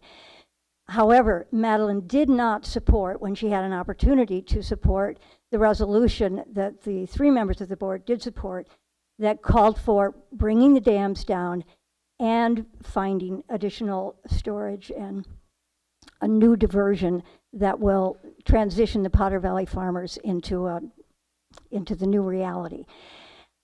So I think it's very important, and Madeline's original resolution that she put forward called for, the first version called for not taking the dams down. The second version called for putting the dam taking down, sidelining that until all the other pieces were in place. Now, maybe I didn't understand all the details of that resolution that you presented. I think it was at the October 21st meeting, but the board apparently wanted the dams coming down to at least be on a par with creating a new solution, a new diversion that would satisfy the downstream users or help them transition. And Madeline was asked at the January 7th meeting, when the board was considering the reappointment of the representative to the IWPC, why Madeline did not support the resolution that had been passed by the board 3-2 back in November, which called for the 2 things happening together: support the dams coming down and support the diversions, the new eel Russian diversions. And Madeline didn't answer, nor did anybody else answer. And maybe that was a protocol issue, I don't know, but the silence said a lot. And then 5 or 6 days later, the picture comes out with Madeline and Bernie down there talking to Secretary Rollins, who, of course, railed against not taking the dams down.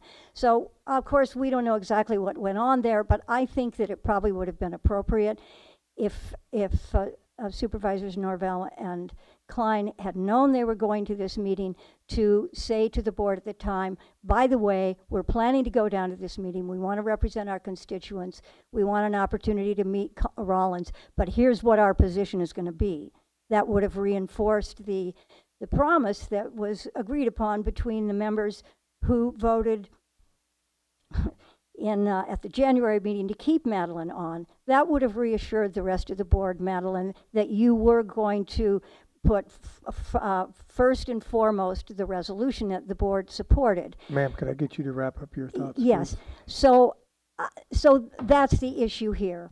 I think, Madeline, if you agree that that you would honor the letter and the intent of the resolution, that we can go forward. But I just want to say that I appreciate the fact that this issue has been brought forward so that people can express their views, and especially the people downstream of the dam can express what life is like for them. And the idea of delaying bringing the dams down is not something they want to support. Thank you. All right, nobody else in the room, Madam Clerk? Looks like we have 4. Oh, we have one more. I'm Marcia Lazaro. Ma'am, I'm sorry, you've already spoken. Oh. Yes, thank you. On this topic. No? No? Are Not you on sure? this topic. I talked to you Madam about Clerk? the taxes, property taxes. I'm sorry, just 1 second. So, once again. We're good? We're good? Okay, thank you. Please. I was actually here originally for Madeline. I'm Marcia Lazaro, and I am going to support her in her position on this committee.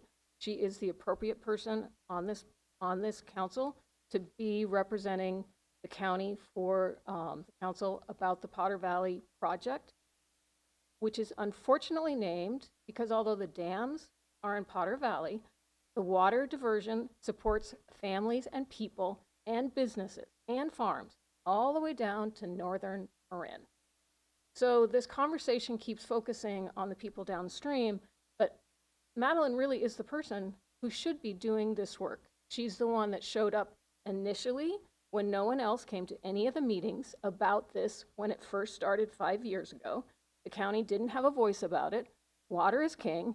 She represents the district that the river runs straight through, has the most knowledge, and I advocate for her staying in that position. I also find it pretty petty for another board member to bring up one of our supervisors meeting with a federal official. I don't really care whether you voted for the current administration or didn't. We live where money comes from the federal government to support all sorts of projects. If there's money available from the Ag Department to find a 2-basin solution to pay for the storage that's going to be needed when you take out dams, then so be it. You look for that federal money. We have lots of new housing built in this county. Couldn't have been done without federal funding and talking to a federal official. So I find it pretty petty to be picking on that without having a conversation first amongst yourselves if you had any questions about the integrity of your co-council members. So I advocate for Madeline staying in this position for all of us. Thank you. Okay, Madam Clerk? We currently have 4 online. First is David. Thank you, Chair. So let's not pretend, shall we, that there are no optics involved in this issue. When the 2 people who brought forth a losing resolution are the only 2 people to go meet with a direct representative of Donald Trump, Brooke Rollins is a clown. Secretary of Agriculture currently is a clown. I watched as much as I could online of the National Farm Bureau conference. I saw her make claims that the Biden administration was engaged in climate change hoaxes, whatever that was, while Donald Trump's administration is presiding and Brooke Rollins is presiding over the destruction of American family farms. Because of Trump's tariffs, she refused to use the word tariff.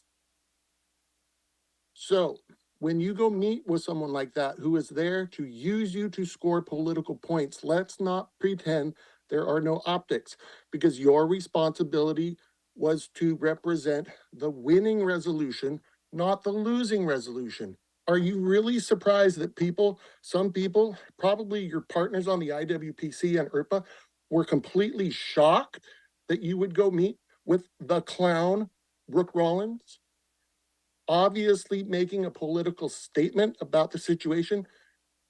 Ms. Klein, you could have sent a letter. Both of you could have sent a letter. You could have sent your constituents on a fact-finding mission and bring those facts back to a meeting. To go in person to meet with this federal official, completely unnecessary. That was a photo op, and you did not need to have the personal meeting. It looks bad.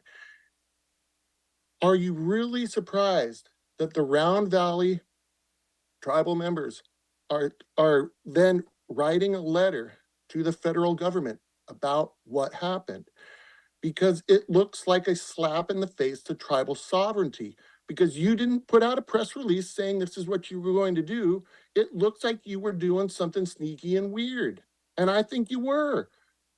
The people at the Sonoma County Water Agency were probably absolutely gobsmacked, and they should have been, because it looked weird. Now you two are going to stand up there and say, well, we were just representing our constituents. There are optics, and there's something called Politics 101, which says don't do something that looks shady if you know it might look shady, even if you're all above board. If you do something that looks weird and shady, people are going to call you out for it. Is anybody really surprised that you're getting called out right now? I'm not. I was absolutely shocked. Somebody sent me something from Facebook, and I'm like, what the heck? Carry on, people. Thank you. And next we have Alicia Hannon.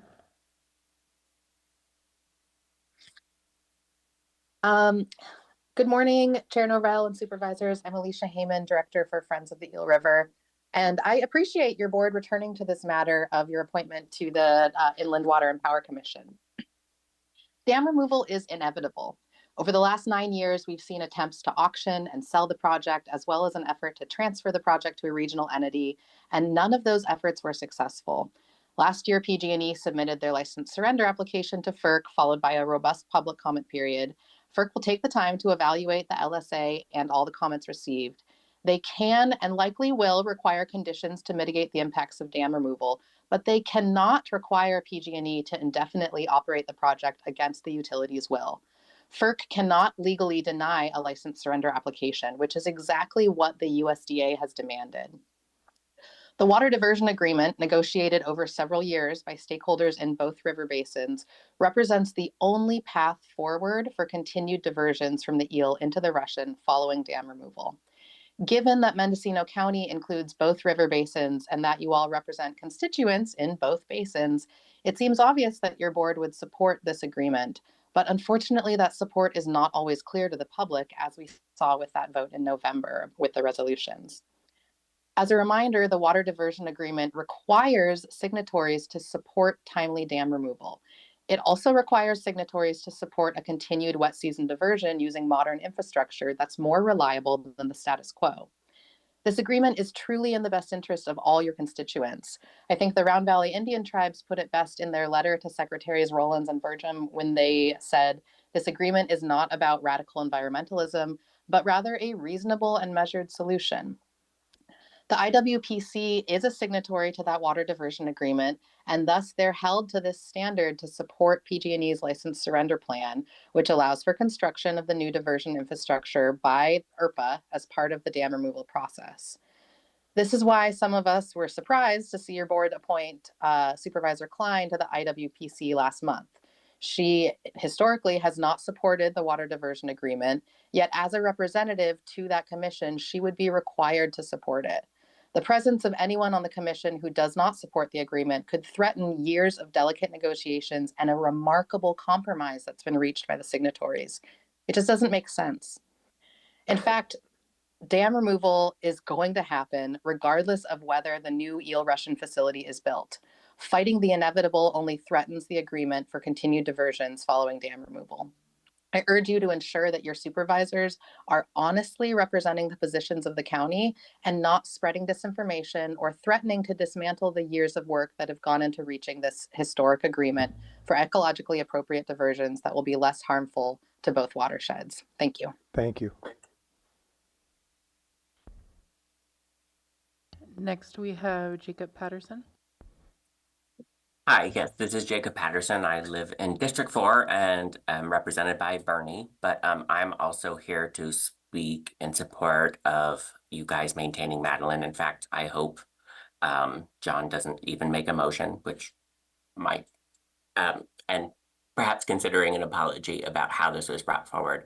I understand his statements about the rules and needing to have reconsideration at the next meeting, but you guys can make changes to appointments at any time with a normal agenda item, so I'm not quite sure about that. But this just seemed a little messy and tacky in my opinion, and unprofessional. So I don't know. I don't see any reason to change that. And I'd like to remind everyone, Bernie kind of alluded to this, it's just about the appointment. And when you're on a deliberative body where you're just one member, whether it's the board that we're talking about or the supervisors themselves, all of you are faced with situations where you have to represent the majority opinion, but you don't necessarily agree with all aspects of it. I'm sure that's true for every single one of you, depending on what boards and commissions you're on as a representative of the supervisor. So like, I think all of you should have the benefit of the doubt that you can maintain that integrity unless proven otherwise, rather than succumbing to hyperbolic like assumptions about something going wrong. I've been to many press conferences myself on different topics. It doesn't mean I'm endorsing anything about any of the speakers. I think it would be irresponsible for her to have not gone to something like this that directly related to an important topic. And in fact, any of you could have gone, in my opinion, but just two of you chose to. There's no reason to remove somebody, particularly so soon after you did it. It puts a bad taste in my mouth. And unlike some of the people that seem to want to relitigate things, I don't appreciate that this was brought forward as taking a lot of time away from much more important things. Thank you. Thank you. Next, we have Nicole Whipple.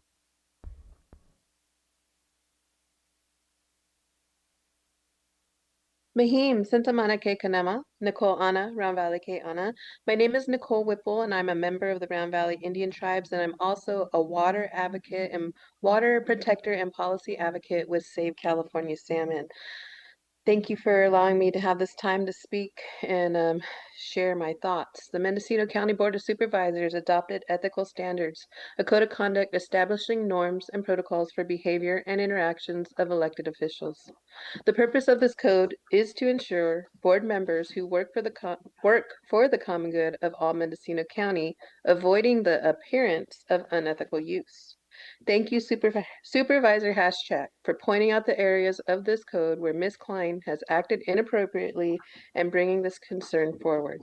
Clearly, Ms. Klein does not understand all of the quote special needs end quote and interests involved in this process, including the partnership and support of the Round Valley Indian Tribes, who are the senior water rights holders. She lacks the ability to inform the public and protect the county from legal repercussions. Supervisor Klein and the federal officials involved in this meeting have both engaged in illegal planning and engagements. Today, I'm sorry for not having the correct, I don't even recall if it was Miss Fawn or Vaughn who spoke earlier, for sharing your insight. If we are to believe what you mentioned today, this clearly verifies the inappropriate use of an elected official to support her personal agenda. Ms. Klein, you stated Ms. Klein was only invited to this convening because she was personally against supporting the Indigenous First People and underserved constituents of Mendocino County. Every tribe in Mendocino County suffers from water quality and water insecurity. Every tribe in the Eel River watershed. And Ms. Klein continues to show negligence in her tribal constituents. When we are, when we, oh, sorry.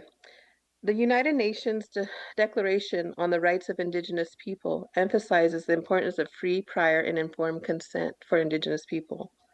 Joint Secretarial Order number 3403, Amendment number 1, fulfills the trust responsibilities to Indian tribes in the stewardship of federal lands and waters. Issued by the Secretary of Agriculture, the Secretary of the Interior, and the Secretary of Commerce to ensure the Department of Agriculture, the Department of the Interior, and the Department of Commerce and their component bureaus and offices are managing federal lands and waters in a manner that seeks to protect the treaty, religious, subsistence, and cultural interests of federal recognized Indian tribes consistent with the nation-to-nation relationship between the United States and federally recognized Indian tribes, and that such management fulfills the United States' unique trust obligation to federally recognized Indian tribes and their citizens. There are federal mandates and guidances Ma'am, if afforded I could to get you to finish your thought, please. Thank you. Absolutely. There are federal mandates and guidances afforded to the Round Valley Indian tribes. It is illegal for FERC to tell PG&E they cannot walk away from this project, and in accepting PG&E's application for decommissioning, FERC is prohibited to sell this license or the property to another agency or purchaser. Free the eel. Please remove Ms. Klein from this board. Thank you. Thank you. We have Peter McNamee. I want to say, having listened to this discussion and read the materials that were provided in the agenda, that I want to thank Supervisor Haschek for bringing this matter forward. He clearly, and I don't think that anything I've heard today or indicates otherwise, followed the rules that the Board of Supervisors has established for reconsideration, and that was the mechanism that was available to him in order to put this issue before the Board of Supervisors. I don't have any insight, nor have I heard a compelling evidentiary case on either side as to whether there was appropriate or inappropriate activity on or by Supervisor Klein. I take at face value her statements that she did not feel that she had violated her promise to the Board of Supervisors, but none of that would be known, nor was Supervisor Haschek able to verify that information through any other process than the one that he proceeded in bringing to the board today. And for that matter, I think it's incredibly important that people honor the fact that he was doing his duty as a supervisor and had an obligation to raise a question where there was legitimate questions being raised by his constituents and others in the county about the supervisor's behavior. That's not condemning Supervisor Klein. It's simply saying that this is the appropriate forum for this discussion. And it was appropriate for Supervisor Haschek to bring it forward in that context. I just want to say that if you don't follow that mechanism, you create a chilling effect where supervisors who become aware of information that may be of import to the public safekeeping about behaviors of others in the county would be afraid to bring forward those questions in a public forum simply because they would be chastised for the implication of questioning the behavior of another public official. If we get to that kind of situation, then we've lost all freedom in this country. And personally, I don't look forward to that. So thank you for giving me the opportunity to make that comment. Thank you. Madam Clerk, I think we have one more. Seeing no further comment online. Okay. We will bring it back to the board. Supervisor Haschek, I'll look to you on whether you would like to make a motion or not. Well, I'll just say that it's been a good discussion, and certainly we're all concerned about water in this county, but I think it boils down to, like the previous speaker just said, it's a Brown Act, and the rules of procedure is the reason why I brought this forward in this manner. Respecting those, it's all about local control.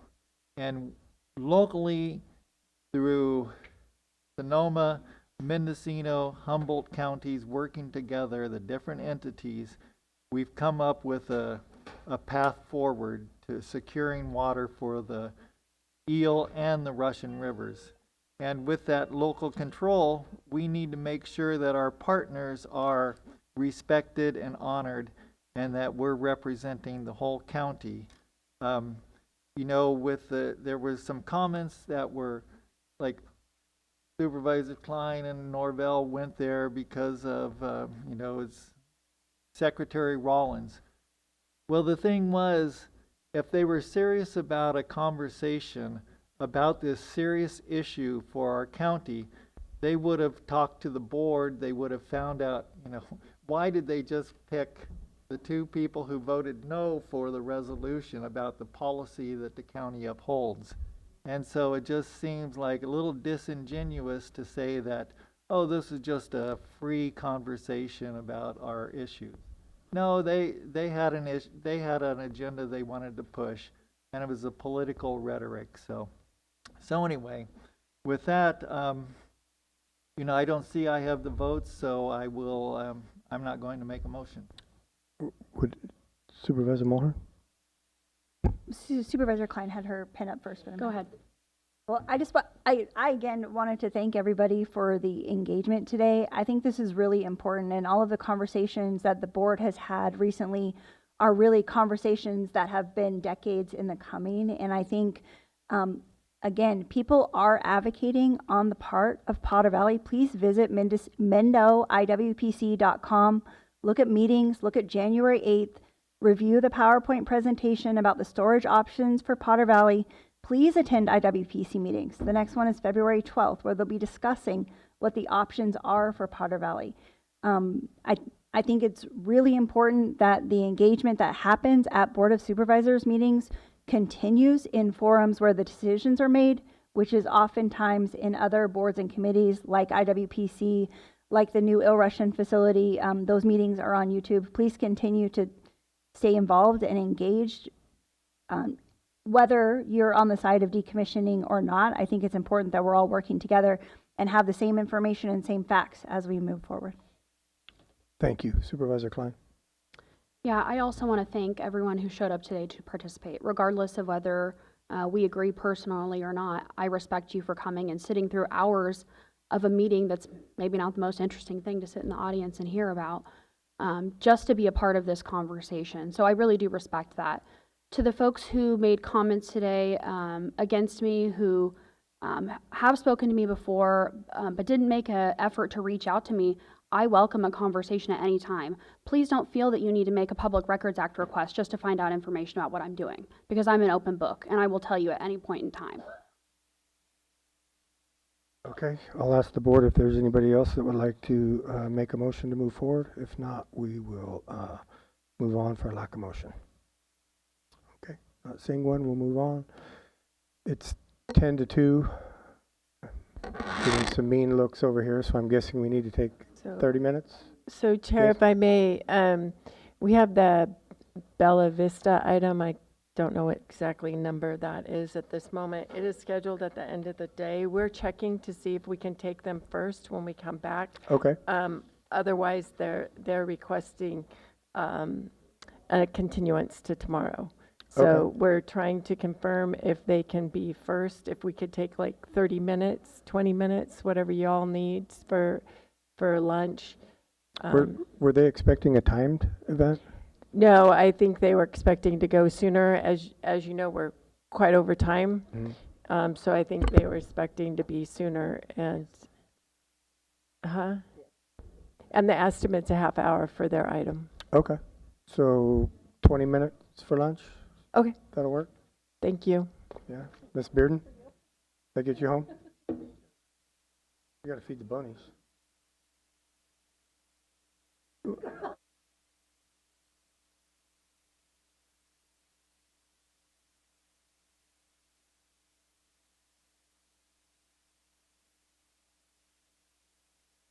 pick up your pet's poop when you are out on a walk. After all, it's the neighborly thing to do. But what about the pet waste in your backyard? Pick it up regularly, and especially before rain or irrigation water washes any of it into a backyard drain. Your pet's poo is full of bacteria and nutrients that can contaminate our creeks. Scoop the poo, bag it, and put it in your garbage. When tending to your yard or garden, check the weather and prevent over-irrigation. Runoff of fertilizer, herbicides, landscape Here materials. We're going to jump, compost though, piles. to agenda item R8, which is a public hearing, discussion and possible action to modify the previously approved Bella Vista subdivision vesting tentative map and development agreement, including 1, adoption of resolution approving a second amendment to the Gardens Gate final environmental impact report and amend mitigation monitoring and reporting program for the Bella Vista subdivision project. Number 2, adoption of resolution approving the Bella Vista subdivision project, an amended vesting tentative map subject to conditions of approval, and an amended mitigation monitoring and reporting program, a density bonus and reductions in development standards per state density bonus law, modified preliminary landscape plan and planting plan, and amended inclusionary housing plan, adoption of ordinance adding section 2104040 to the Mendocino County Code, and approving a second restated development agreement for Bella Vista subdivision project located at 3000 South State Street near Ukiah. Sponsor is Planning and Building. Madam Clerk, did we establish proper notice? Proper notice has been established and all correspondence received, if any, has been sent to your emails. Okay, it's 2:15. We will open the public hearing. The process for this hearing will be for myself to open the public hearing, which we just did. The board notice, the board or clerk will note correspondence and telephone calls received. Staff, we will have the staff presentation, public input and comment, staff final remarks, back to the board for questions, to staff or public, and then we will close the public hearing, and then the board will be back. Matter will be back in front of the board. Please. Thank you. Julia Krog, Planning and Building Services Director and the project planner for this project. Let me just go ahead and get my up and running. Okay, there we go. So folks on the board here may be familiar with this project. It was previously in front of the board on April 11th, 2023, where a more significant modification was approved from the original Gardens Gate project and renamed as the Bella Vista subdivision. The project site is located at 3000 South State Street. It's about a mile south of Ukiah and immediately south of Gobelay Lane, which is a private road. It's a 48.8 acre site, and it was formerly a vineyard, which was removed in 2021. The proposed modifications in front of the board today are outlined on this slide. The primary ones that I'll call to the board's attention is that it is an overall change in the layout of the subdivision that's being considered. There is a reduction in the overall number of lots to 166 lots. And included is a modified phasing plan, related modified conditions of approval to reflect the revisions to the amended map. There is amendments to the inclusionary housing plan to reflect the amended map, and a revised preliminary landscape and site plan and planting plan.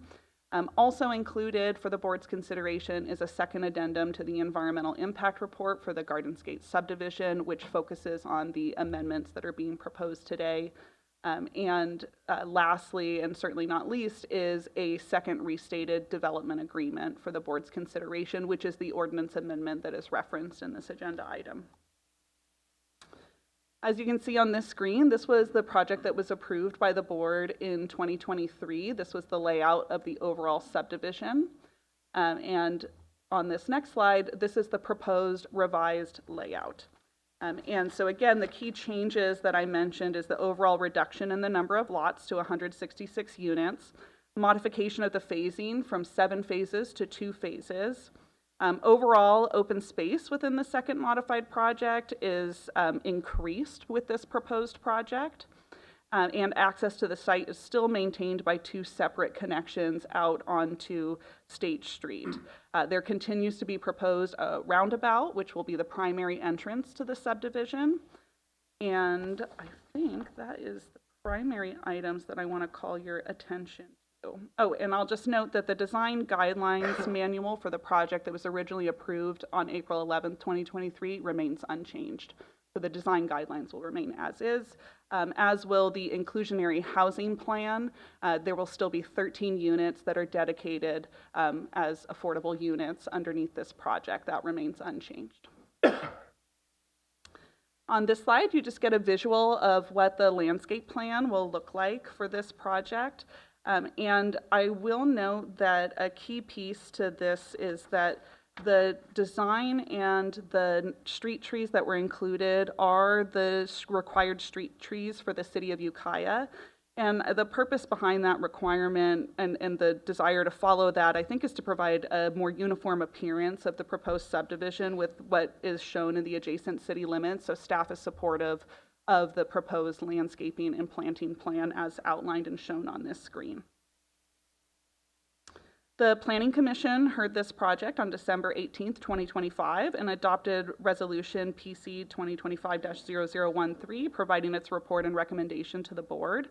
And the Planning Commission did not make any modifications to the proposed project during their meeting. So the project was approved as originally, or recommended for approval as originally presented by staff.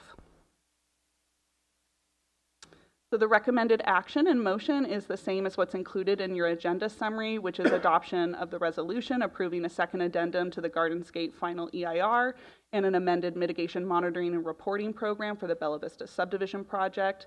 The second action, adopting a resolution approving the Bella Vista subdivision project, an amended vesting tentative map subject to conditions of approval, and an amended mitigation monitoring and reporting program, a density bonus, and reductions in development standards per state density bonus law, modified preliminary landscape plan and planting plan, and an amended inclusionary housing plan.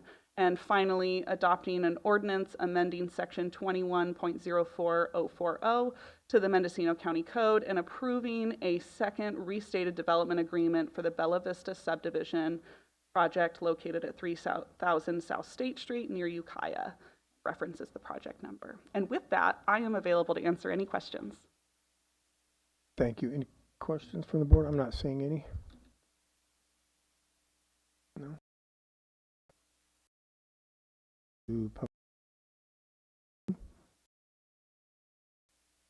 Yes, sir.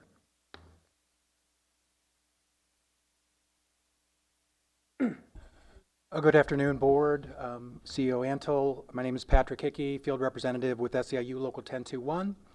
About 5 years ago, we issued a report and presented it to the board called There Is No Place to Live Here, that highlighted the challenges faced by county employees in finding anywhere to live after accepting a job to work with the county or the courts or the college, the different groups that we represent. It was a huge issue then. It's continuing to be a large issue. So any kind of new development, especially a project that is so appealing as this one, the hard work that the Planning and Building Department has put in on this is to be commended. We are very supportive of this. There needs to be more housing built, not just for county employees, but for other businesses in our communities, both here inland, but also on the coast. Your previous item on the agenda, item 7, is another opportunity, I think, for the board to make a statement about supporting and maintaining our housing stock. So I urge the board to support this effort, and we want to see more development. Thank you. Thank you. Anyone else?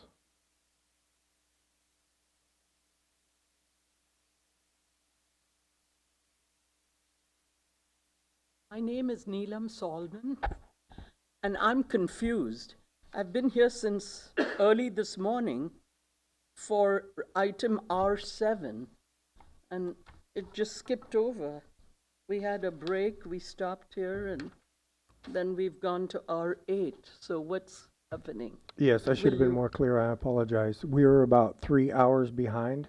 So and, should I stay here or go home? I don't have that much time, you know. You're here for R7? Yeah, I've Yeah. been here since 8:45. Yeah, so R7 is now, I think, going to be heard second to last because we have 9. You're more than welcome to submit your comments to the Board of Supervisors and or the clerk. Okay. Yeah. Okay, thank you. Thank you. Through My the chair, if I apologies. may, through clarification, those comments can be submitted at bos@mendocinocounty.gov, or you can drop them off at the front of the executive office, and I will scan them in and send them to the board.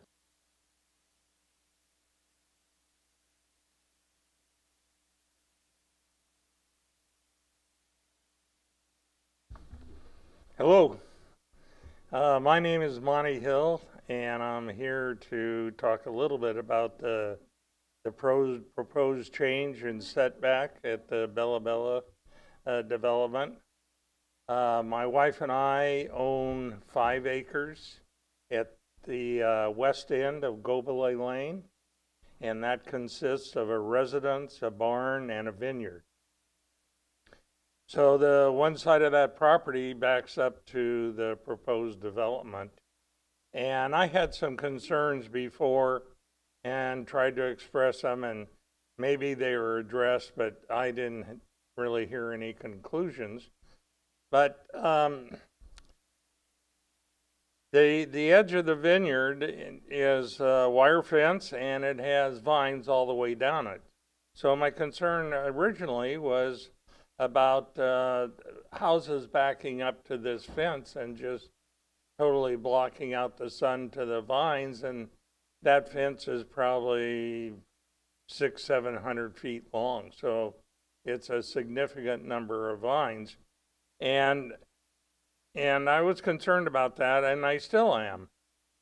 But now that we're talking about chopping 5 feet off from houses that might back up to that fence, I just think that, you know, with the confluence of building development and agriculture, that it's just going to create more problems or conflicts, I should say.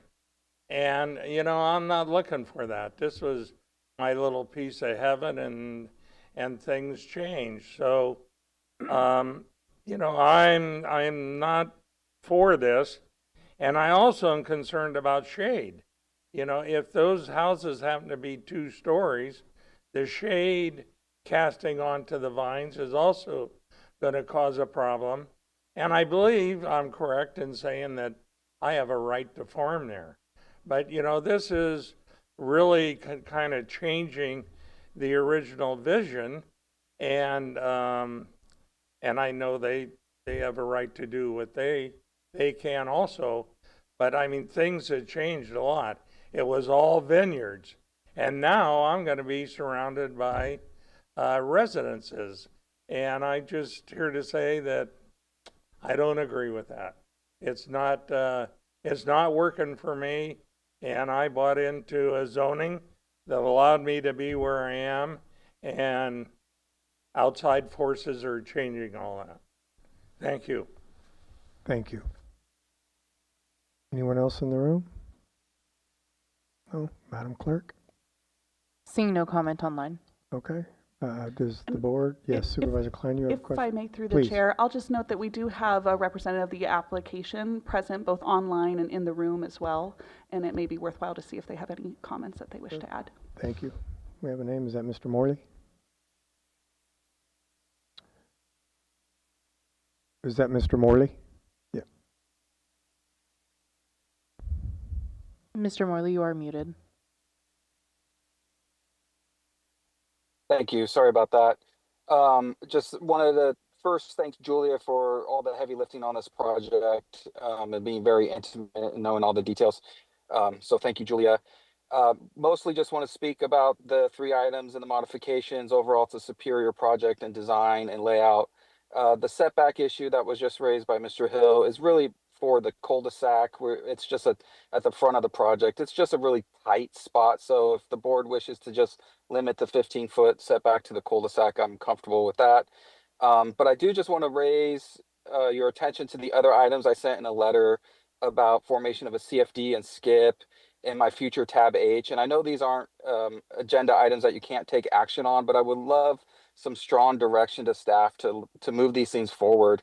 It takes a lot of time to get in front of you guys. Julia had this item scheduled back in the end of the year, and it's just really hard to get approval to move forward. We have the flexibility in the conditions to allow these things, to approve these things, but at this point, I'm essentially playing a game by myself, and it's quite exhausting to try to bring housing to a market that I know needs it, while, you know, lumber and construction costs are increasing, and it just makes it more difficult to do what I feel is right for the people of the valley. That is all. Thank you. Did you want to address that concern?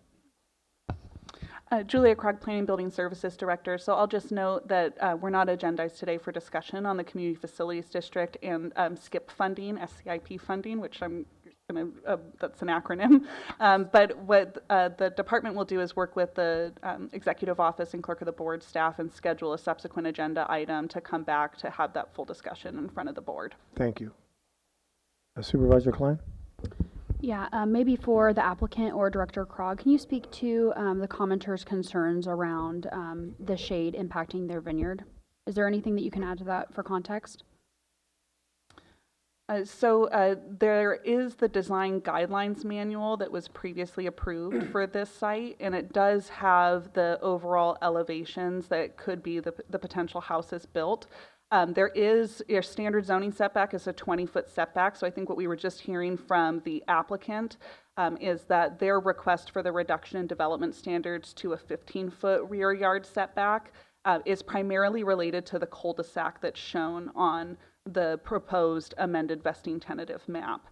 So they are not anticipating that it will encroach closer onto the Mr. Hill's property location. And the 20-foot setback, that is a standard setback afforded under the zoning, and impacts related to agricultural uses and agricultural impacts, including for this site, were analyzed underneath the environmental impact report that was done for the original Gardens Gate project in 2009, and a statement of overriding considerations was adopted for that environmental impact report related to agricultural impacts.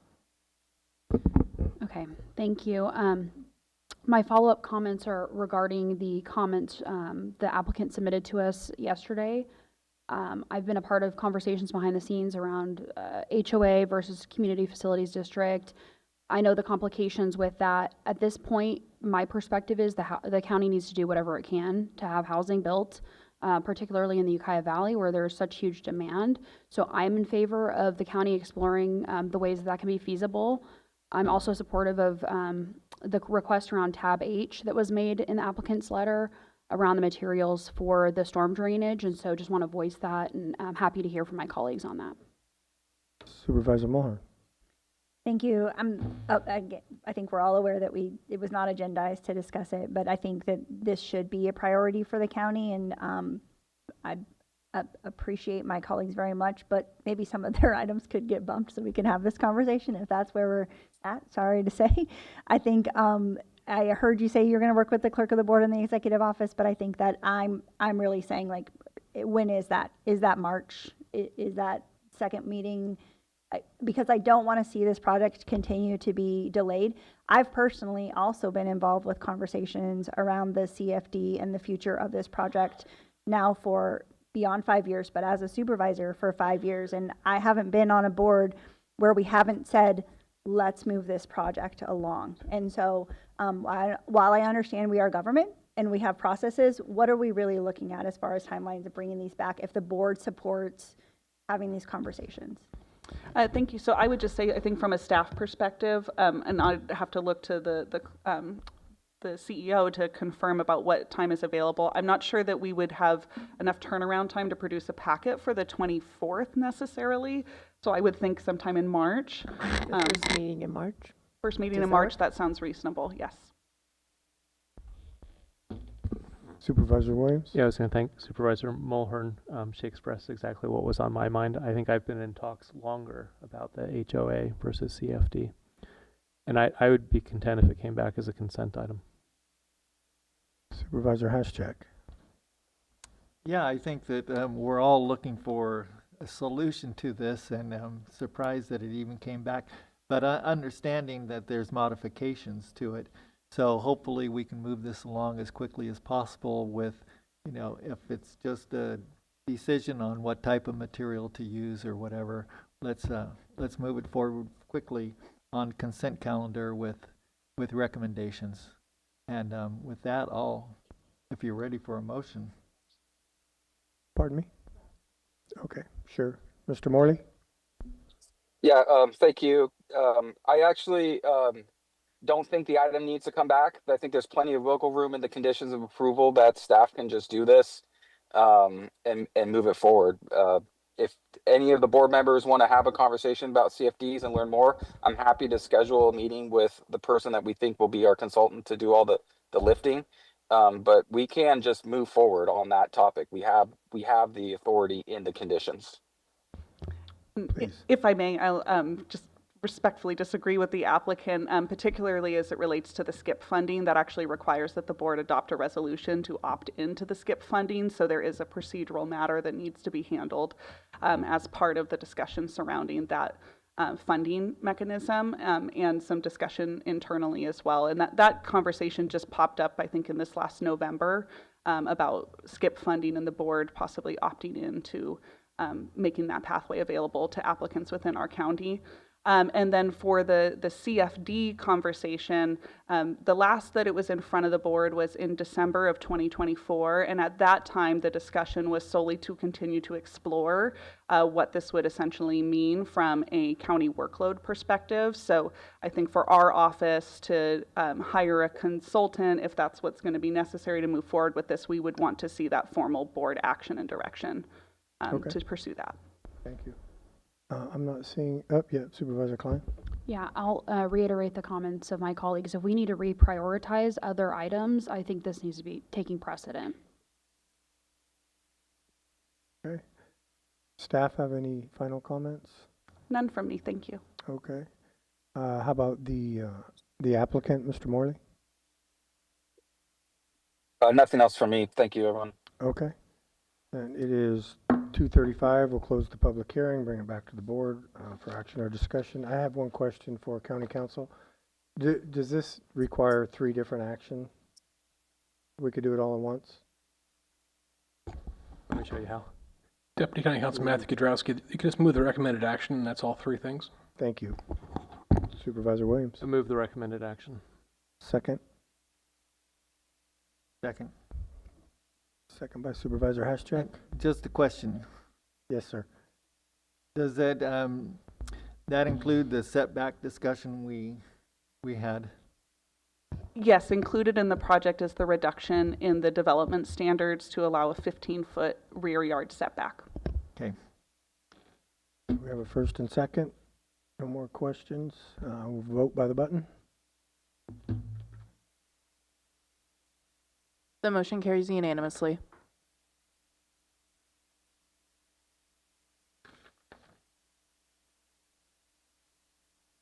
Okay.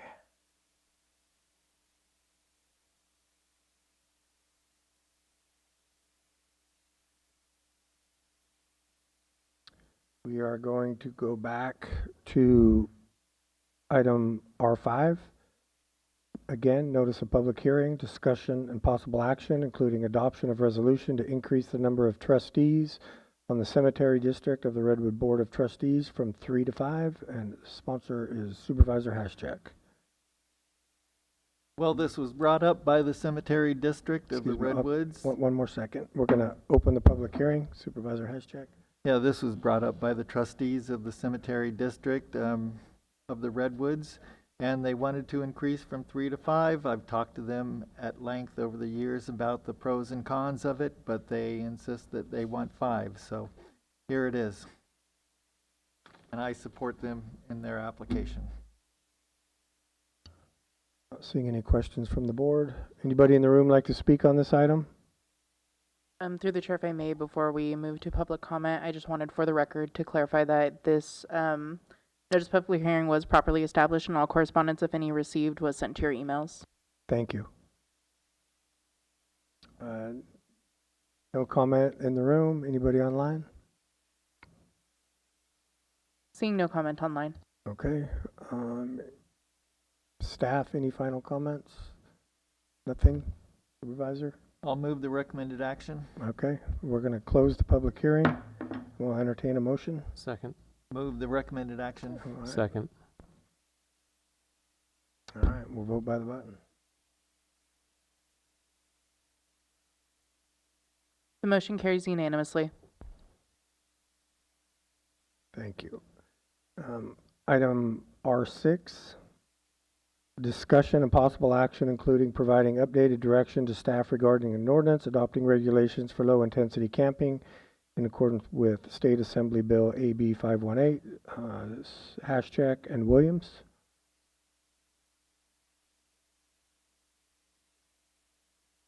Supervisor Haschek. Well, with the passage of AB 518, which allows for counties to opt in and create their own ordinance and not have to go through the state bureaucracy, this is our opportunity to kind of streamline the process and move it forward, because we've dealt with this for the last 4 years. And so Supervisor Williams and I met with staff, and a couple things that we looked at were decreasing the number from 9 is allowable under this AB 518. We decided to go for 7, and then also limit it to about 100 business licenses at the beginning, because we wanted to see how it rolls out. And there's already, more or less 80 or so on different platforms. And so, we wanted to keep it from expanding too much and see what the problems were. So this is our proposal. Okay. Any questions from the board? Supervisor Klein? Yes, thank you. To the sponsors of this item, what kind of engagement did you do with property owners that may be interested in having low-intensity campsites or low-impact campsites in terms of the 9 versus 7 campsites? Well, I think that there's been a series of outreaches that the planning and building has done throughout the county, each supervisorial district, and but none directly about that issue. Supervisor Williams. So I think I might have been the first to speak about this, and it was to the effect, this is happening. Does anybody know? And can we shut it down? And the concern was fire safety. Are we going to burn up a community? And then after that meeting, I talked to staff and kind of put together that this county doesn't have the enforcement resources. It's just not realistic. Better is to regulate it. And so I brought back a proposal to create an ordinance and a permitting system so that we could have some oversight, so that it wouldn't just be happening without the county's awareness. We could ensure it's fire safe and address nuisance problems. And I think we could roll the tape back, but I think my comments were to the effect, this needs to cost a couple $100s, not thousands of dollars. And seeing the direction over 4 years, and this is not a critique of staff, this is the cost of government and complying with state regulations. We're getting up into the several $1,000s, maybe $5,000 for a permit, depending if a use permit is required. I don't think we can bring people into compliance with that. We have these operating right now without any oversight. If we announce we have a system, we're ready, it's $5,000, I think a lot of people will still operate as outlaws, and we don't gain that safety. So John reached out to me and asked what I thought of trying to adopt the state standard. I think that makes a lot of sense. Seeing that each time the county has gone its own way, look at cannabis, versus trying to follow a blueprint that's worked somewhere else. It's run up costs, compliance has been difficult. I think this might be our best hope, aligning to state standards. And I know there's some additional work with zoning that has to be done, but at least it gets us somewhere. As far as the how many, I don't have a strong preference. What I don't want is nuisance, and I think doing nothing, we have a nuisance because we have fire risk and we have complaints that right now code enforcement is probably triaging in a bucket of the board is working on a policy, but that doesn't last forever. Having too many in a residential community will create problems. It'll create noise problems. It'll, strangers walking down a road, all the things that we've heard. So where's that fine line of a cap that allows us to try this in a small way and get some feedback as a pilot program, and not too many sites? I think John suggested 7, and I'm happy to follow. Supervisor Mulhern. Thank you. Just for clarification, the AB 518, the state is saying 9, right? They're proposing if stricter. we're going to follow the state, then I think we should follow the state. I don't know why we would reduce it to 7. I'm fine with having a cap of 100 to see how it goes. If we have people coming to board chambers, every meeting that they didn't get in, then we can talk about it again. But if we're going to follow the state, then let's just go ahead and do that.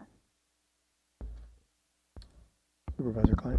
Yeah, I agree with Supervisor Mulhern. That was what I was going to propose. I'm okay with the 100 operation countywide cap. I think we can adjust that easily later on. But I think that if we're going to follow the state law, I have no issue with it. I think it's a good way to go about it. I agree with Supervisor Williams' comments, but let's start with 9 and not 7 sites. It seems arbitrary. I'm happy to be a team player and join you on 9. And that's fine with me too. Supervisor Krog, I have a question. What does this do to the HIP camps that are operating illegally, say in residential neighborhoods already?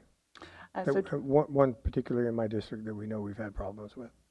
So Julia Krog, Planning and Building Services Director. So one key piece that I think we would want to make sure is if the board does want to pursue modifying the direction that we previously received in September of 2025, we want to make sure we're clear about what zoning districts we would be bringing forward this initial 100 cap within. Another piece that I think is key for Assembly Bill 518, there's certain restrictions around areas that are designated an urban cluster underneath the Census Bureau, and we have areas that are outside of the city of Fort Bragg. That's one area where there's an urban cluster. There's also areas that run adjacent to Ukiah into Redwood Valley and up towards Willits as well.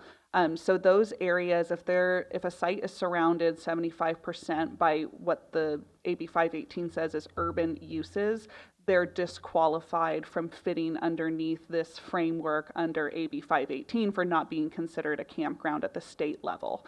So I think if the board's direction is to follow those standards from AB 518, certain residential areas that fall within those urban clusters and are surrounded by other, urban uses are going to be excluded from being eligible for having any type of camping on those properties. Thank you. Supervisor Williams. Yeah, so we're going to have a few problem cases. I tend to think we're going to have them regardless. I mean, as the chair points out, it's already happened. Somebody having a rave selling tickets on Craigslist, San Francisco. Whether or not we have an ordinance, we have a nuisance problem happening. So I still would like to encourage staff to think of ways to address those worst case to protect our neighborhoods. But one of the conversation Supervisor Haschek and I had with staff, I noted to staff, I think that they know our general plan, they know the code enforcement complaints, they know our zoning.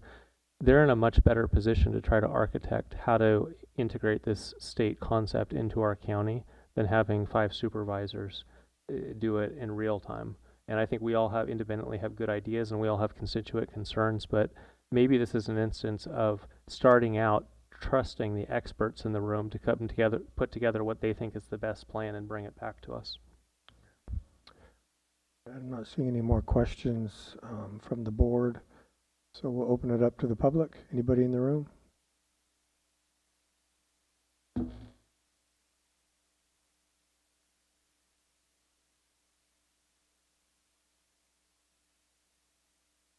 Dee Powelson in District 5.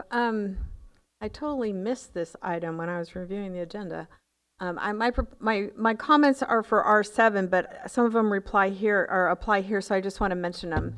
The fact that we don't have a noise ordinance yet, the increased cost to EMS allowing this, those are all, I'll go into more detail in the next item, but it's something I think we should think about. But the number one thing is allowing them on private roads where there's multiple owners, multiple easements. It's creating a problem for those of us who live there. Supervisor Williams alluded to some of them, but I don't think they should be allowed when there's multiple owners on a private road. It's going to create just a mess of problems that's going to affect everything from, well, mostly probably law enforcement, but I would like us to consider that. And then also, in wording in the ordinance, I just caution you in using the term discretionary. It seems to pop up a lot. And that creates a problem because it allows for inconsistent application of an ordinance. So in anything you write, I would encourage you not to use discretionary when you're talking about permit applications and what's required. And then there needs to be serious consequence for noncompliance. As Supervisor Williams alluded to, we have talked about this before here, that we have a culture of lawlessness. If we don't like the laws, we just choose not to follow them. And without consequence, that's going to continue to be a problem. And so I think that's something that should be included. Thank you. Supervisor Williams?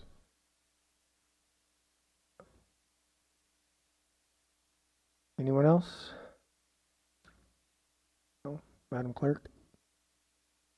We have one online, Megan Durbin.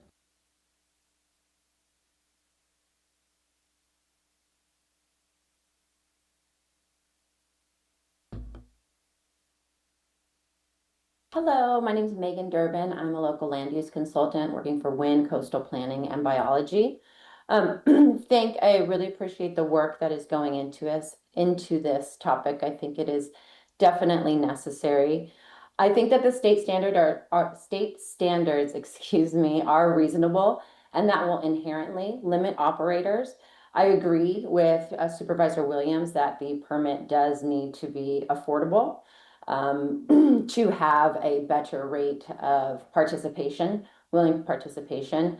I don't support the cap of 100.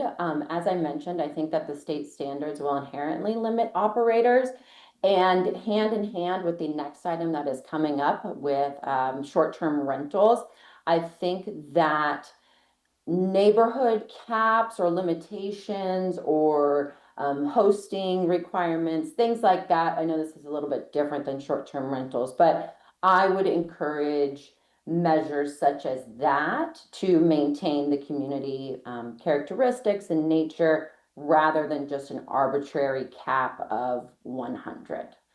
And that's all. Thank you very much for your time. Thank you. Anyone else? Seeing no further comments online. Okay, we'll bring it back to the board for action or discussion. Supervisor Haschak. Well, kind of the idea is to approve it as a board, give it back to staff to work out the details on it, and bring it back. Hopefully we can get this done in the near future. Because every summer season that we're losing out on some of the taxes and regulation for it. And again, you're just looking for direction, correct? Yeah. And if I may, I just want to make sure that we're clear with the direction that we'll be working off of. So if the board moves this item, obviously that'll remove the previous discretionary permitting pathway that staff was working on, and will incorporate the AB 518 standards.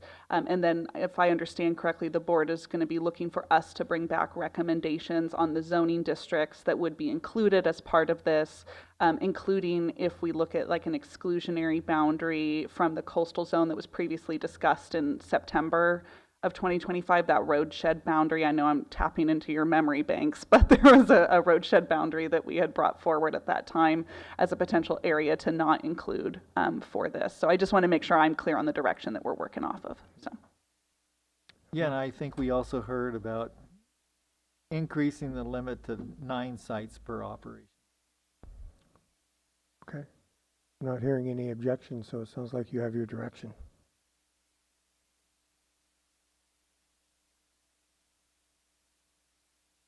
Thank you. Okay, we do have one more public comment, so we'll go back to that. Madam Clerk? It is phone number ending in 82831.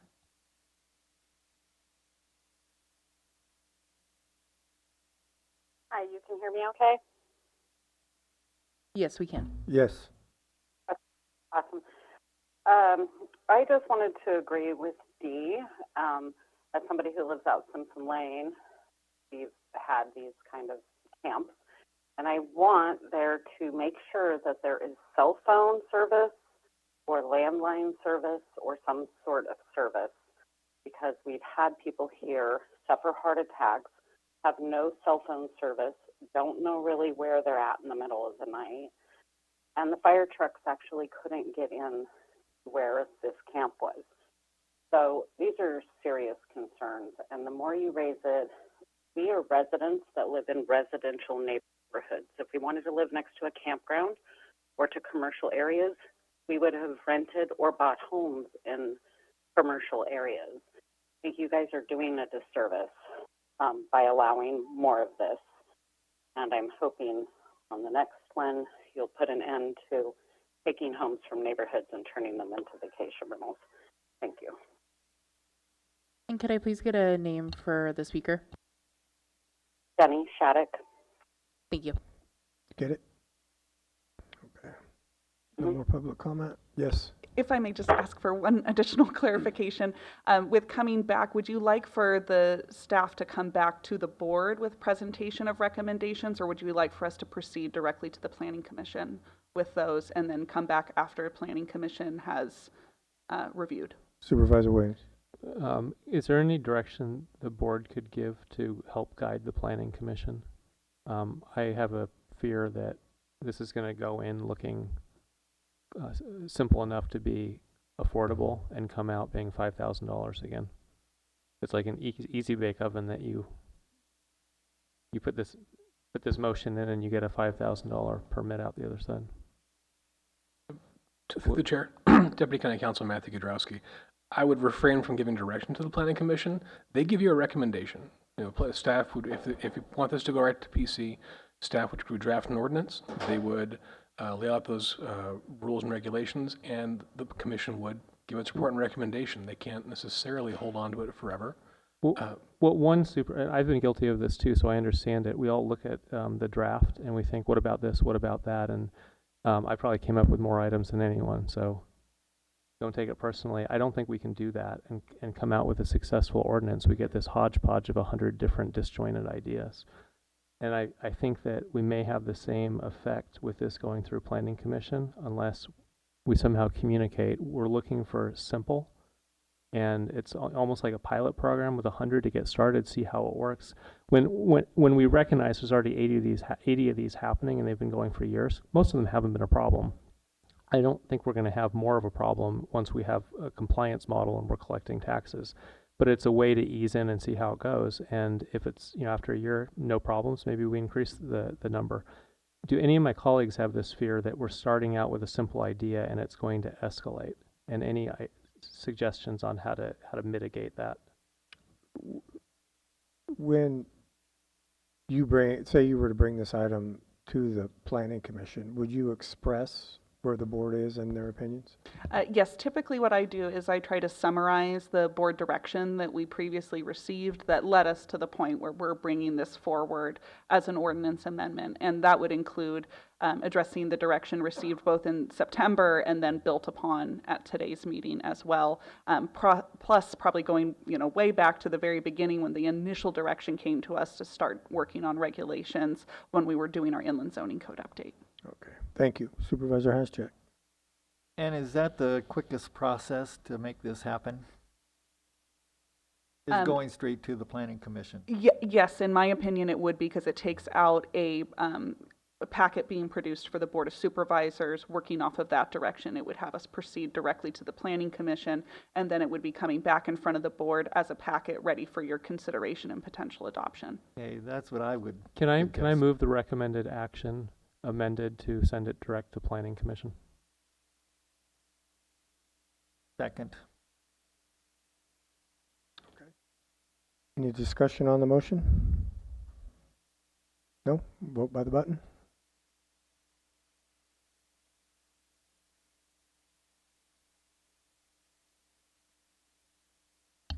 The motion carries unanimously. So we're going to move on to item R7, discussion of possible action, including direction to staff regarding establishing a new use type of short-term rentals for the inland area, OA 2023-0004, again, planning and building. And if I may, through the chair, we'll just need a minute to get our presenters set up here. Thank you.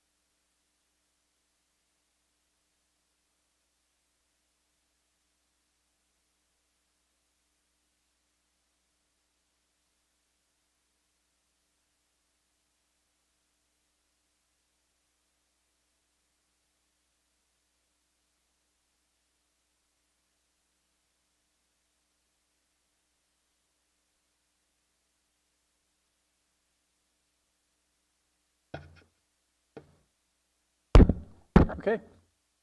Good afternoon, Chair, members of the board, Mark Kleiser and Shelby Miller from Planning and Building Services. Today we will be presenting recommendations based on stakeholder meetings and an online survey for short-term rentals. Before I begin, I would like to note that today's discussion will be for Division 1 inland only. Everything east of the red line, that's inland. Anything highlighted in orange is the coastal zone, and we will not be discussing short-term rentals there, nor for the cities of Ukiah, Willits, Fort Bragg, Point Arena, or the town of Mendocino.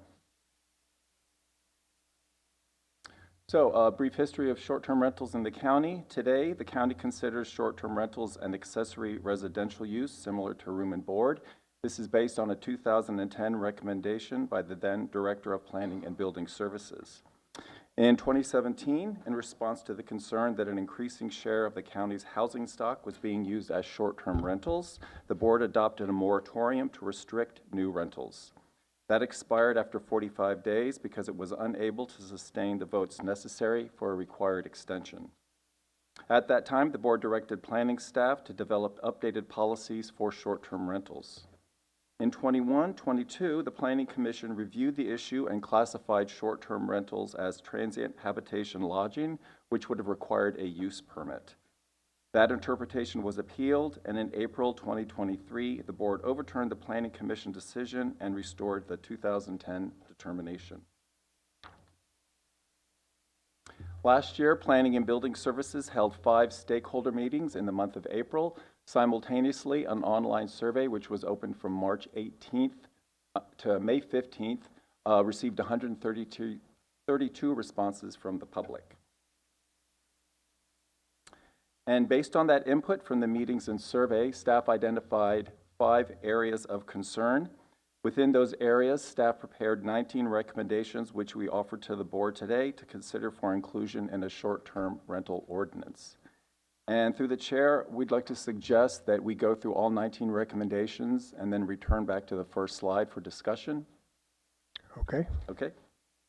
With that, I will turn it over to Shelby Miller. Project Planner Shelby Miller here. So the first recommendation is modeled after the Humboldt County's use of a Good Neighbor Guide for short-term rentals. This guide intends to protect neighborhood quality by notifying neighbors and guests of the stay requirements, safety information, and host contact information.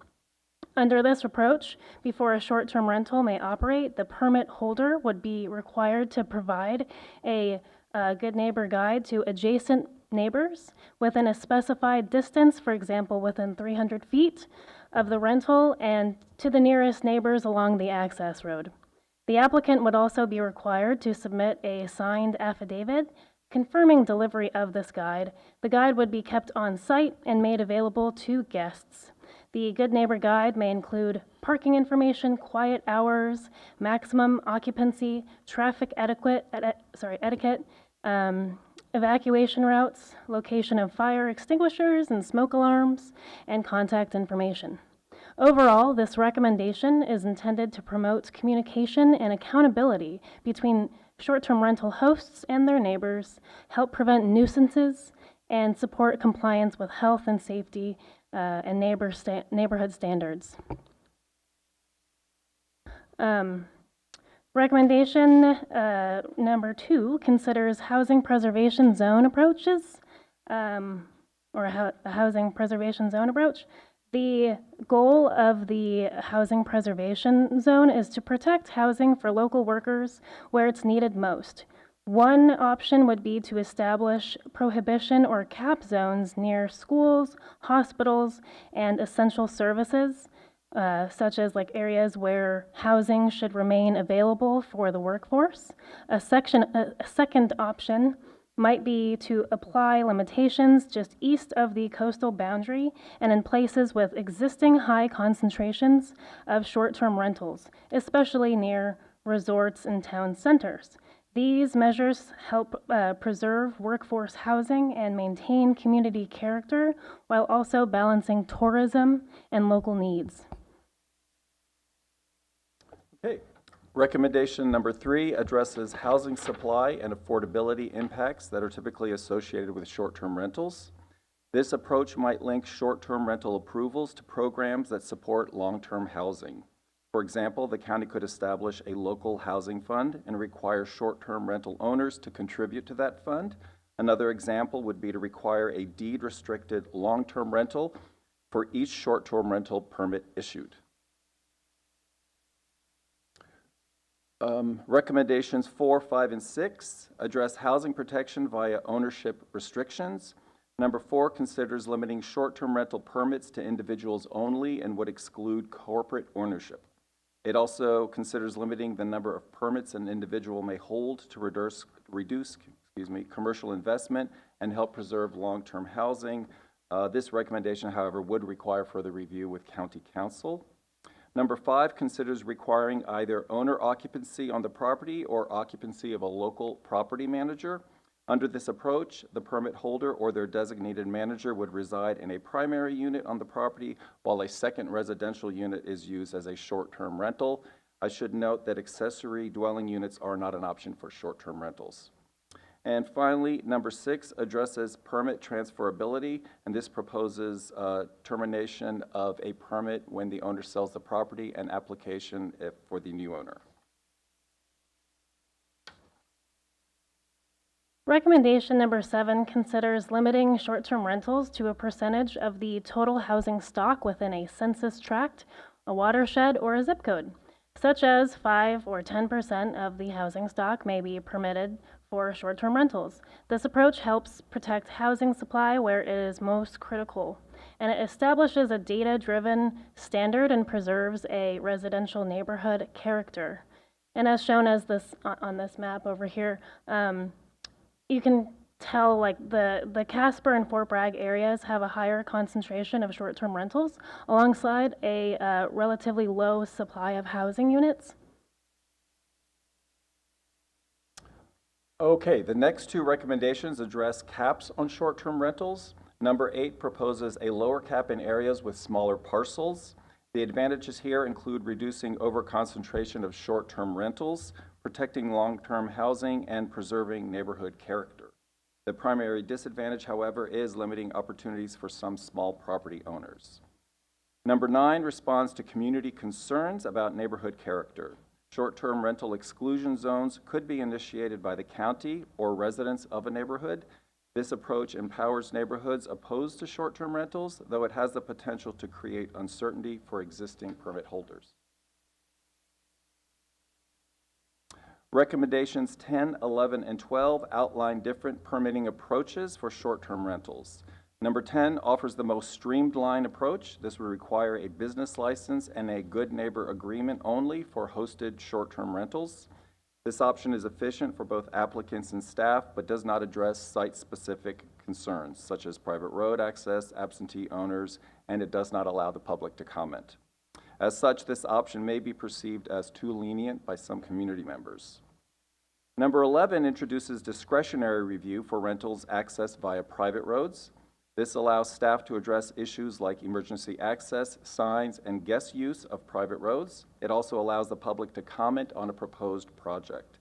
The trade-off is longer processing times and the potential for reduced compliance. And number 12 requires discretionary review for all unhosted rentals, where neither the owner nor a property manager reside on site. This targets rentals that are most likely to receive complaints and enables staff to include conditions of approval that address public concerns. Recommendations 13 and 14 address permit duration and renewal. Number 13 proposes time limits on short-term rentals. This ensures periodic review against current standards. And number 14 ties permit renewal to compliance history. This creates strong incentives for ongoing compliance and builds neighborhood confidence. Number 15 addresses how the county could track short-term rental compliance and respond to complaints. We have three options here.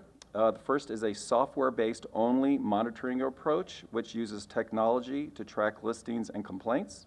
This enables proactive enforcement and reduction of staff workload. However, it cannot replace on-the-ground judgment and involves an ongoing cost.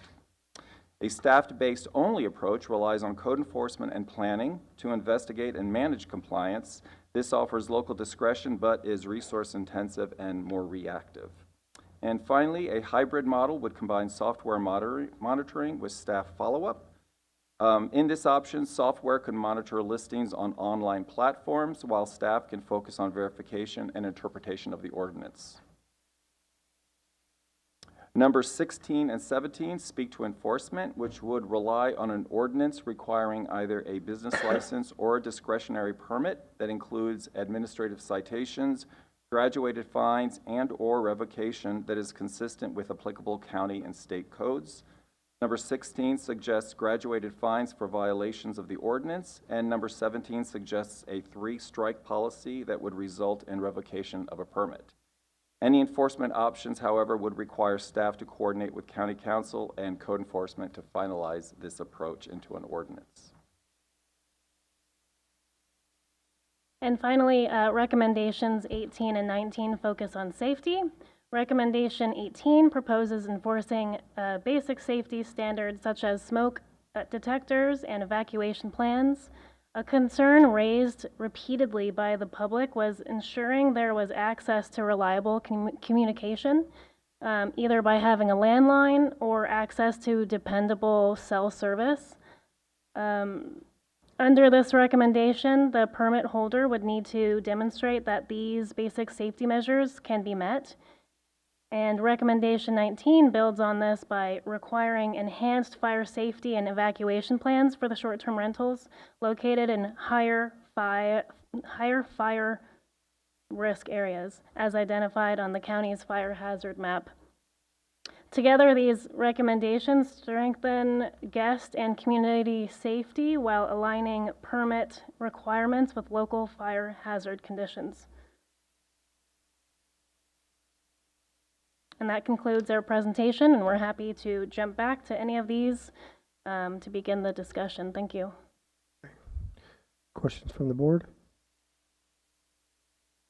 Supervisor Williams? I like the compliance options. The 3-strike.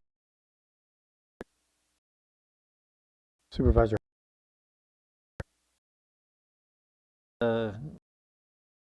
Or one of these.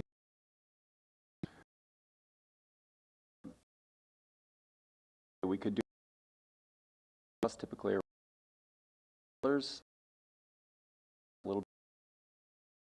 $600 range.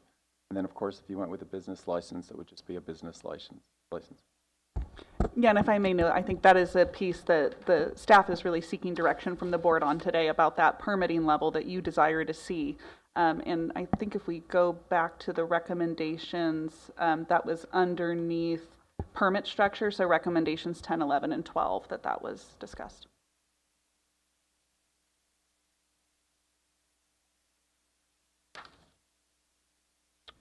Okay, Supervisor Klein? I have responses to each of these if you'll allow me. 1, good neighbor policy, I think that's positive. 2, prohibition or cap zones, I have concerns with, would like to see more information on this. 3, a housing offset in terms of a housing fund or deed restriction, I'm not supportive of that, particularly against the housing fund. 4, a limit to only individuals. I think there's some legality issues with that. People create LLCs to protect themselves, so I'm against that, but I understand the reasons for that. 5, owner occupancy. As someone who uses short-term rentals on a regular basis, I generally do not stay in places that have an owner on site because I prefer privacy, and I think there's a lot of individuals in the market that agree with that. 6, I can't remember what 6 was. Transferability.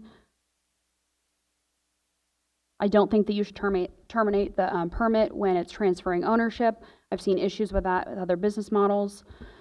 7, a regional cap of housing stock. I would like to see more data around this. When I participated in the stakeholder sessions, I asked for numbers to be brought forward around how many short-term rentals actually exist. I appreciate the graphs that were shown in our packet, but ultimately it didn't give me the level of detail I was actually looking for. If you're pulling that up, I'm happy to look at it, but. Yes, we do. We have a map here of short-term rentals in the county. If you give me just a second, I can pull that up. Yes, I saw the map. That doesn't tell me actually the number of short-term rentals. And if it does, please point it out. It shows it's probably not at the level of precision that you're looking for. Yes. Lower cap in areas with districts, I'm open to that. I'm against exclusion zones. The board has had problems with that in the past. 10, business license and good neighbor policy perhaps might be too lax for some of our constituents that want a higher level of regulation.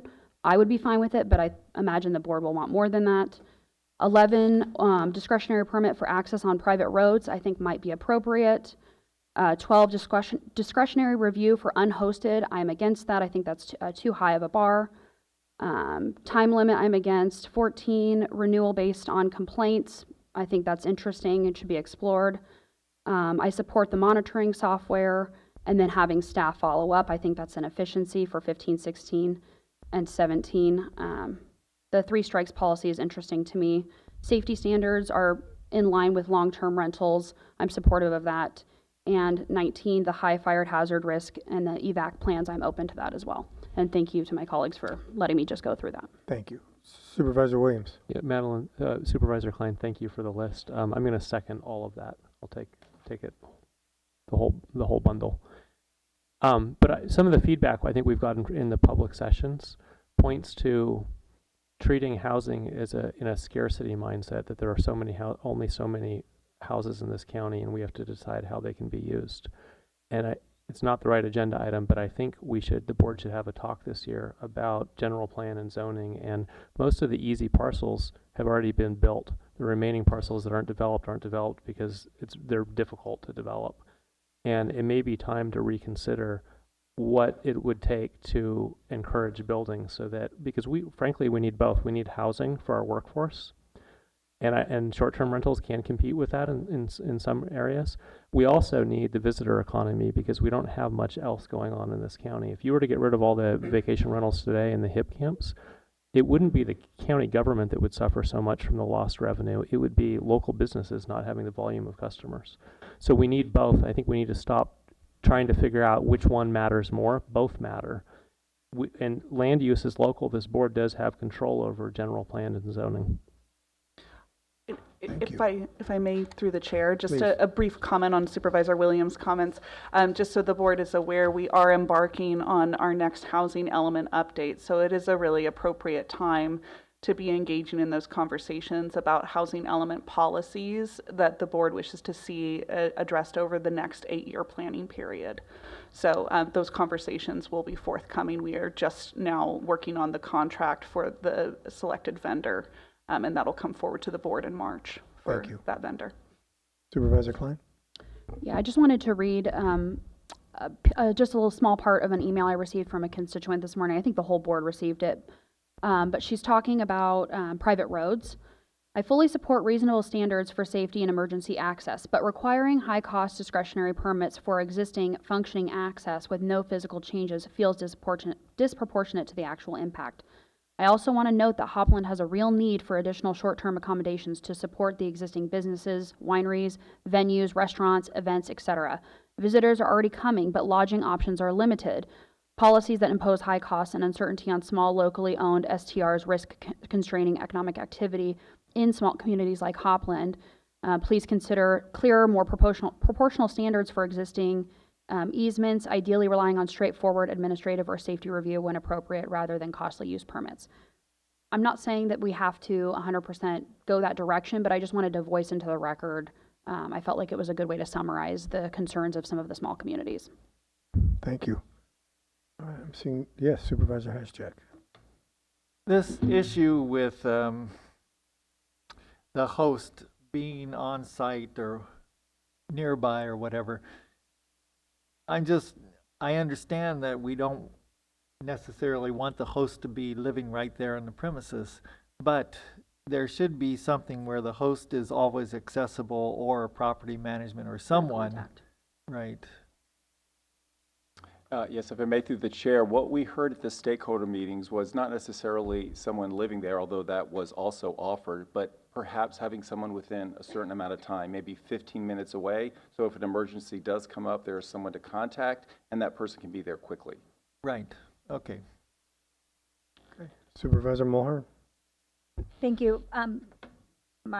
I think all of my recommendations have not changed in the last 5 years, and so I think I agree with Supervisor Klein's list. I think we make this as simple as possible, and a business license makes sense if there is a procedure. If somebody is getting a lot of complaints, I'm not opposed to the 3 strikes. I think that feels like a common sense thing that most business owners can understand and would want to be accountable for that. I don't think that this PowerPoint was in our board packet. Can we please make sure the clerk has a copy? Yes, I've been communicating with the clerk. We'll make sure it's up there. Okay, yes. Thank you. I do want to really appreciate all of the work that staff put into the community engagement and the stakeholder meetings. I think this is another item that planning and building has had to work on over several years, over several boards, and while I understand that positions may change as board members change, I think it's really appropriate that when boards provide direction, we move forward with that direction so that we're not constantly coming back with a revolving door of new elected officials that could potentially change everything on a whim. Okay, seeing no more questions from the board, we'll go to public comment.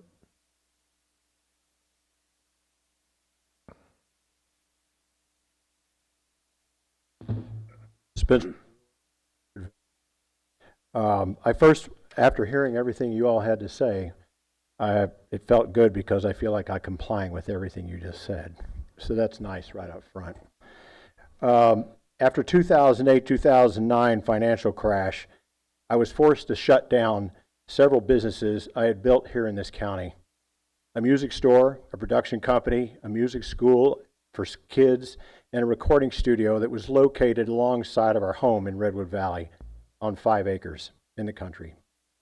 Like many small business owners at the time, we spent over a year selling off assets just to stay afloat or not go bankrupt.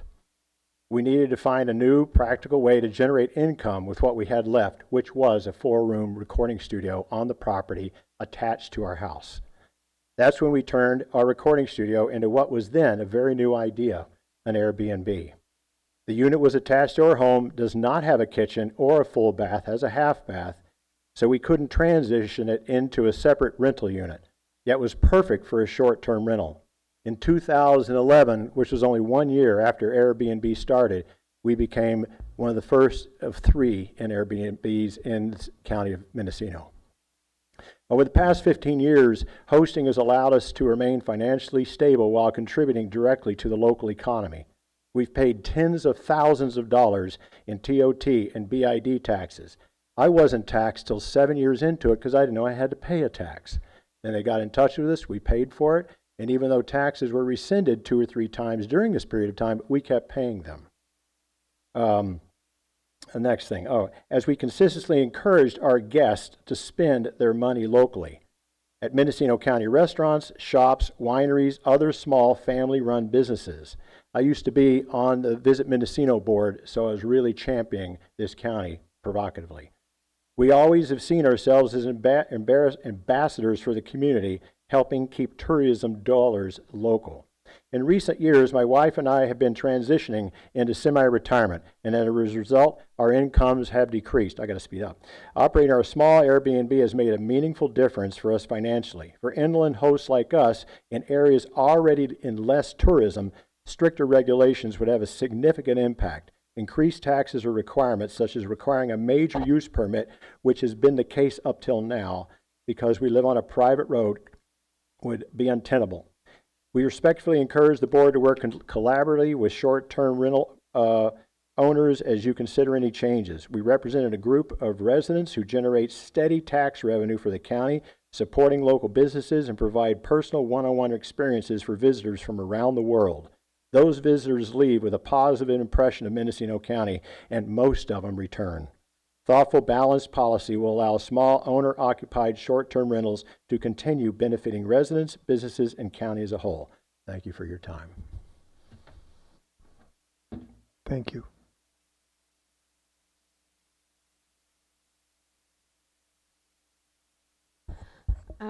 Dee Pallison, again from District 5. I want to stress that I wholeheartedly support the need for this. I agree with Supervisor Williams, and it's not an either or, but how are we going to make it all work? But I believe it's very important that we go about it in a very intentional way. Rushing to put the cart before the horse and ending up with something that is not only difficult to implement and regulate, but also impossible to enforce fairly does nothing to help anybody. This is another instance where it benefits a few instead of the many in a lot of ways, so the industry should shoulder the burden of implementation and enforcement. You've discussed the culture in our county to merely disregard regulations. To avoid another instance where this becomes the norm and to ensure fair and equitable application, there can be no discretion allowed or suggested in the language of the ordinance or in the related fees, and there must be significant and clear consequences for noncompliance, also without discretion. It is probable that the most common complaint will be noise, yet we don't have a noise ordinance. Will law enforcement or code enforcement be able to enforce any ordinance or resolve any complaint regarding noise if we don't have a noise ordinance in place first? The industry creates the potential for a significant impact on our already strapped EMS providers. People who are vacationing in an unfamiliar place in an unfamiliar environment doing unfamiliar things. There should be a specific fee attached to every permit that is allocated directly to our EMS providers over and above any TOT monies. Our code enforcement division has made it very clear that they do not have the resources to address the workload they already have. Yet we're going to add this to their responsibilities and really expect that they will be able to address the additional complaints in a timely and thorough manner that effectively address all concerns. The last time we heard from them, they convinced you their workload couldn't even handle anonymous complaints. Now this, and what about the impact on the sheriff? We do need to do our best to do the work to ensure we end up with an ordinance that not only addresses all concerns but is fair, but also is enforceable with no room for noncompliance, which I think is the most important piece. And then personally, about the private road piece.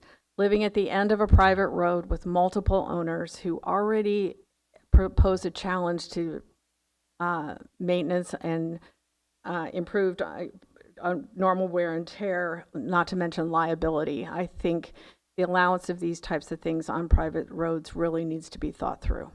Thank you. Thank you. Supervisor Williams? The private road issue I know has come up from other members of the public. The way I see it is if somebody has purchased a property and they bought deeded access for this type of use, this is commercial lodging. I don't think it's the county's place to stop that activity. But most of the deeds I've seen, the road access is for egress to and from a single family home. So I'm wondering is this a non-issue if the county just asks the applicant to submit documentation that they actually have appropriate road access for this type of use? I think Dee's right, but most cases if they had to provide that, I think they would stop right there because they don't have it. And that's really fair to the neighborhood because they didn't buy road access for running one of these. Maybe Kudrowski.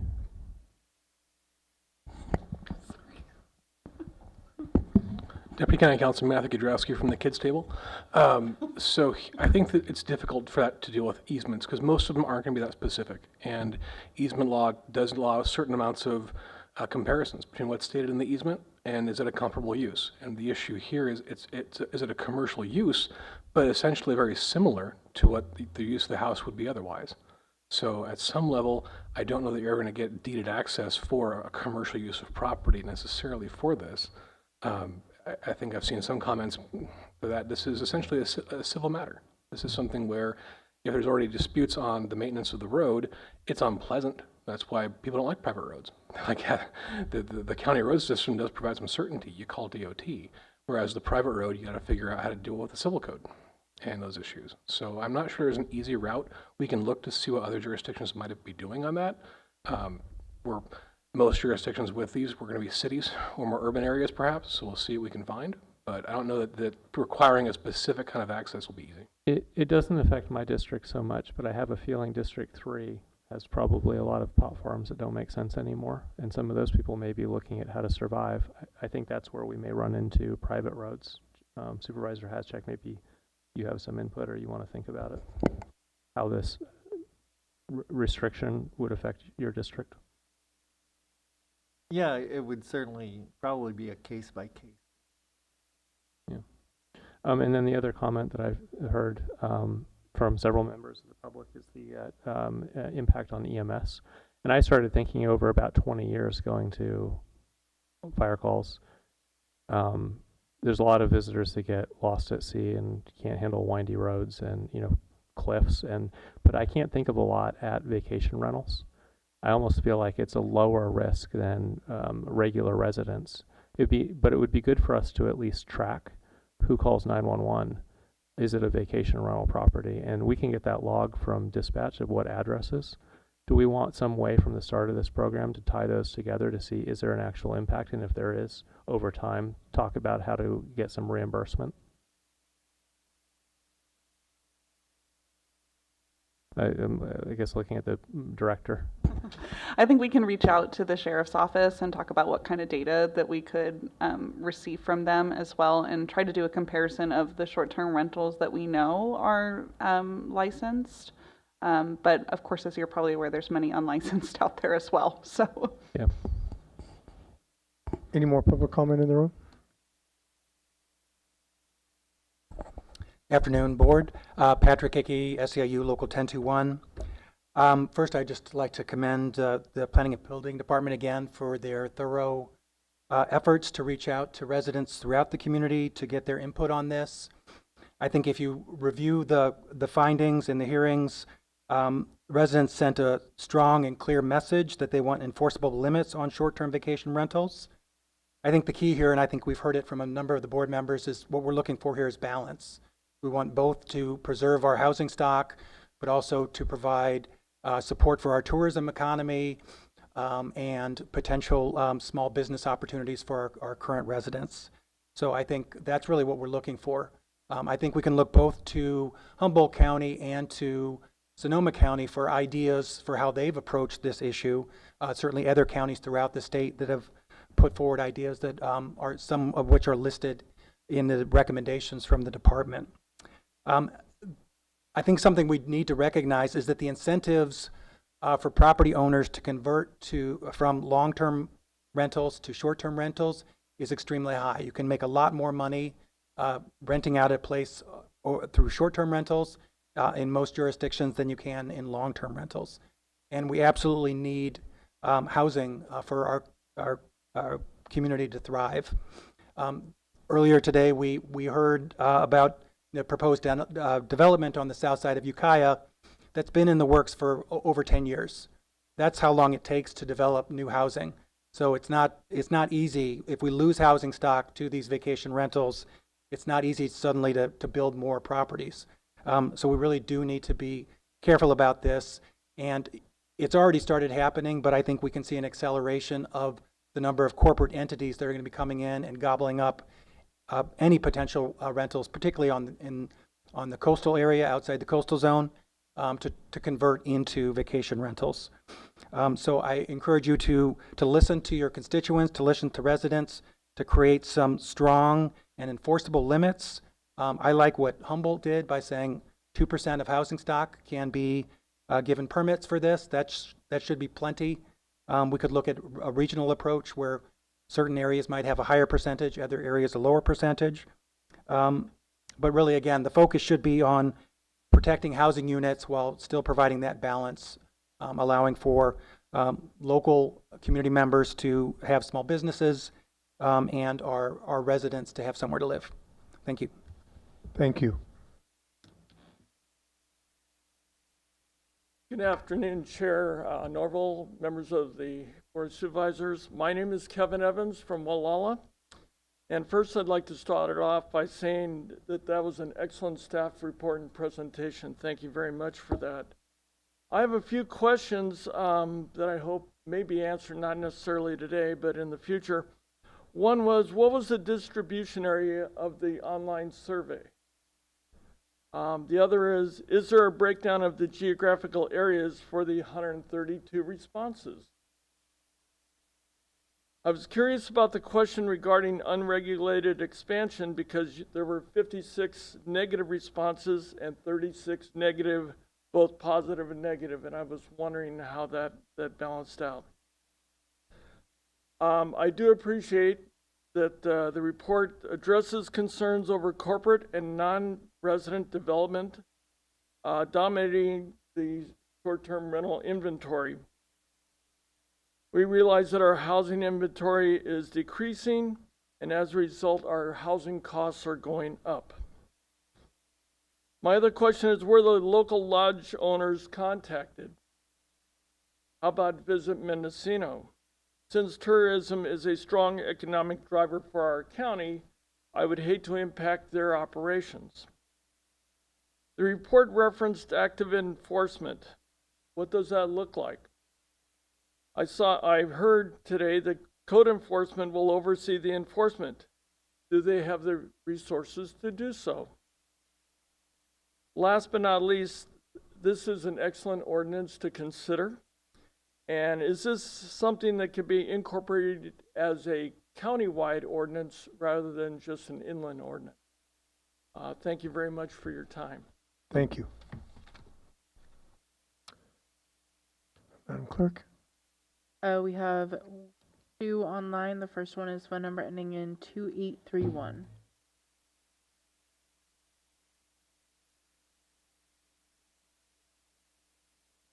Hey there, this is Jenny Shattuck again. I just took some notes while looking at the presentation, and I'm super thankful that they went to all these communities. On the coast, it seemed overwhelmingly like, please don't add more. One thing is, right now, there is no noise ordinance.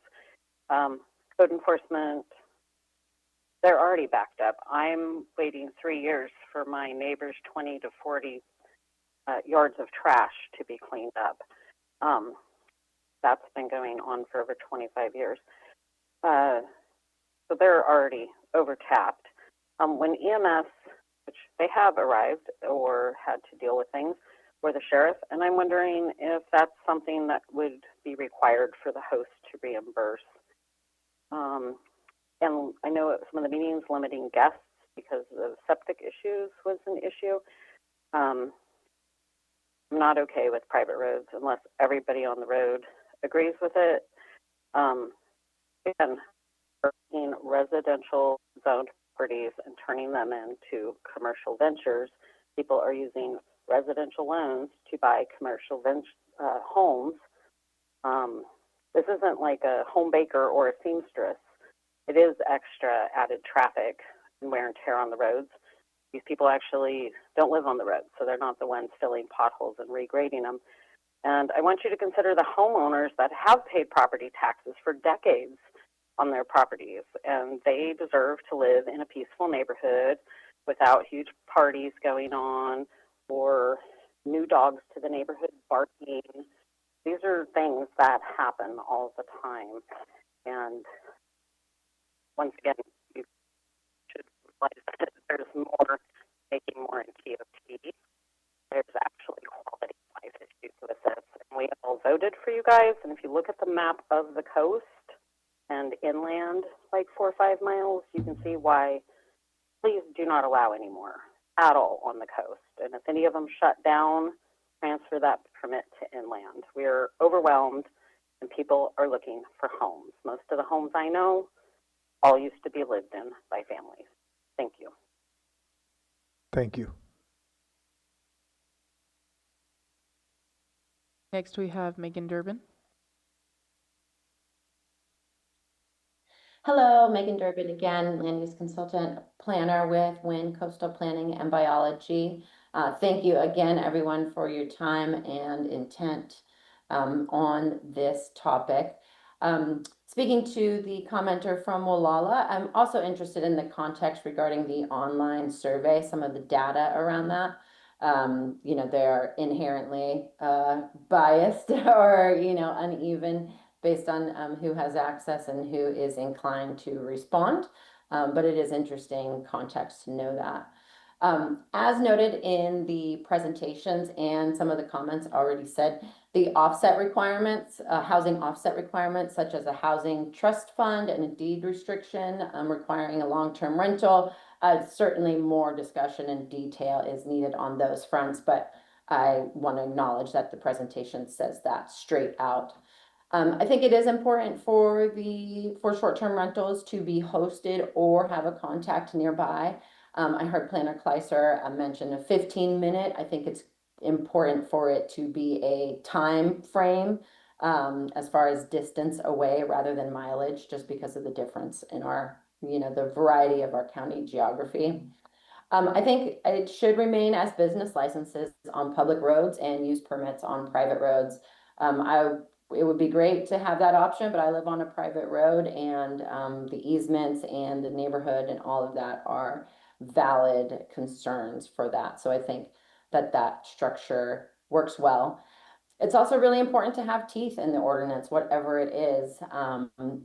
So the penalties that were mentioned certainly are important, and I support what's there. Neither code enforcement or planning have the resources. I mean, we spent the first half of the day in this meeting hearing about, you know, the financial troubles of our county. So no matter what department you assign it to, they don't have the resources as it is. They're overworked and understaffed already, but somebody needs to be enforcing it. So that needs to be part of that. And to the method of enforcement, I thought that the hybrid option with a mixture of software and human staff sounded like the best option. Overall, I want to acknowledge that the predominant want is to find balance, and I think that is really important, balance between housing and between our visitor accommodating services. So in light of that, in addition to creating a really good ordinance, I think it's important to incentivize housing and, you know, support for landlords on one hand, the lodging facilities and their ability to renovate to meet the demand of modern visitors that want to be able to cook together, that can't go out to eat for every meal or want to be in large groups. And also for, you know, bringing employers here so that we have more industry and more job opportunities. So incentivization is really important and balance to all of this as well. Thank you. Thank you. Madam Clerk, anyone else? Seeing no further comments online. Okay, thank you. We'll bring it back to the board. Supervisor Haschak. Yeah, Supervisor Klein went through the list pretty quickly, and I think there is agreement, but there's also some points that she wanted more clarification. So maybe at this point, we could go through the list again and see where we all are to make sure that we give staff as much direction as possible so it doesn't have to keep repeatedly coming back to the board. They have a clear idea where we are. Supervisor Williams? Should we have asked Supervisor Klein if she would read her list again? I think that might work. Yeah. Oh boy, let's see if I can get this right. Okay, starting with 1, good neighbor policy. I think we're in agreement on the good neighbor policy. Yep. A prohibition or capping zones. I have concerns with this. I'm curious to see if others do. I have concerns too. Okay, consensus on concerns. 3, a housing offset such as a housing fund, which we know doesn't work. I'm against that. I'm also against a deed restriction. Same. Okay, agreement. 4, limit to only individual owners. I don't agree with that. No. Well, what about the corporate? Can we limit, is it legal to limit it, prohibit corporate ownership of STRs? As is noted in the presentation, I think we would have to have further discussion with County Council's office on that point. But I believe that I heard a majority of the board say that they were not interested in that requirement. Correct. I'm interested in emotionally, but I don't think there's a legal way to do it, and I think this county has spent a lot of staff time in prior years trying to find a way to do just that. So I'm not interested because I don't think there is a pathway. Supervisor Moore? I'm not interested because I think that there are reasons why individuals and families and for other business reasons choose to create LLCs or incorporations, and I don't want to limit their abilities to do that. Carry on. All right. 5, owner occupancy. We said no. Perhaps there's less regulation on those that have an owner occupancy, but no restriction to only owner occupancy. Well, I think we said that the owner should be within 15 minutes or some set time. A designee, Yeah. point of contact within a certain radius. If the private road becomes a point of contention, I would be more comfortable with the private road if it's hosted, if the owner is on the same parcel, because I think the problems that we're likely to run into could be resolved by somebody who lives there. But I'm only bringing it up if it's contentious. If there's a majority who want to allow private roads, then withdrawn. Private roads are going to be a huge issue in my district. Well, are you more comfortable on private roads if it's hosted, if it's an outbuilding that they're using for this purpose? Yes. Yeah. I think we're still going to have issues with neighbors agreeing. I think we may as well. So I want to point out some of the properties that have come to me. And my stance was more in that we don't need this. I have people who say they can't get insurance for a long-term rental, but they're allowed to use the existing insurance they have for short-term. I have people who say they don't have sewer capacity or water capacity, but they can do a couple weekends per month in the summer for some extra revenue. I have people who say their child comes back from college, they can't lease it out long-term. There's a lot of cases where otherwise this housing stock is underutilized. I think some of those may be on private roads, and there's a way, if there's somebody there on site, to mitigate the nuisance that could be created. I'm more concerned when no one is there, it's a private road, the noise factor, bringing a large group of people with dogs, right? The stuff that would be mitigated if somebody were overseeing. Supervisor Mulhern? I think this is one of the challenges that we face trying to create policy in rural Mendocino County. A private road could be a quarter mile, and it could be 24 miles. So that's a very vague statement to just say all private roads. And I think, again, there are opportunities. We'll get to the consequences for not following the laws and maybe sort of assuming good intent and that people are going to be policing their own properties, for instance, of having good renters, that this will be less of a concern than I think the people may be expecting it to be. I'm worried about limiting it based off of what could be very different scenarios throughout the entire county. And I understand that the coast has different challenges than inland. Supervisor Haschak. Well, I think that if we just look at number 5, we're in agreement. And I think it's when we get down to number 11 that we should look at the private road and all of those issues. So, are we in agreement with number 5? Well, we're talking about the time of getting to the Hosted versus unhosted with someone in a 20-minute radius or whatever. I think we are in agreement with that. But not I think that Supervisor Haschak is saying the private road can be addressed later. Who calculates the minutes? Are we using Google Maps, or what's the standard? Otherwise, we're going to have applicants tell us it takes them 20 minutes. If I may, I think staff can work through You can developing come up with a standard. Yes. Okay. And then I think Supervisor Mulhern is right about the private versus public. My district has some private roads that are paved and some public roads that look like they're not paved. So I don't know what the deciding factor would be. But question for the director, any thoughts on requiring CAL FIRE approval? Like pre-existing CAL FIRE approval? Do we want to be having lodging sites at locations that have not been approved for fire? The board can certainly provide that direction. Typically, if it's a residential structure that would be being utilized, the CAL FIRE requirements would be reviewed at the time that that structure is being built.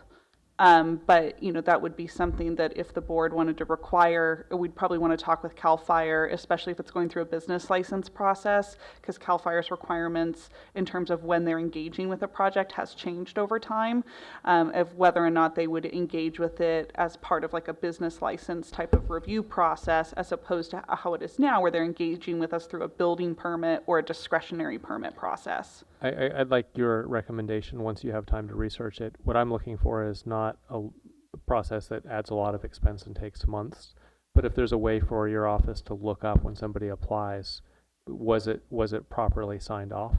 I don't know that we want to be creating vacation rental situations at locations that somehow evaded the system. Maybe they're just really old. Understood. Yeah. So confirming the CAL FIRE requirements were satisfied at the time that the structure was built. Yeah, because if there's not adequate room to get an engine in or an ambulance, I'm less eager to authorize business use. Number 6. All right, 6. Ownership change results in permit termination. No. I'm a no. Okay, consensus on that. 7, regional cap of housing stock. I think the board is interested in seeing the data around what percentage of the housing stock is currently used for short-term rentals, if we can get an estimate. Okay. Number 8, lower cap in area with specific districts. I'm not necessarily interested in that. I would be interested in that. You would be? Mm-hmm. Okay. What does this mean?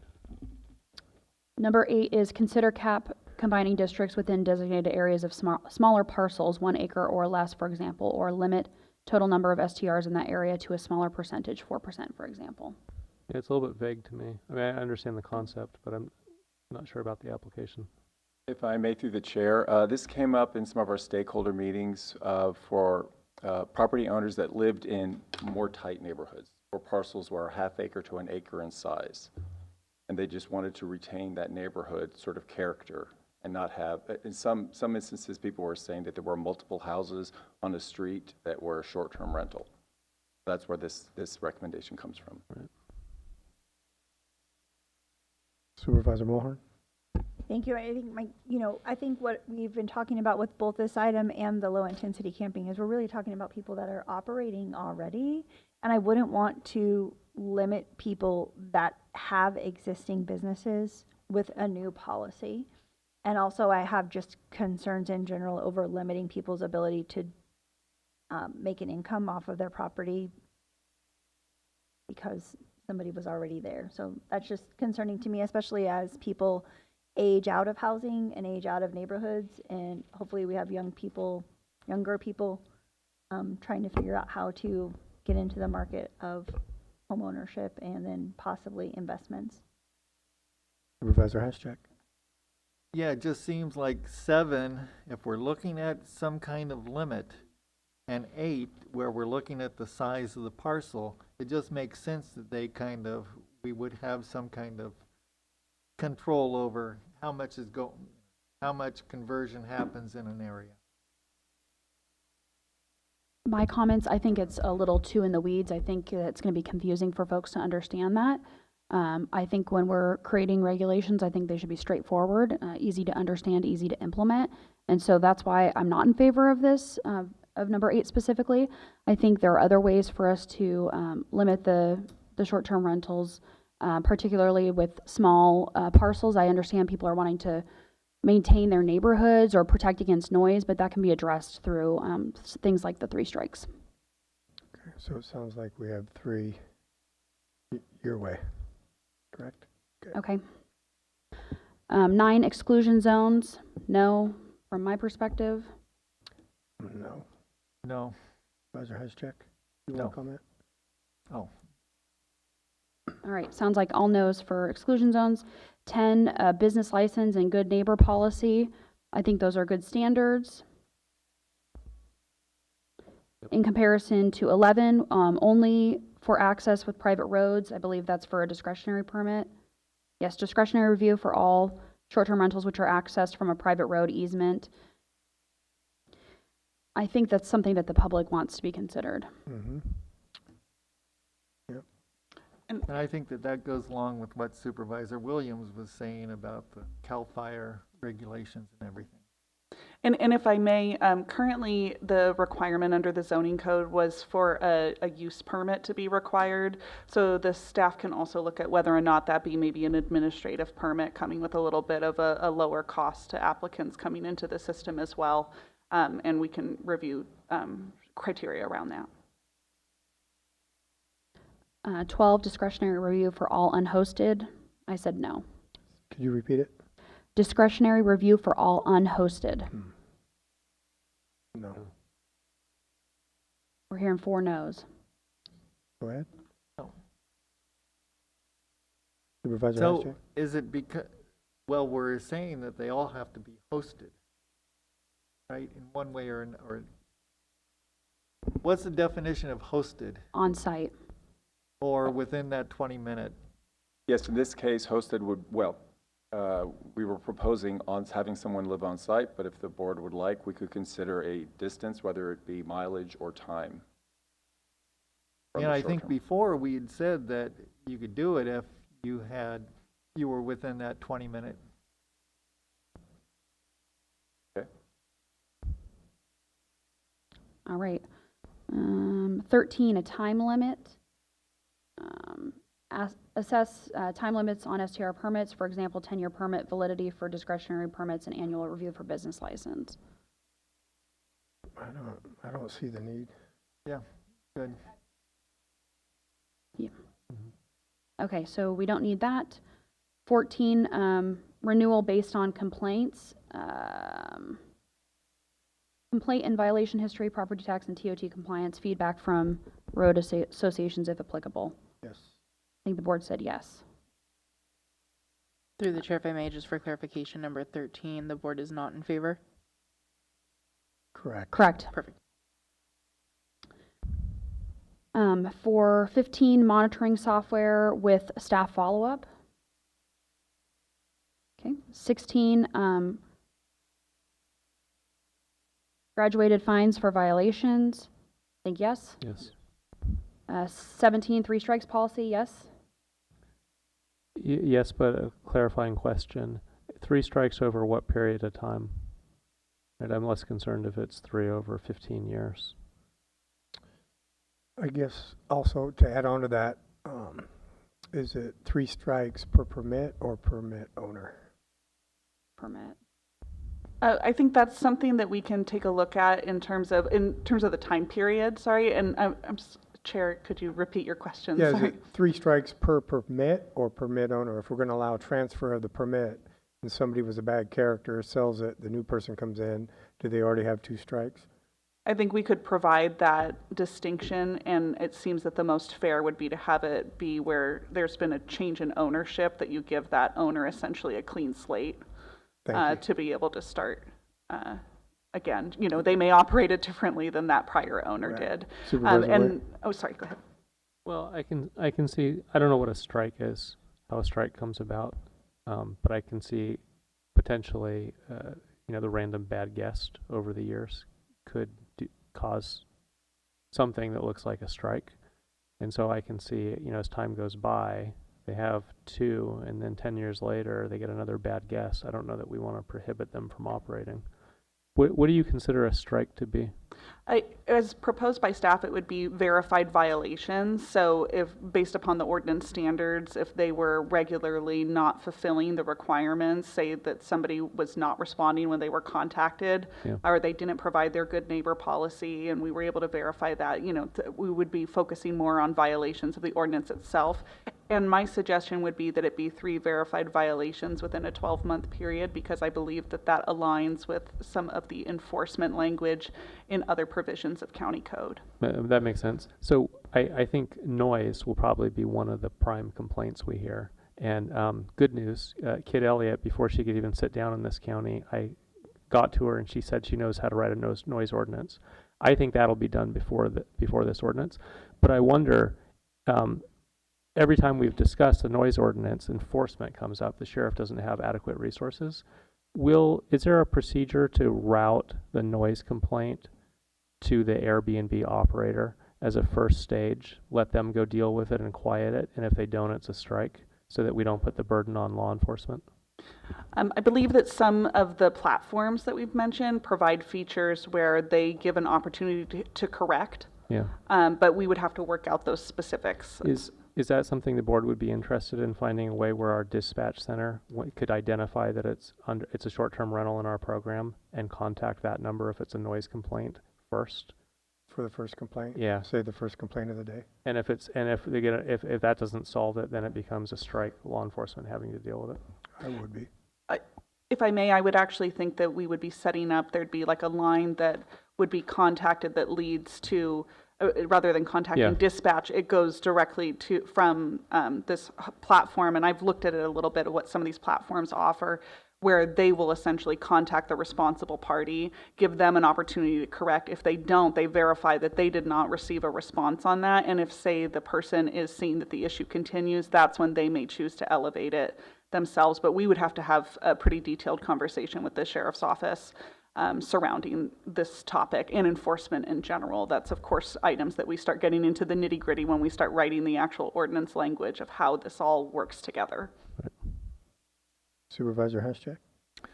Yeah, with this 3-strike policy, could a person have bad renters for one weekend and have occupancy via Bay Area? Yeah, I think we could include language within the ordinance that would focus more. I don't know that I would consider like each action to be a violation, but if the county engages on, say, a Saturday that somebody's there, or let's do during the week because that'll make most sense for our county resources. So say it's a Friday and the county engages, we go out there and we identify that there's multiple violations that are happening with that. I think that since we're out there at one time, that in my mind would count as one verified violation consisting of multiple issues.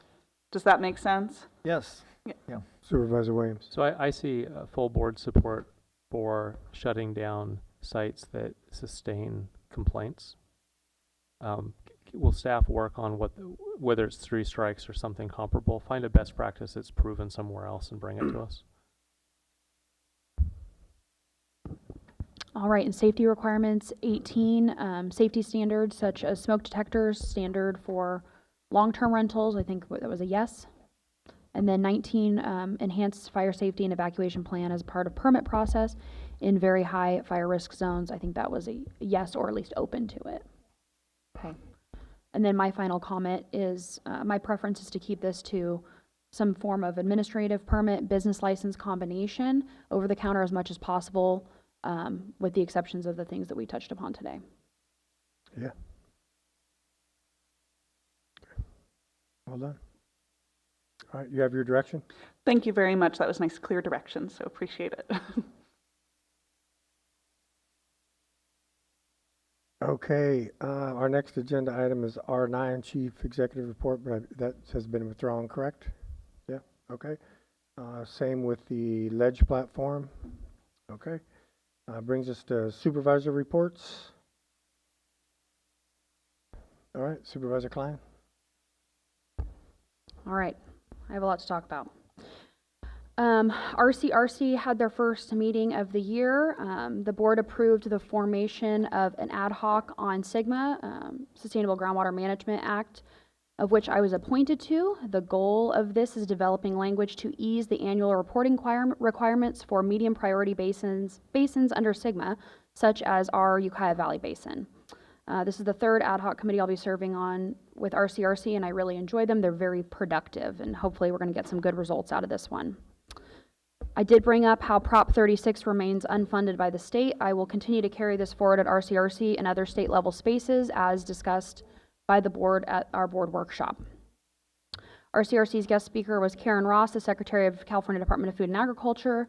She discussed farm to school program, local meat processing facilities, and Williamson Act modernization. At the last RCRC Government Affairs call-in, which reviews legislation once a month, one bill to note for the board is SB 1421 by Senator Wilson, which moves forward the study group for a mileage-based gas tax. I know I've already received some concerns from constituents. I'm going to keep an open mind as to how it's developed and what all their alternatives are presented by this study group. With EVs not paying into our gas tax, it really does hurt our road maintenance funding, again, as we discussed at our board workshop.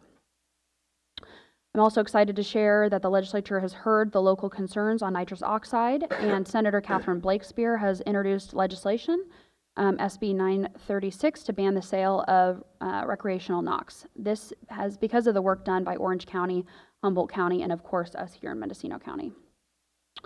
I had the chance yesterday to meet the newly appointed Director, California Department of Fish and Wildlife. She is known for cutting the green tape, so I'm really looking forward to working with her and seeing what she does in this role. I participated in a call with local government committee consultants in the California State Senate and Assembly regarding our state audit and shared our perspective on the audit, how we agree with majority of the findings, and why this audit was important. I also participated in a call with our Assembly member and state senator staff, briefing them on HR 1 impacts to our county and information from the second part of our healthcare summit. I know other supervisors attended as well, but I was at the environmental health stakeholder meeting. There were a lot of frustrations from community members about the delays in interactions that they have had with environmental health. I believe that staff has heard them and is going to work diligently to fix these issues. It's been mentioned several times in our meeting today, but the speed of our permits is a real issue and a barrier to our economic activity, and this really needs our leadership and attention. When I was in Sacramento for RCRC, I spent several hours with our legislators, staff, and our state lobbyists, briefing them on the Potter Valley project, and again, highlighting the need for storage. The Public Policy Facilitating Committee, hosted by Sonoma County, met to discuss implementation of the biological opinion of the Russian River and the projects taking place through that work. It's recorded if anyone's interested. I want to thank the board for approving my travel to the NAGO conference at the end of the month. I will be participating in the Agriculture Committee, the Public Lands, Environment, and Energy and Land Use Steering Committee as it relates to NEPA reform, which was discussed heavily last year. There are a lot of national conversations around disaster relief and recovery that's very important for our community, so I'll be participating in that as well. I'm in the process of setting up meetings around Army Corps funding. There is a block of funding that has been allocated for the Army Corps work plan that's been approved, and we are seeking $400,000 from that block of funding to study the raising of Coyote Dam at Lake Mendocino.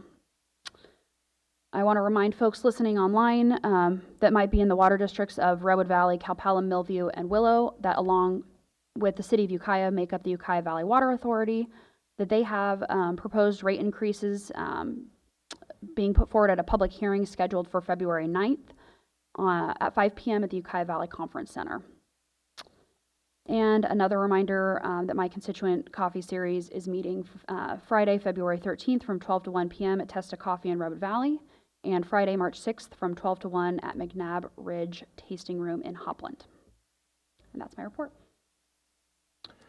I'll go quickly. I was in Santa Ana a few weeks ago, as we discussed earlier. Mondays, I regularly, and again this week, attended their Grassroots Institute meeting.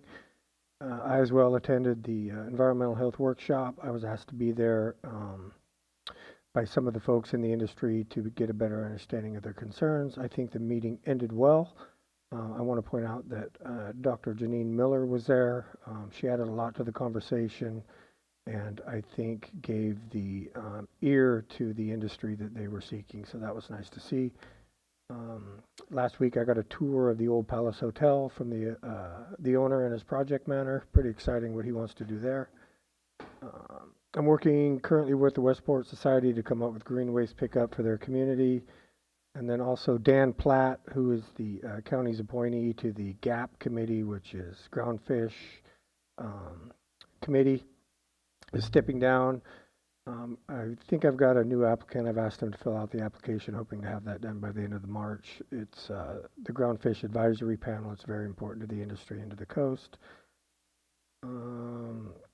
I was invited to and will be attending the Northern Circle Indian Housing Authority year-end meeting in Orville at the end of this month. And then again, lastly, McCavan is collecting needles. If you find needles, please call McCavan House 707-462-1932 or call Joe Ditto directly 707-727-0402. Supervisor Mulhern. Thank you.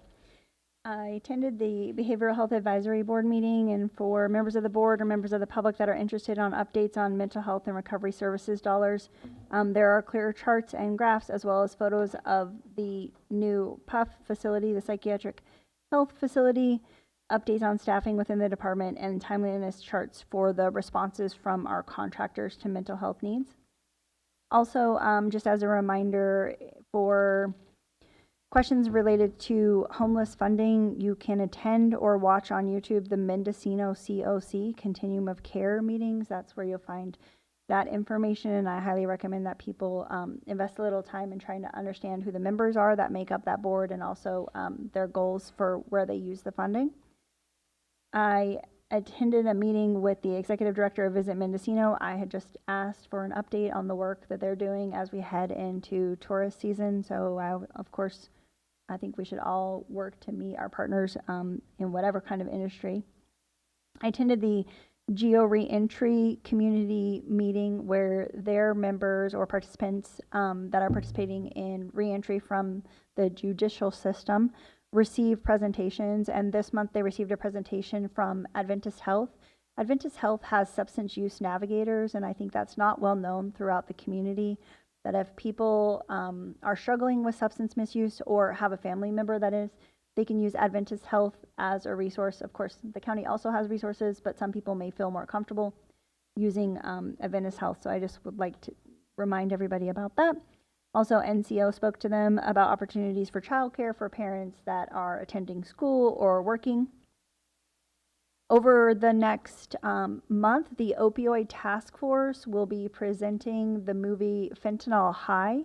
There will be 2 showings of this movie, and it is targeted at parents of young people, teenagers, children. It will be at the movie theaters in Ukiah and Fort Bragg. In one movie theater, they will be playing the movie Fentanyl High, and then in another movie theater, there will be a children's movie playing with chaperones, so that parents can watch the movie while children are watching a different movie. So giving the opportunity for a daycare component. So the viewing in Ukiah will be March 25th from 5 to 8, and in Fort Bragg, April 2nd from 5 to 8. I also attended the environmental health land use stakeholder meeting, and I appreciated the members of the public that attended that meeting and provided their feedback to the department, and also the department's willingness to adjust some of the policies that they're having with their abilities to within state law. So they'll be having another meeting, and this will be a virtual meeting, February 26th at 4 p.m. Also, the Mendocino County Food Policy Council hosted their last meeting under the Blue Zones leadership, but that project will continue, and they are having a farmers convergence meeting February 20th to 22nd to, again, support our local food economy. At our Mendocino LAFCO meeting, which Supervisor Klein is also on that board, we appointed Bruce Alfano as the alternate public member. We received an update on the work plan and a mid-year financial review, and the EO continues to work on receiving information from the fire departments, Mendocino Coast Parks District, City of Point Arena, City of Willits, Laytonville County Water District, and Hopland Public Utility District. Some of these smaller departments and smaller districts are struggling with staffing and not able to provide the information as timely, I think, as one would hope. So if you have any of those districts or you have any questions, please reach out to Uma Himman, and maybe you can help her connect the dots with people that can get the information that they need. At the MCOG board meeting yesterday, which Supervisor Hashak also attends, I just wanted to say there was considerable comment about including the skunk train in the transportation plan. And staff reiterated multiple times that the reason that it was included was not because it was receiving funding, but because they were trying to lay out the history of the rail in Mendocino County. So that report also includes the history of the transition of the Great Redwood Trail. So as you're speaking to people, just for clarification, that's why it's included. And lastly, one thing that I just personally feel doesn't get talked about enough in Mendocino County is our excessive DUI rate. In 2024, we were the deadliest county in California with the most fatal accidents due to DUI. We are traditionally in the top 5. We are at the highest at 20.18%. Calaveras, Plumas, Trinity, and Amador were following that. So I think this is a subject matter that does not get enough attention in our community, and I've asked the behavioral health director to help me figure out better ways to have these conversations in Mendocino County, because I think it's pretty widespread. I don't have the data by area, but it's something I wanted to just make sure I was sharing with you all as a real concern. I think Fort Bragg would rank pretty high on county's list. And then I just wanted to point out, thank you for mentioning the MCOG and the skunk train issue. I've been hearing a lot about it, and I think you explained it perfectly. So thank you. Supervisor Hashcheck? Yeah, we had a meeting with the Roots of Motive Power and the Mendocino County Museum and staff to go over this MOU for how they're going to operate together. And the final version has now been shared with the parties, and look forward to that coming back to the board for approval. The Great Redwood Trail had a meeting the other week, and there's a presentation of the draft master plan. It will be coming out probably in March. We're going to have a special meeting on the February 17th to consider an appendix to the master plan dealing with environmental protection and compliance. I had a meeting with the Covelo Skate Park, and I appreciate Julia Krog for her answers to a lot of the questions they had, trying to figure out where they could put a skate park in Covelo. And then MCOG met yesterday, and we also had a presentation from the Northern Rural Energy Network, which is providing kind of rebates, and they're doing some workforce development on how to install heat pumps and other energy saving devices or appliances. And so that's all coming to fruition. We've been working on it for several years, and I think that's it'll be a good thing for the county, because we've been relying on Sonoma County, and this will be our own own deal. So, that's about it. Supervisor Williams? Golden State Connect Authority meeting wasn't so exciting for me because there's no more money available. I think Fort Bragg, Ukiah, and Round Valley got some of the pool, and that's it.